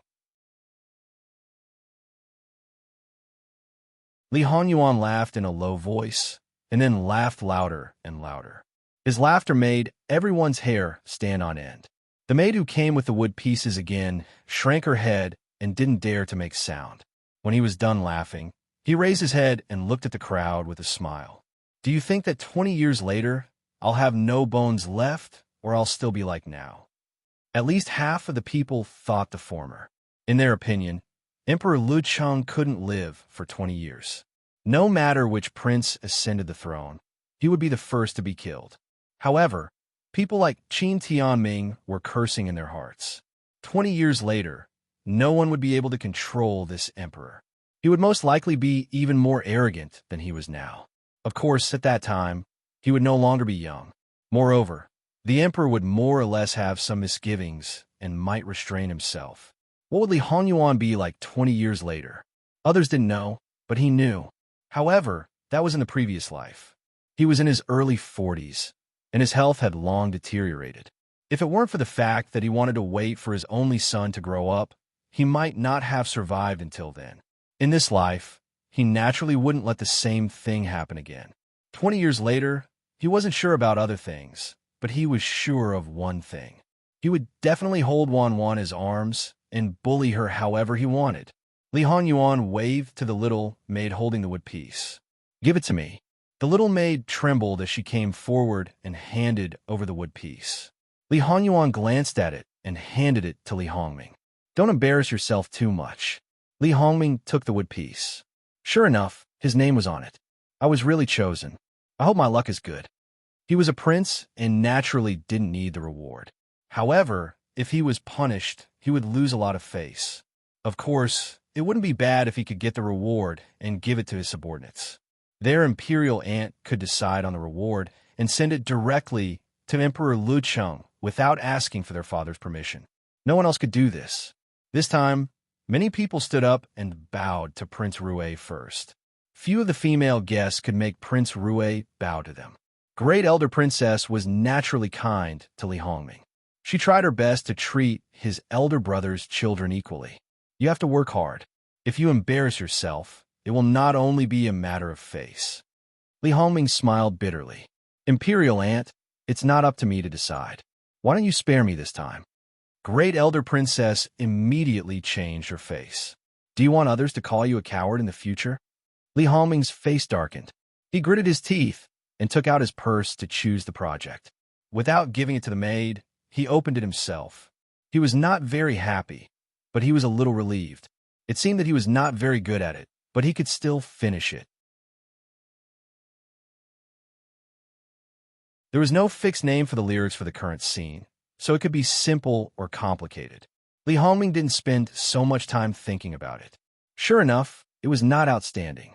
Great Elder Princess pondered. Everyone, do you think Prince Rue passed or not? Yes, someone said weakly, and then more and more people echoed. Well, I guess you passed. Great Elder Princess waved her hand. Of course, there was no reward for him. Most of the people who let him pass did not want him to lose face. In fact, there was no need to think about who the first person to speak was. Li Hongming smiled sincerely and left gracefully. After he went back, no one said anything, but he was ridiculed by Li Hongyuan again. Li Hongming did not dare to refute.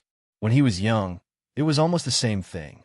He just straightened his neck and said, "If you have the ability, why don't you try to compose a song? You want to compete with me, an ignorant and incompetent person?" Li Hongyuan had always been so frank. "If you're chosen, I wish you success in advance. In fact, I want to try all the punishment projects." Since he was so shameless, he was naturally invincible. Even those old pedantic people could only sigh in front of Li Hongyuan. After Prince Rue sadly left, the next few people, some were punished and some passed. None of them was outstanding. The most interesting thing was probably that one of them was punished and got a green waist. Didn't he know how to do it? It didn't matter. Great Elder Princess directly called the dancers in the mansion to teach him how to dance on the spot. His appearance made everyone laugh. It must be said that he was a young master of a commandery prince. In the end, he simply did not care about it and deliberately made fun of it. Even the most dignified, noble women laughed so hard that they couldn't stand straight. If it goes on like this, we can't even give out 10 purses. In fact, it was easy for them to give out 10 purses. But if they used the lottery, no matter how capable they were, they would be defeated if they got the one they were not good at. Therefore, they had to rely on luck. Jinwan didn't take it seriously. Luck is also a part of strength. Luck is also a part of strength. Great Elder Princess chewed on this sentence. Well said. Girl, it's your turn to draw this time. Okay. Jingwan nodded and didn't refuse. After Jingwan drew it, the expression on her face was a little subtle. Sun Yijia tilted her head, and her face also changed. Seeing them like this, the people next to them all craned their heads to look. Ah, it's Prince Jean. This voice was very exaggerated. There were a few other voices expressing their surprise, one after another.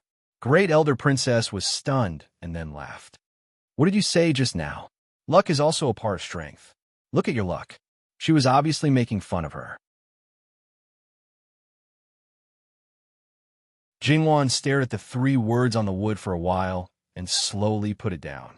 To be able to draw Jin Xinwang out, doesn't that mean that this subject's daughter's strength is extraordinary? Just now, when the 3 words Jin Xinwang were shouted out, the other side had already faintly heard it. Li Hongyuan was very conscious and took advantage of this time to walk over. His hearing was originally extraordinary. Even though Jing Wan's voice was small at this moment, it was clearly transmitted into his ears. Pa pa pa. He clapped his hands and walked closer. These words Ben Wang likes to hear. He grabbed the performance item with his left hand and directly threw it to Jing Wan. Then he took a purse for the punishment item with his right hand. Since you drew me, you will perform for me. Therefore, she was very lucky to meet this person. However, it was not good luck but bad luck. He would not look for bad luck after the event. He would look for bad luck immediately. Some of these items were specially prepared for men, although there were many items that coincided with women's. What if she drew the item that she couldn't finish? There were many people who rejoiced in her misfortune. They all saw that Li Hongyuan had already drawn the punishment purse. Of course, if she drew the item to wear women's clothing, it didn't matter. But for the other items, she also had to suffer. She herself had come up with a lot of ideas before. What was this called? Moving a stone to smash her own foot. Could she refuse Li Hongyuan's request? Of course not. Jingwan opened the purse. If you can perform well, the reward will be yours. If you can't perform, the punishment will be received by Ben Wang. In addition, if you receive the reward, you can also decide whether Ben Wang should continue to accept the punishment. After all, according to the rules, if you don't perform, you should be punished. Li Hongyuan casually tossed the punishment purse in his hand. Everyone looked at each other in dismay. Prince Jean was so good today. Did he eat the wrong medicine? Just based on what you said just now, Ben Wang will make you extraordinarily strong for once. So what? Was this because her words pleased this living king of hell and made him in a good mood? So he wanted to be a gentleman for once. In essence, it was narcissism that had no bounds. Jingwan took out the slip of paper from the purse. Poem, the topic was early spring. To tell the truth, Jingwan had only learned the basics of poetry in this life. For her to write a poem, it was harder than ascending to the heavens. Writing it well was even more impossible. But she remembered a lot of excellent poems. She never thought of taking those out as her own. The problem was that if she couldn't compose it, Li Hongyuan would be punished. He wanted to be a good person now, a gentleman. But after that, she didn't dare to believe in this person's character. Tangled. No matter if you can or can't, at least say something. What are you doing in a daze? Someone impatiently urged. It wasn't someone else. It was the Junju next to Ruan Fangfei. Li Hongyuan faintly swept a glance and unsurprisingly met Ruan Fangfei's focused gaze. Under everyone's watchful eyes, she didn't reveal anything. Li Hongyuan didn't doubt that the words he said just now made this woman target Wan Wan. In addition to Wan Wan's previous performance, she attracted everyone's attention. In the past banquets, even if she didn't do anything, she would still be the moon surrounded by stars and the focus of the young master's discussion. Now, who would still remember her? It would be strange if she didn't bear a grudge. No matter how gentle and elegant she appeared to be, she actually hated people who were more dazzling than her the most, as well as those who were as beautiful as they were on the surface. Jingwan now had both of them. Perhaps one more thing should be added. She had obtained Li Hongyuan's attention. Her desire to destroy Jingwan had probably climbed above everyone else. How about I compose a poem? Don't worry, I don't want a reward. Ruan Fangfei suddenly said. It was just that her tone seemed to be a bit too big, as if as long as she could compose a poem, she would definitely be rewarded. However, looking at the expressions of the surrounding people, there wasn't a single person who thought it was strange. Jingwan turned around. Ruan Fangfei was so perfect that it was unreal. How could she forget about this person who might have the same background as her? If that was the case, she would be exposed if she recited a poem. However, right now, it might be an opportunity to determine whether she was the same as her. All right, Jin Qinhuang shouldn't mind, right? But this prospective Si Fei, without Jia Jiejia, she might just be a Wang Fei. Jingwan's smile was a bit ambiguous. Everyone also followed with a kind smile, especially those matrons. They had a deeper meaning. It wasn't that they minded very much. She wouldn't. If he was willing to be punished, she would. She wouldn't mind letting her decide whether he would be punished or not. Wan Wan, you push your own husband to someone else. Record it down and calculate it in the future. If he flicked his sleeves and left now, although it would sweep away Ruan Fangfei's face, it was more likely to bring trouble to Wan Wan. This wasn't his original intention. Before he married Wan Wan, he always had to carefully protect her. He wanted to ruin her reputation and then logically match her with him, who was black from head to toe. But the so-called bad reputation, he couldn't let her be tainted even a little bit. Li Hongyuan's face was expressionless. Ruan Fangfei only took it as his silent consent. Perhaps in this short moment, Ruan Fangfei already had a card up her sleeve and opened her mouth.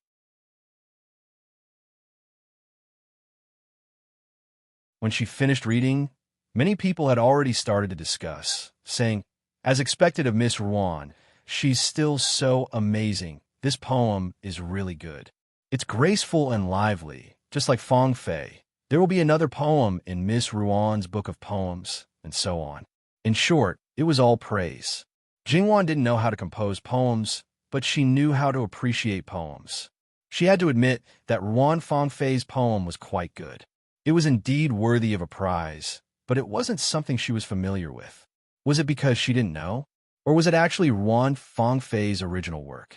If Li Hongyuan knew Jingwan's thoughts, then he would clearly tell her that Ruan Fangfei was indeed an original product. She didn't come from another place like her, nor did she live a second life like him. She was indeed very outstanding, especially in poetry.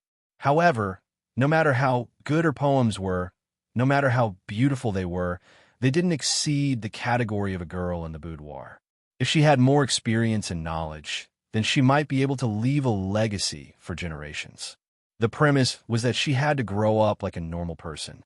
Unfortunately, this person's roots were already crooked. He admitted that he himself was crooked, but he could clearly understand himself. Ruan Fangfei wasn't. She thought that she was perfect, outstanding, and that everything she did was right. Let's not punish her, right? Ruan Fangfei looked at Jingwan and suggested. Although that was the case, Jingwan's feeling was different. Ruan Fangfei wasn't suggesting her, but was instructing her. That kind of faintly matter-of-fact attitude, and she was clearly stepping on Jingwan to pretend to be a good person. It was as if it wasn't because of her words, Jingwan would do something overboard. The surrounding people seemed to be used to it and didn't feel anything. Ruan Fangfei really had a problem as a person. Her disguise was already deeply rooted in people's hearts. If she was like these people and was imperceptibly influenced for a long time, she would also feel that she was good. Just like Jia Jiejia. Other than feeling that she was too perfect to be real, she didn't say anything bad about her. This kind of person, if she wasn't dangerous, then it was fine. If she was dangerous, then the danger factor would be very high. Therefore, if it wasn't necessary, one must not come into contact with her and stay as far away as possible. Jingwan originally didn't want Jin Xin Wang to make a fool of himself, so she naturally agreed. However, Li Hongyuan had already opened the pouch in his hand. Looking at the words on the paper, his lips hooked up. That appearance was really very bewitching. When Ben Wang was young, Mu Fei and I wore female children's clothing.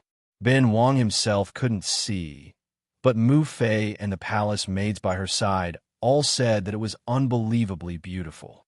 How could the crowd not understand what kind of punishment he received? Those who had seen Li Hongyuan's appearance when he was young couldn't help but nod. At that time, it was hard to tell whether he was a boy or a girl. He was really very exquisite and beautiful, and no one could compare to him. Who knew how many people wanted to take him home to raise him? But Su Guifei kept a close eye on him, and Lu Qingdi protected him tightly. Slowly, this boy became a bit of a scoundrel. The more he grew, the more crooked he became, and the more unlikable he became. Sure enough, Li Hongyuan turned the front of the paper to face the crowd. Don't want to see? As he spoke, he thoughtfully touched his chin. This face now, if I dress it up properly and cover the places that should be covered, perhaps it would also look good if I were a more suitable set of clothes. To tell the truth, right now, Li Hongyuan's body was first class. Even if that face was more handsome, it wouldn't be mistaken for a woman. It was hard for them to imagine what he would look like if he wore female clothing and makeup. On the contrary, when Jingwan heard his words, she was very eager to give it a try. In her previous life, there were a lot of men cross-dressing. Even if it was a masculine man, after careful dressing, he would still be very beautiful. If Li Hongyuan's face was well painted, it would definitely be a first-class super beauty. Li Hongyuan saw Jingwan's small eyes. How could he not understand what she was thinking? His family's wanted to see it, so it wasn't that he couldn't sacrifice a bit. However, not now. He didn't have the idea of entertaining everyone. After marriage, she could close the door and slowly toss about. Li Hongyuan threw the paper and the pouch back. Many people were a little regretful. They knew that it was impossible for Jin Xin Wang to be willing to wear female clothing. He was just teasing them. Ruan Fangfei was relieved. How could he really throw her face? Was it over like this? How could it be? A certain male peacock hadn't fallen in love with a woman he liked yet. Just when everyone thought that he would leave, Li Hanyuan opened another performance pouch. He looked at it, rubbed it out, threw it away, opened it again, threw it away, opened it again, threw it away, opened it again, threw it away again, opened it again, threw it away again, opened it again, threw it away again, opened it again, and threw it away again. Not to mention the female guests. Even the male guests' mouths were twitching. Everyone believed that if he couldn't find a performance that satisfied him, he would probably open all the pouches. Great Elder Princess resisted the urge to beat this bastard. When he opened the sixth pouch, Li Hanyuan was finally satisfied. This one. The maid looked at Great Elder Princess helplessly.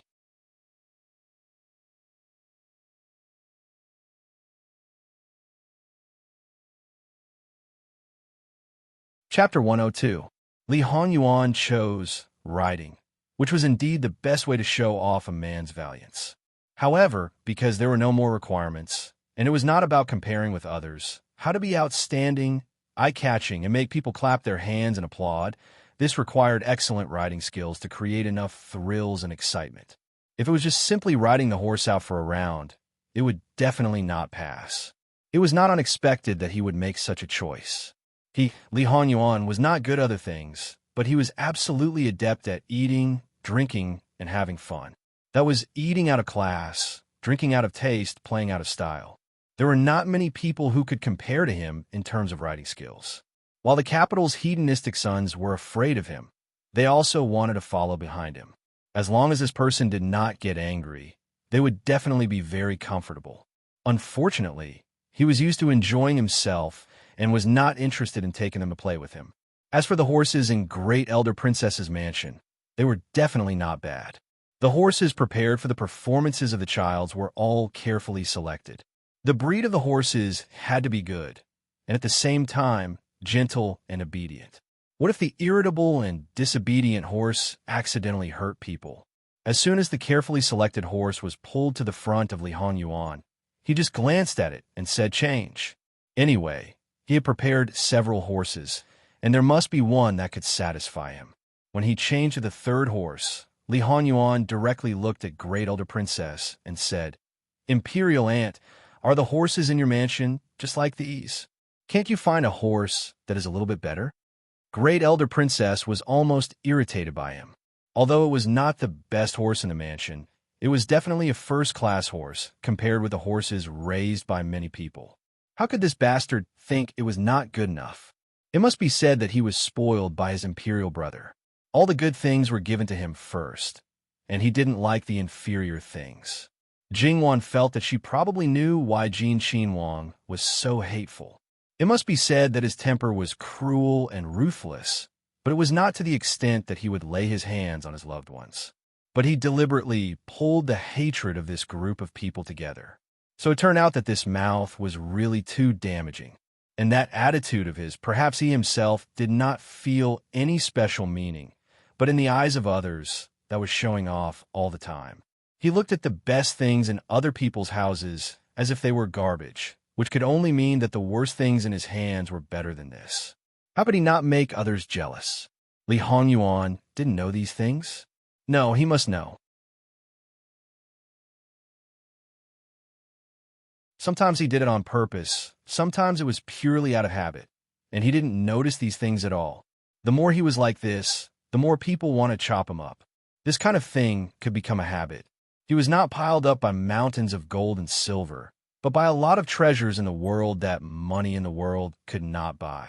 Go and bring out the new horse of the prince consort to Prince Jean. Great Elder Princess said with a cold face. The prince consort naturally wouldn't say anything about the decision of Great Elder Princess, but after all, it was the prince consort's favorite horse. He had to take time to take a look at it every day. The most important thing was that the horse was wild and hard to tame, and it had not been completely tamed until now. Except for the manservant who took care of it every day and Prince Consort Jiang, it was even difficult for others to get close to it. It was better to inform the Prince Consort about this matter. If the couple quarreled about it later, it would not be beautiful.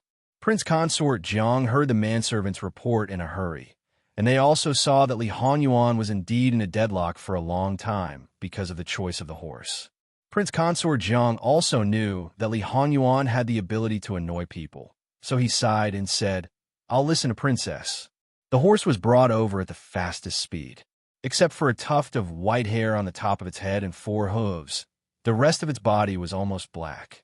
The manservant carried the saddle and other things. Obviously, he didn't want those things to be on his body. This horse might finally be acceptable.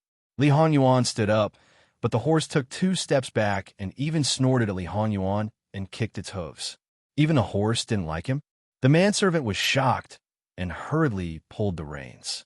Li Honyuan didn't mind at all. He took 2 steps forward and waved his hand for the manservant to move to the side. The manservant was worried that the horse would hurt him, but he didn't dare to disobey his orders. He could only take 2 steps back, but he didn't dare to go too far. Li Honyuan patted the horse's neck. The horse whinnied and almost raised its hooves. However, it didn't do so in the end. This was because Li Hongyuan's arm went from the bottom of its neck to the other side, as if he was hugging it with one hand. Its hooves kicked the ground a few times anxiously, as if it could attack him at any time. The manservant only felt his heart skip a beat. However, miraculously, the horse slowly became docile.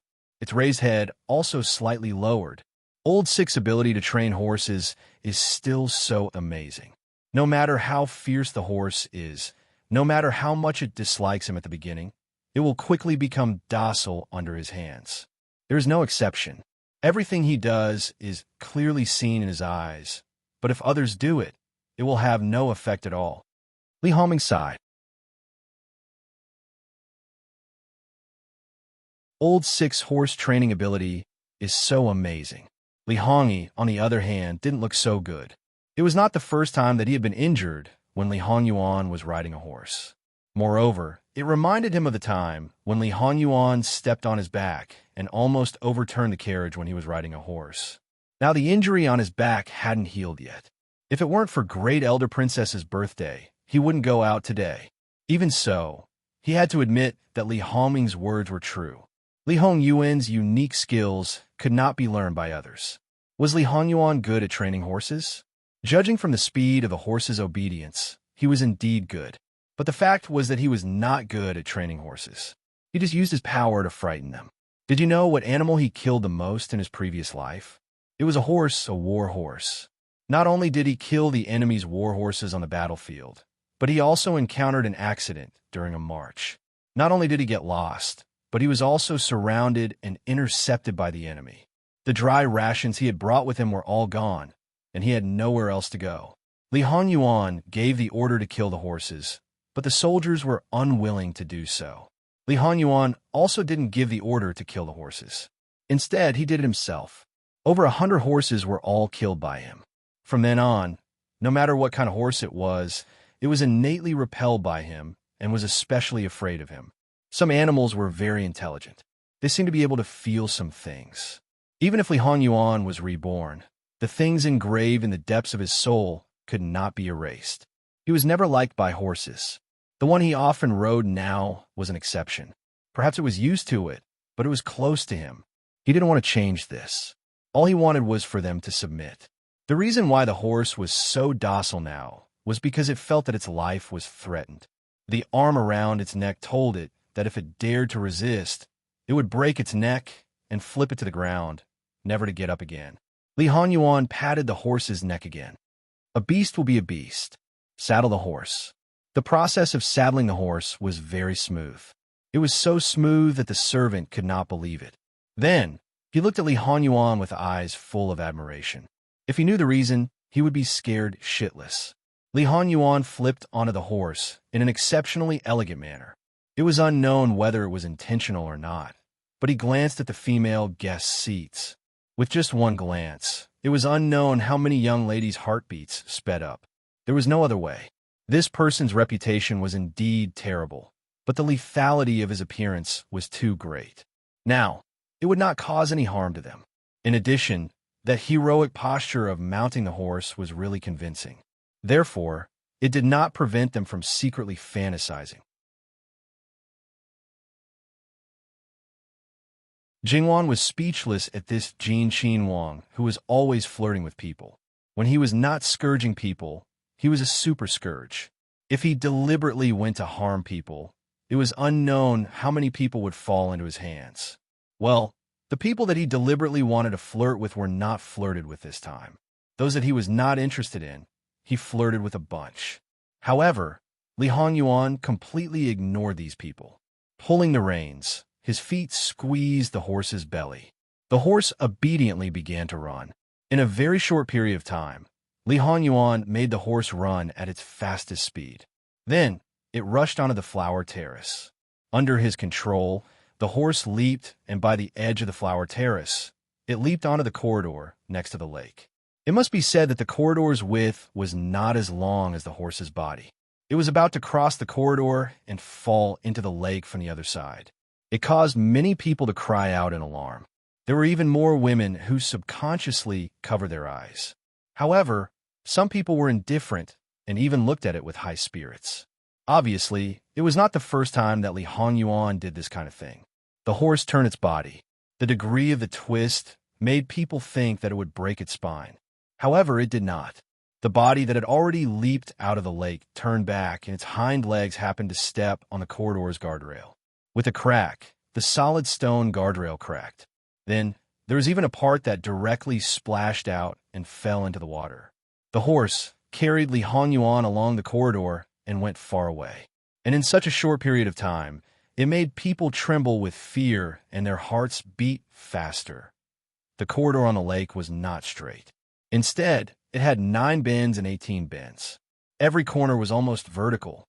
In some places, the distance between the 2 corners was also less than the length of the horse's body. But even so, the horse was always able to smoothly pass through. Later, you would find that it did not even touch the guardrail. It must be said that Jin Xinhuang's riding skills are really superb. If I didn't know that this horse was indeed transported back to the capital from outside and entered Great Princess Royal's Fu, I would have thought that Jin Xinhuang was its former master. With this degree of proficiency in riding, no one would believe that it was the first time he cooperated with it. Prince Consort Jiang sighed and said, in fact, his heart was a bit sour. Although this horse was new, in reality, it was not new. He had only tried to ride it once or twice, and this beast was not very cooperative. It was lazy, as if it did not want to pay attention to him. Now that it was running, it was really a white-eyed horse. The others at the side all nodded in agreement. Li Hongyuan once again straddled the 2 close-by corridors. Originally, they thought that the previous play would repeat itself. However, everyone was wrong once again. The horse directly stepped on the guardrail, and its entire body soared into the air.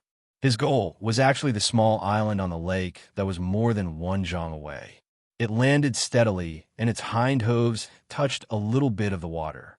That force also splashed a lot of water. Stepping on the flowers, crossing over the flowers and trees, it leaped onto a lower rockery.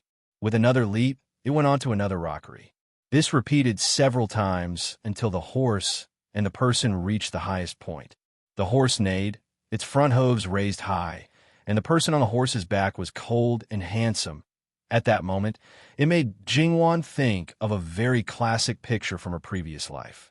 The appearance of a certain great Western emperor riding a divine horse and facing the wind was truly. Even those who didn't like Li Hongyuan couldn't help secretly applauding at this moment, not to mention those young masters who had only heard of Li Hongyuan's bad reputation, but actually had little contact with him.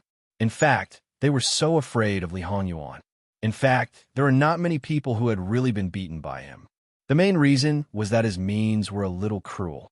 1 person spread it to 10 people, and 10 people spread it to 100 people.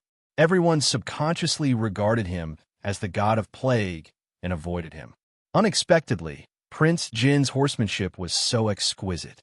As the saying went, it was easy to go up, but difficult to come down. Was it difficult for Li Hongyuan? He told you with action that it was not difficult.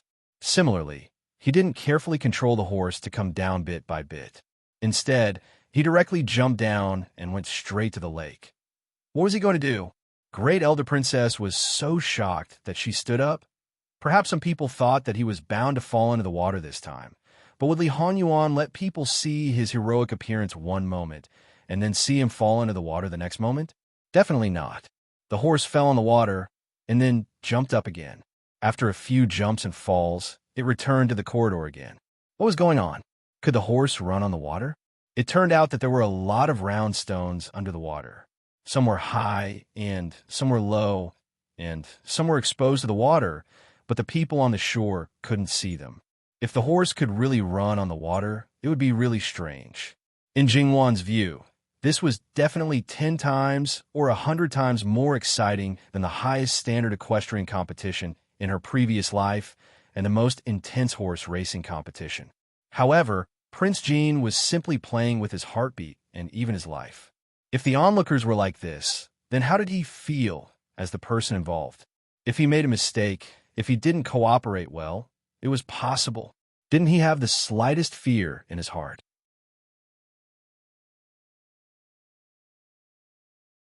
Seeing that he was so bold and controlled the horse without stagnation, what gave him such confidence and fearlessness? Going back along the corridor, Li Honyuan went ashore and landed on the men's side. He slid off the horse, and the horse trotted a few steps before stopping. Compared with Li Hongyuan's refreshed look, the horse was a little breathless. Prince Consort Jiang was so distressed that he hurriedly asked someone to take the horse back to take care of it. Li Hongyuan's riding skills were beyond doubt, but according to his way of playing, few horses could last him for a long time. Did this performance pass? It was more than pass. She might not see it a second time in her life. Those who thought that their riding skills were excellent would probably not dare to brag about it in the future. However, should she give Li Honyuan a reward? Great Elder Princess gritted her teeth and said that she shouldn't even think about it. It was good enough that she didn't ask him for compensation for destroying the things in her mansion. As for this reward, Jingwan wouldn't want it, but Ruan Fangfei wanted it. She didn't care about what it was, but cared about its relationship with Li Honyuan. Unfortunately, she couldn't ask for it. However, after such an experience, no one remembered that Ruan Fangfei was a poet. In the past, it had already been spread all over the country. Even some old adults might praise it. If the limelight had been stolen by others, she might have bitten the other party to death in her heart, or think of a way to get it back after the event. However, it was Li Honyuan. Not only did she not hate him, but her whole heart was fluttering. Anyway, he would be hers, so it didn't matter. There were 8 rewards before, and now there were still 8 rewards. Then they continued. Master, it's time for the banquet. It turned out that she was so happy that she forgot the time. Great Elder Princess made the decision to continue the banquet the next day. As for the opera after the banquet, it was all canceled. Great Elder Princess was the birthday girl today. She was originally the eldest, so Prince Consort Jiang couldn't do anything. Great Elder Princess had already said that if they couldn't take all 8 rewards in the first round, the second round would be held. If they couldn't take all 8 rewards in the second round, the group of young masters were all very depressed. If they were asked to choose what they were good at like Prince Jean, it wouldn't take long for them to divide all the rewards, let alone 8. Unfortunately, when it came to Great Elder Princess, they still had to follow the rules obediently. Prince Jean was the only one, so there was no way to imitate him. Before taking the banquet, Jingwan went to Madame Luo and asked, Grandma, where is 4th sister? I found her. Now she's in the guest courtyard of Great Elder Princess's mansion. I'll ask someone to keep an eye on her. Jingwan nodded. If she rushed out of Great Elder Princess's mansion with a pig's head, she would be criticized by others. She might even offend Great Elder Princess. Granddaughter, go and see her. Old Madame Luo nodded. She knew that Jingwan had a good temper, but she was definitely not the type to repay evil with good. It was normal for Jingwan to want to teach her a lesson because of what Jingwan had done. She knew that Jingwan would do things with discretion, so she didn't need to remind her. Jingwan found the place where Luo Jingying was. Her 2 maids and wet nurse were outside the door. When they saw Jingwan, they almost shrank into a ball. Luo Jingying's condition was worse than she had expected. Perhaps because she was disobedient, her grandma directly ordered people to tie her up and gag her. Her red and swollen face was exposed. Seeing Jingwan, Luo Jingying, who had been quiet, went crazy again. She stood up and wanted to hit Jingwan. However, the two old maids left by Madame Luo were not to be trifled with. They quickly held her down and forced her to sit back. Luo Jingying stared at Jingwan. Her hatred was almost tangible. She kept murmuring to Jingwan. Jingwan looked at her calmly and even reached out to touch her face. This time, her grandma probably really wanted to punish her severely. It had been so long, but she hadn't asked anyone to apply medicine to her face. Luo Jingying wanted to turn her head away. Unfortunately, before Jingwan could do anything, an old maid pinched her neck and forced her to turn her head. If her eyes could kill, the old maid would have been stabbed into meat paste. However, the old maid didn't care. On the one hand, she probably wanted to please Jingwan. On the other hand, she probably wanted to vent her resentment. It was not easy for them to come to Great Elder Princess's mansion. However, because of this girl, they had to stay here instead of watching the fun outside. Apart from other things, they could see so many noble people, which was enough for them to go back and show off for a long time. Now, if they were asked, they couldn't give a good explanation. How shameful it would be. Because Jingwan's fingers were still bandaged, they were naturally not as smooth as her fingers. She rubbed Luo Jingying's face back and forth, making Luo Jingying roar even more fiercely. Do you know what you look like now? Go get a basin of water and let our fourth miss look at herself. She can see more clearly than a bronze mirror. Since Luo Jingying always made trouble for her fourth miss, Jingwan's maids were naturally very angry. At this moment, they were very active in getting water. They moved a stool and put the basin of water in front of Luo Jingying. In order to prevent her from kicking over the basin, the old maid simply tied her feet to the legs of the chair. Jingwan didn't agree with this method.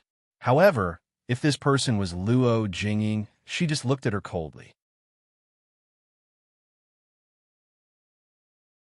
Jingwan pointed at the basin of water and said, "Look at yourself." Seeing that she still straightened her neck and stared at Jingwan fiercely, the old maid said, "It's probably inconvenient for 4th Mississippi help her." Without hesitation, the old maid held her head and pressed it above the basin of water. Even if Luo Jingying didn't want to see it, her swollen face was reflected in her eyes at the first moment. Luo Jingying knew that her face was terrible, but she didn't expect it to be so terrible. Like many other girls, she valued her face more than her life. Now she looked like this. Luo Jingying widened her eyes and even couldn't believe that it was her. She began to struggle desperately, trying to overturn the basin of water. Unfortunately, you know better than me what kind of person Li Ruyu is. When you went to find her, you should have thought of the possibility of being bitten by her. Even if you wanted to set me up, there are so many princesses and ladies with much higher status than me. Why did you have to find her? Of course, she has an advantage over others. She has a small conflict with me, so it's easier for you to sow discord. In fact, there was probably another reason that Li Ruyu was reckless and brainless. Jingwan knew that, so did Luo Jingying. However, it was difficult to control this kind of person who did everything according to her own preferences. The others are different. They may be tempted, but they won't do anything impolite. They are more likely to exchange benefits with me. Maybe they can use this opportunity to get closer to me. This is not what you want to see. Speaking of which, your ultimate goal is undoubtedly the secret formula in my hands. Actually, if you were more patient and slowly plotted, I would have taken out the formula in my hands sooner or later. After all, Sister Jia and the others are also using it. It's only a matter of time before they find out. They are of noble status, so it's impossible for me not to give it to them. To me, it doesn't matter if it's one person or a group of people. As long as it's an outsider, it doesn't make a difference. That's why I'm curious. What made you so angry and impatient that you used such a simple and crude method? You didn't even try to hide your true intentions. Third Aunt definitely didn't teach you to do this. Tell me, if Third Aunt finds out about this, will she die of anger? You've ruined her heroic reputation. Jingwan leisurely sat down beside her and tilted her head to look at her.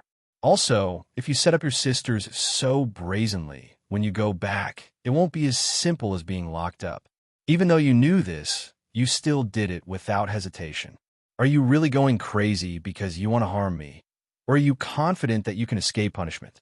Luo Jingying kept murmuring to Jingwan, I know you won't tell me. I was just asking and didn't want an answer, so I didn't intend to let you go.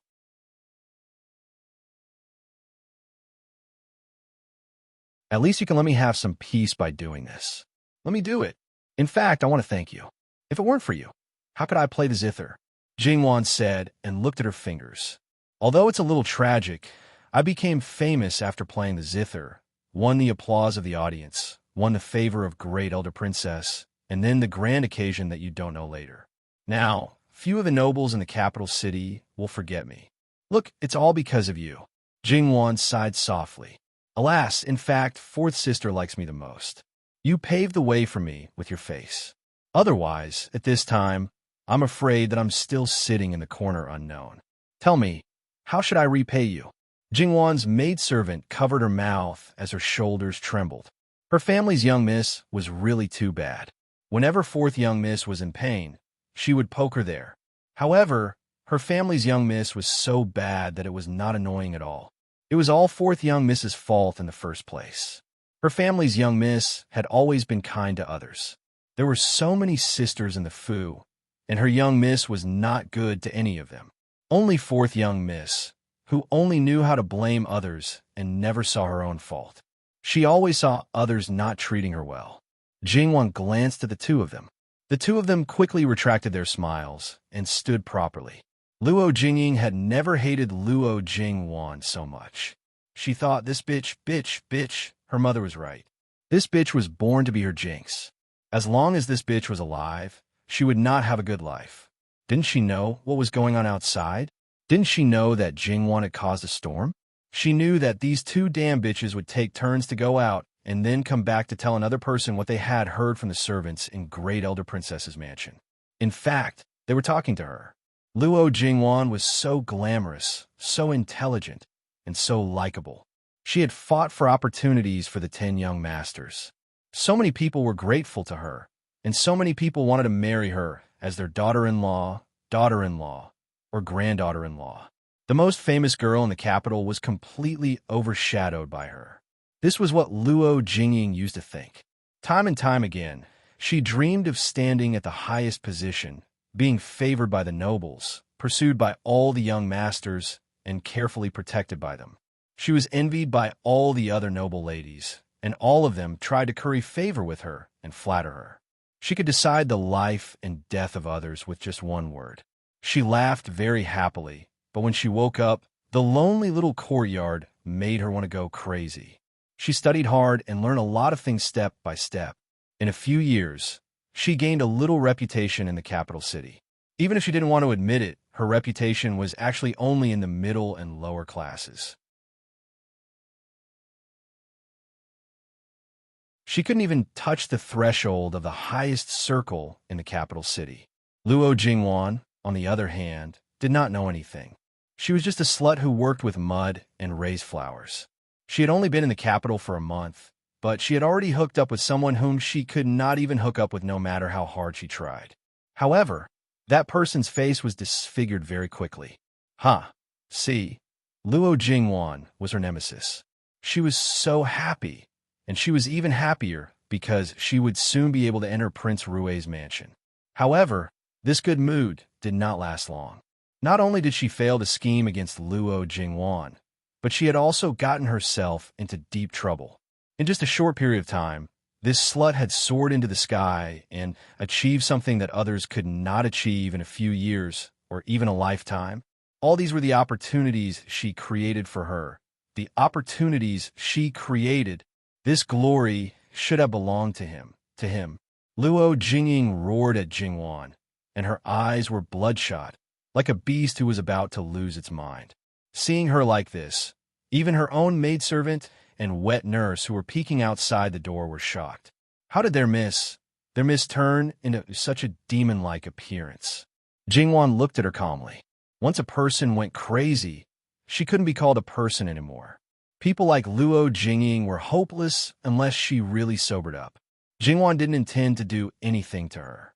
Her grandmother would deal with her. She didn't want to dirty her hands. Now it was enough to provoke her. By the way, when she went back, she would tell concubine Juan of the third branch that the drum was guarded and not anyone could beat it.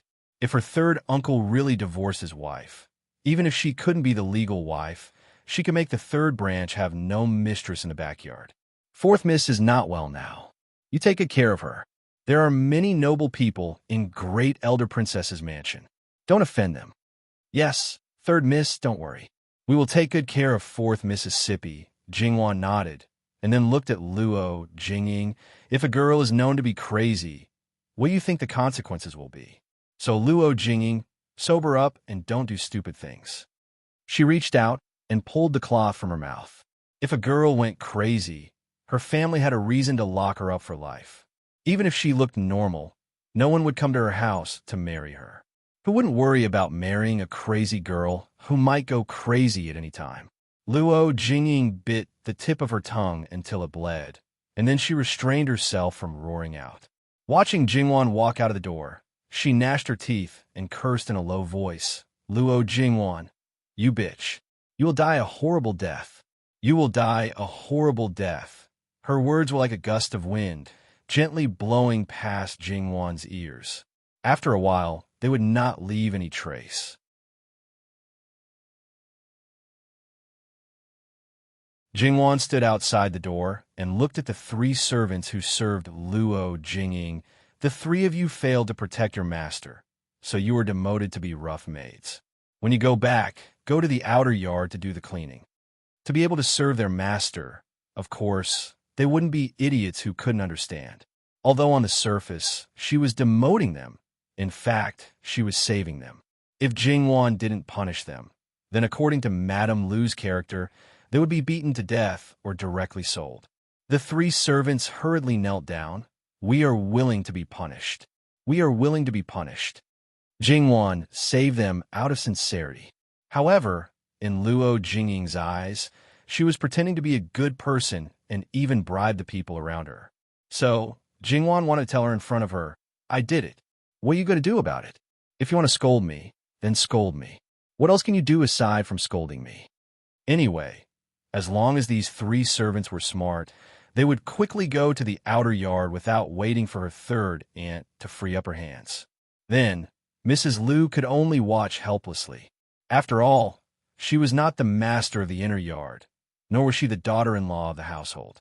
At most, she could manage the people and things in her own yard. She had no right to intervene in other places. After leaving the guest courtyard, Jingwan saw son Ijia waiting there. She smiled. Sister Jiao, why are you here? Aren't I waiting for you to come together? Have you dealt with it? She looked inside as if she was referring to something. There's nothing to deal with. I just said a few words. Son Ijia had seen the power of Sister Wan's words. Usually, she was good, but in special situations, the people she targeted could only pray for themselves. For a formal banquet, the female guest table was naturally in the inner yard, and the male guest table was in the outer yard. The guest courtyard for the female guests was naturally in the inner yard, and it wasn't particularly far from here. It must be said that this banquet wasn't something that could be held as, and when one said so, the delay wasn't a big deal. The two of them chatted and laughed as they walked. Then, Jingwan was intercepted again on the way. Although one of the people who intercepted her was a maidservant that she didn't recognize, the other was Luo Peishan's manservant. Third young lady, Master is looking for you to go to the outer yard. Are you sure that grandfather is looking for me? It wasn't that Jingwan suspected anything, but that her grandfather wouldn't look for her during a meal. That manservant smiled. As expected, I can't hide it from third young lady. Actually, it's Grand Secretary Jiang and Prince Consort Jiang. All right, Jingwan understood. They couldn't wait any longer. Forget it. She could understand their feelings. All right, then I'll go over. Sister Jiao, what about you? Do you want to come with me?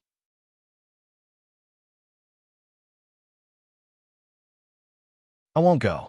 With you around, I'll only be left out, so I won't go. All right, then go take your seat, my future sister-in-law. Jingwan replied with a smile. Sun Ijia was embarrassed and angry. She was so angry that she wanted to pinch her. You really don't lose out at all with that mouth of yours. Jingwan dodged her evil claws and left without looking back. To avoid clashing with other people, Jingwan was directly led to Prince Consort Zhang's outer study. All right, the people waiting here were not only her grandfather, but also the two people that the manservant mentioned. Other than Lord Dewu, there was also the Grand Secretary, Ruan Ruizhong. Because someone in Jiangji's family was related to Prince Rui's family by marriage, he was tacitly considered to be part of Prince Rui's family. In fact, he was a relatively neutral person. Apart from his duties, he didn't like to meddle in other people's business. When he had nothing to do, he would play the zither, study the zither scores, drink with his old friends, and occasionally take the birdcage out for a walk after a break. Therefore, it could be said that the people gathered here, including Prince Consort Jiang, who had no authority, were all neutral people. Jingwan greeted them one by one. Among these people, other than Prince Consort Jiang, they were all in high positions and had accumulated a lot of power. Even Prince Consort Jiang was used to dealing with influential people, so the aura on his body was naturally extraordinary. If a normal young lady saw this for the first time, they would be a bit scared and trembling. Even those princesses and infanta were the same. However, Jingwan wasn't like that. She was well-behaved and had a natural expression. She stood upright with her eyes slightly lowered. Whether this was an act or if it was real, it naturally couldn't be hidden from this group of old people who had become shrewd. They nodded slightly with some praise. To say something disgraceful, this young lady, even if she was the empress who was the mother of the world, she didn't need to train and adapt. She could sit steadily and maintain her composure at the fastest speed. Grand Secretary Ruan sighed a bit. She originally thought that her youngest daughter of the first wife was already at the top of her age. Now, it seemed that she was still far from it. People of their status and age naturally wouldn't judge a person based on talent. Think about it. Jingwan had already reached the height of being the mother of the world in their eyes. Naturally, there was nothing to nitpick about. Grand Secretary Zhang's gaze landed on Jingwan's hand. Although half of it was covered by her sleeve, it could still be seen. He frowned with some displeasure. You hurt your hand? This hand is the most important for a zither player. How could you be so careless? Replying to my lord, my daughter accidentally entered the realm today, which resulted in this result. In reality, my daughter's zither skills haven't reached that level yet. Naturally, I will be more careful in the future. Grand Secretary Zhang's brows then relaxed. That zither isn't suitable for you. When you practice, change to a more suitable one. Yes, my daughter will remember my lord's teachings. Rinxuan, she's still a young lady. Don't be so serious. Be careful not to scare her. This young lady's music is amazing. Who knows? She might even become your close friend.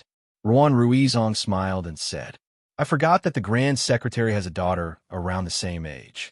It seems that the Grand Secretary is used to being a loving father and is especially protective of young ladies around the same age. It's hard to say whether they'll become close friends or not. In such matters, the one who reaches the top is the first. If fate allows it in the future, it's not impossible to have such a young friend. Jingwan smiled. Although Grand Secretary Zhang's words and actions were a bit reserved and cold, he was a rare, open-minded, and straightforward person. To be able to sit in the position of Grand Secretary in the inner pavilion, the Zhang family must have put in a lot of effort. If my granddaughter has nothing to do, just take care of the flowers. Don't do things like playing the zither that will hurt your hand. When Luo Peishan knew that Jingwan had hurt her hand, his heart ached. Therefore, it was better for her to not play the zither in the future. She should take care of the flowers and draw a few strokes when she had nothing to do. When she was bored, she should read the newspaper. Otherwise, she could chat with her grandfather about her experiences in taking care of flowers. Grand Secretary Jiang looked at Luo Peishan and frowned. Just as he was about to say something, Prince Consort Jiang immediately stood up. This uncle of his was obsessed with the zither and would not allow anyone to say anything bad about him. Miss Luo's hand is injured. I'm afraid she won't be able to copy it. Does the Luo family have this music score? The music score is in Qi, in prefecture and was not brought to the capital. The injury is not serious and will not affect it much. The fingers are connected to the heart. Let's talk about it after your injury is healed. Although Grand Secretary Jiang was eager to get the music score, he could not be unreasonable. Rest assured, my lord, it's really not serious. It could only be said that Jingwan's medicine was miraculous. The most painful moment had passed, and she did not feel much pain now. My daughter can write it down now. You really won't force it? I won't force it. Okay, then write it down now. Grand Secretary Jiang's tone had a trace of eagerness. The others smiled, but did not say anything. At this moment, the servants were all outside. Prince Consort Jiang was very active in grinding. Jingwan was slightly stunned. Well, there was no need to be so anxious.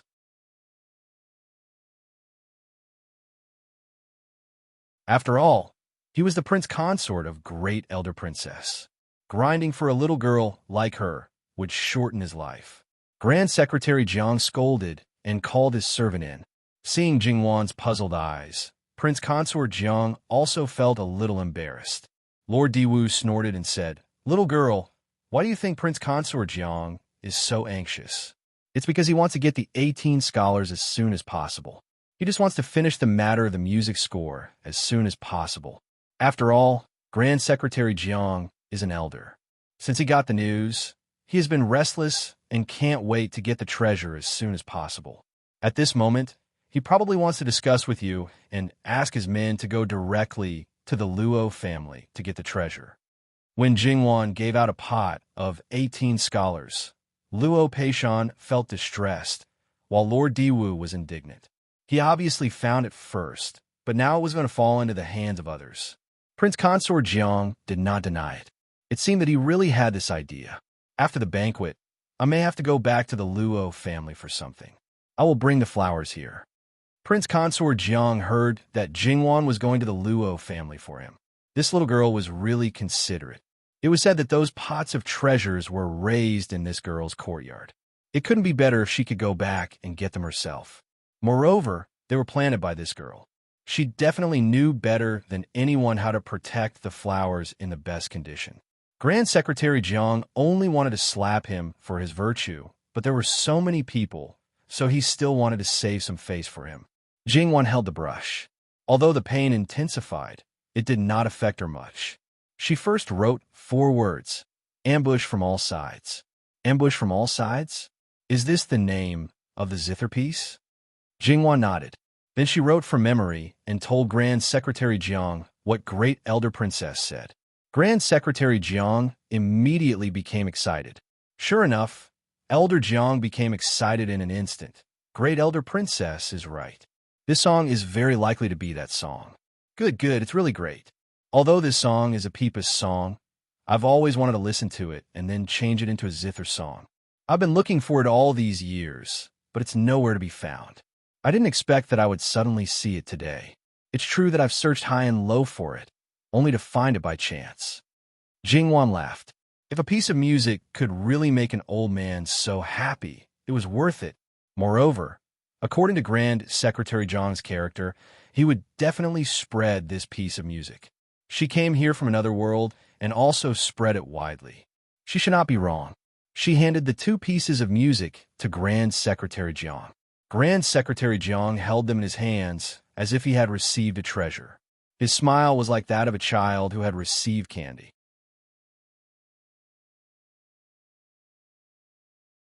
After this matter was over, they could talk about other things. What else could they do except for flowers? When they were about to speak, Prince Consort Jiang's servant's voice sounded from outside the door. Prince Consort, His Majesty's Imperial Edict has arrived. They were all used to receiving imperial edicts, so the people in the study were all calm. Luo Peishan told Jingwan a few words, and then Prince Consort Jiang asked someone to take her away. All the people in the mansion had to be present. Jingwan joined the group of female guests from the side. The imperial edict was a reward for Great Elder Princess. However, the eunuch also brought an oral edict. More or less, that evil spawn of a son of this emperor was indeed a person without good fortune. It was really a happy thing that son Ijia was safe and sound. The wedding date did not need to be postponed. Sunijia was supposed to get married on the same day as before. The place where she would settle down at the end would just be changed. Well, there would basically be no more mistakes in this matter. Except that the Luo family would be very busy. There was nothing else. That you're tuning in to the Romance Rendezvous YouTube channel. We're so grateful for your support, and don't forget to subscribe to join us on this incredible journey through captivating stories. Your generosity through donations truly makes a world of difference, as it's the primary source of revenue that allows me to expand and enhance this channel for you. Thank you from the bottom of my heart for being a part of this adventure.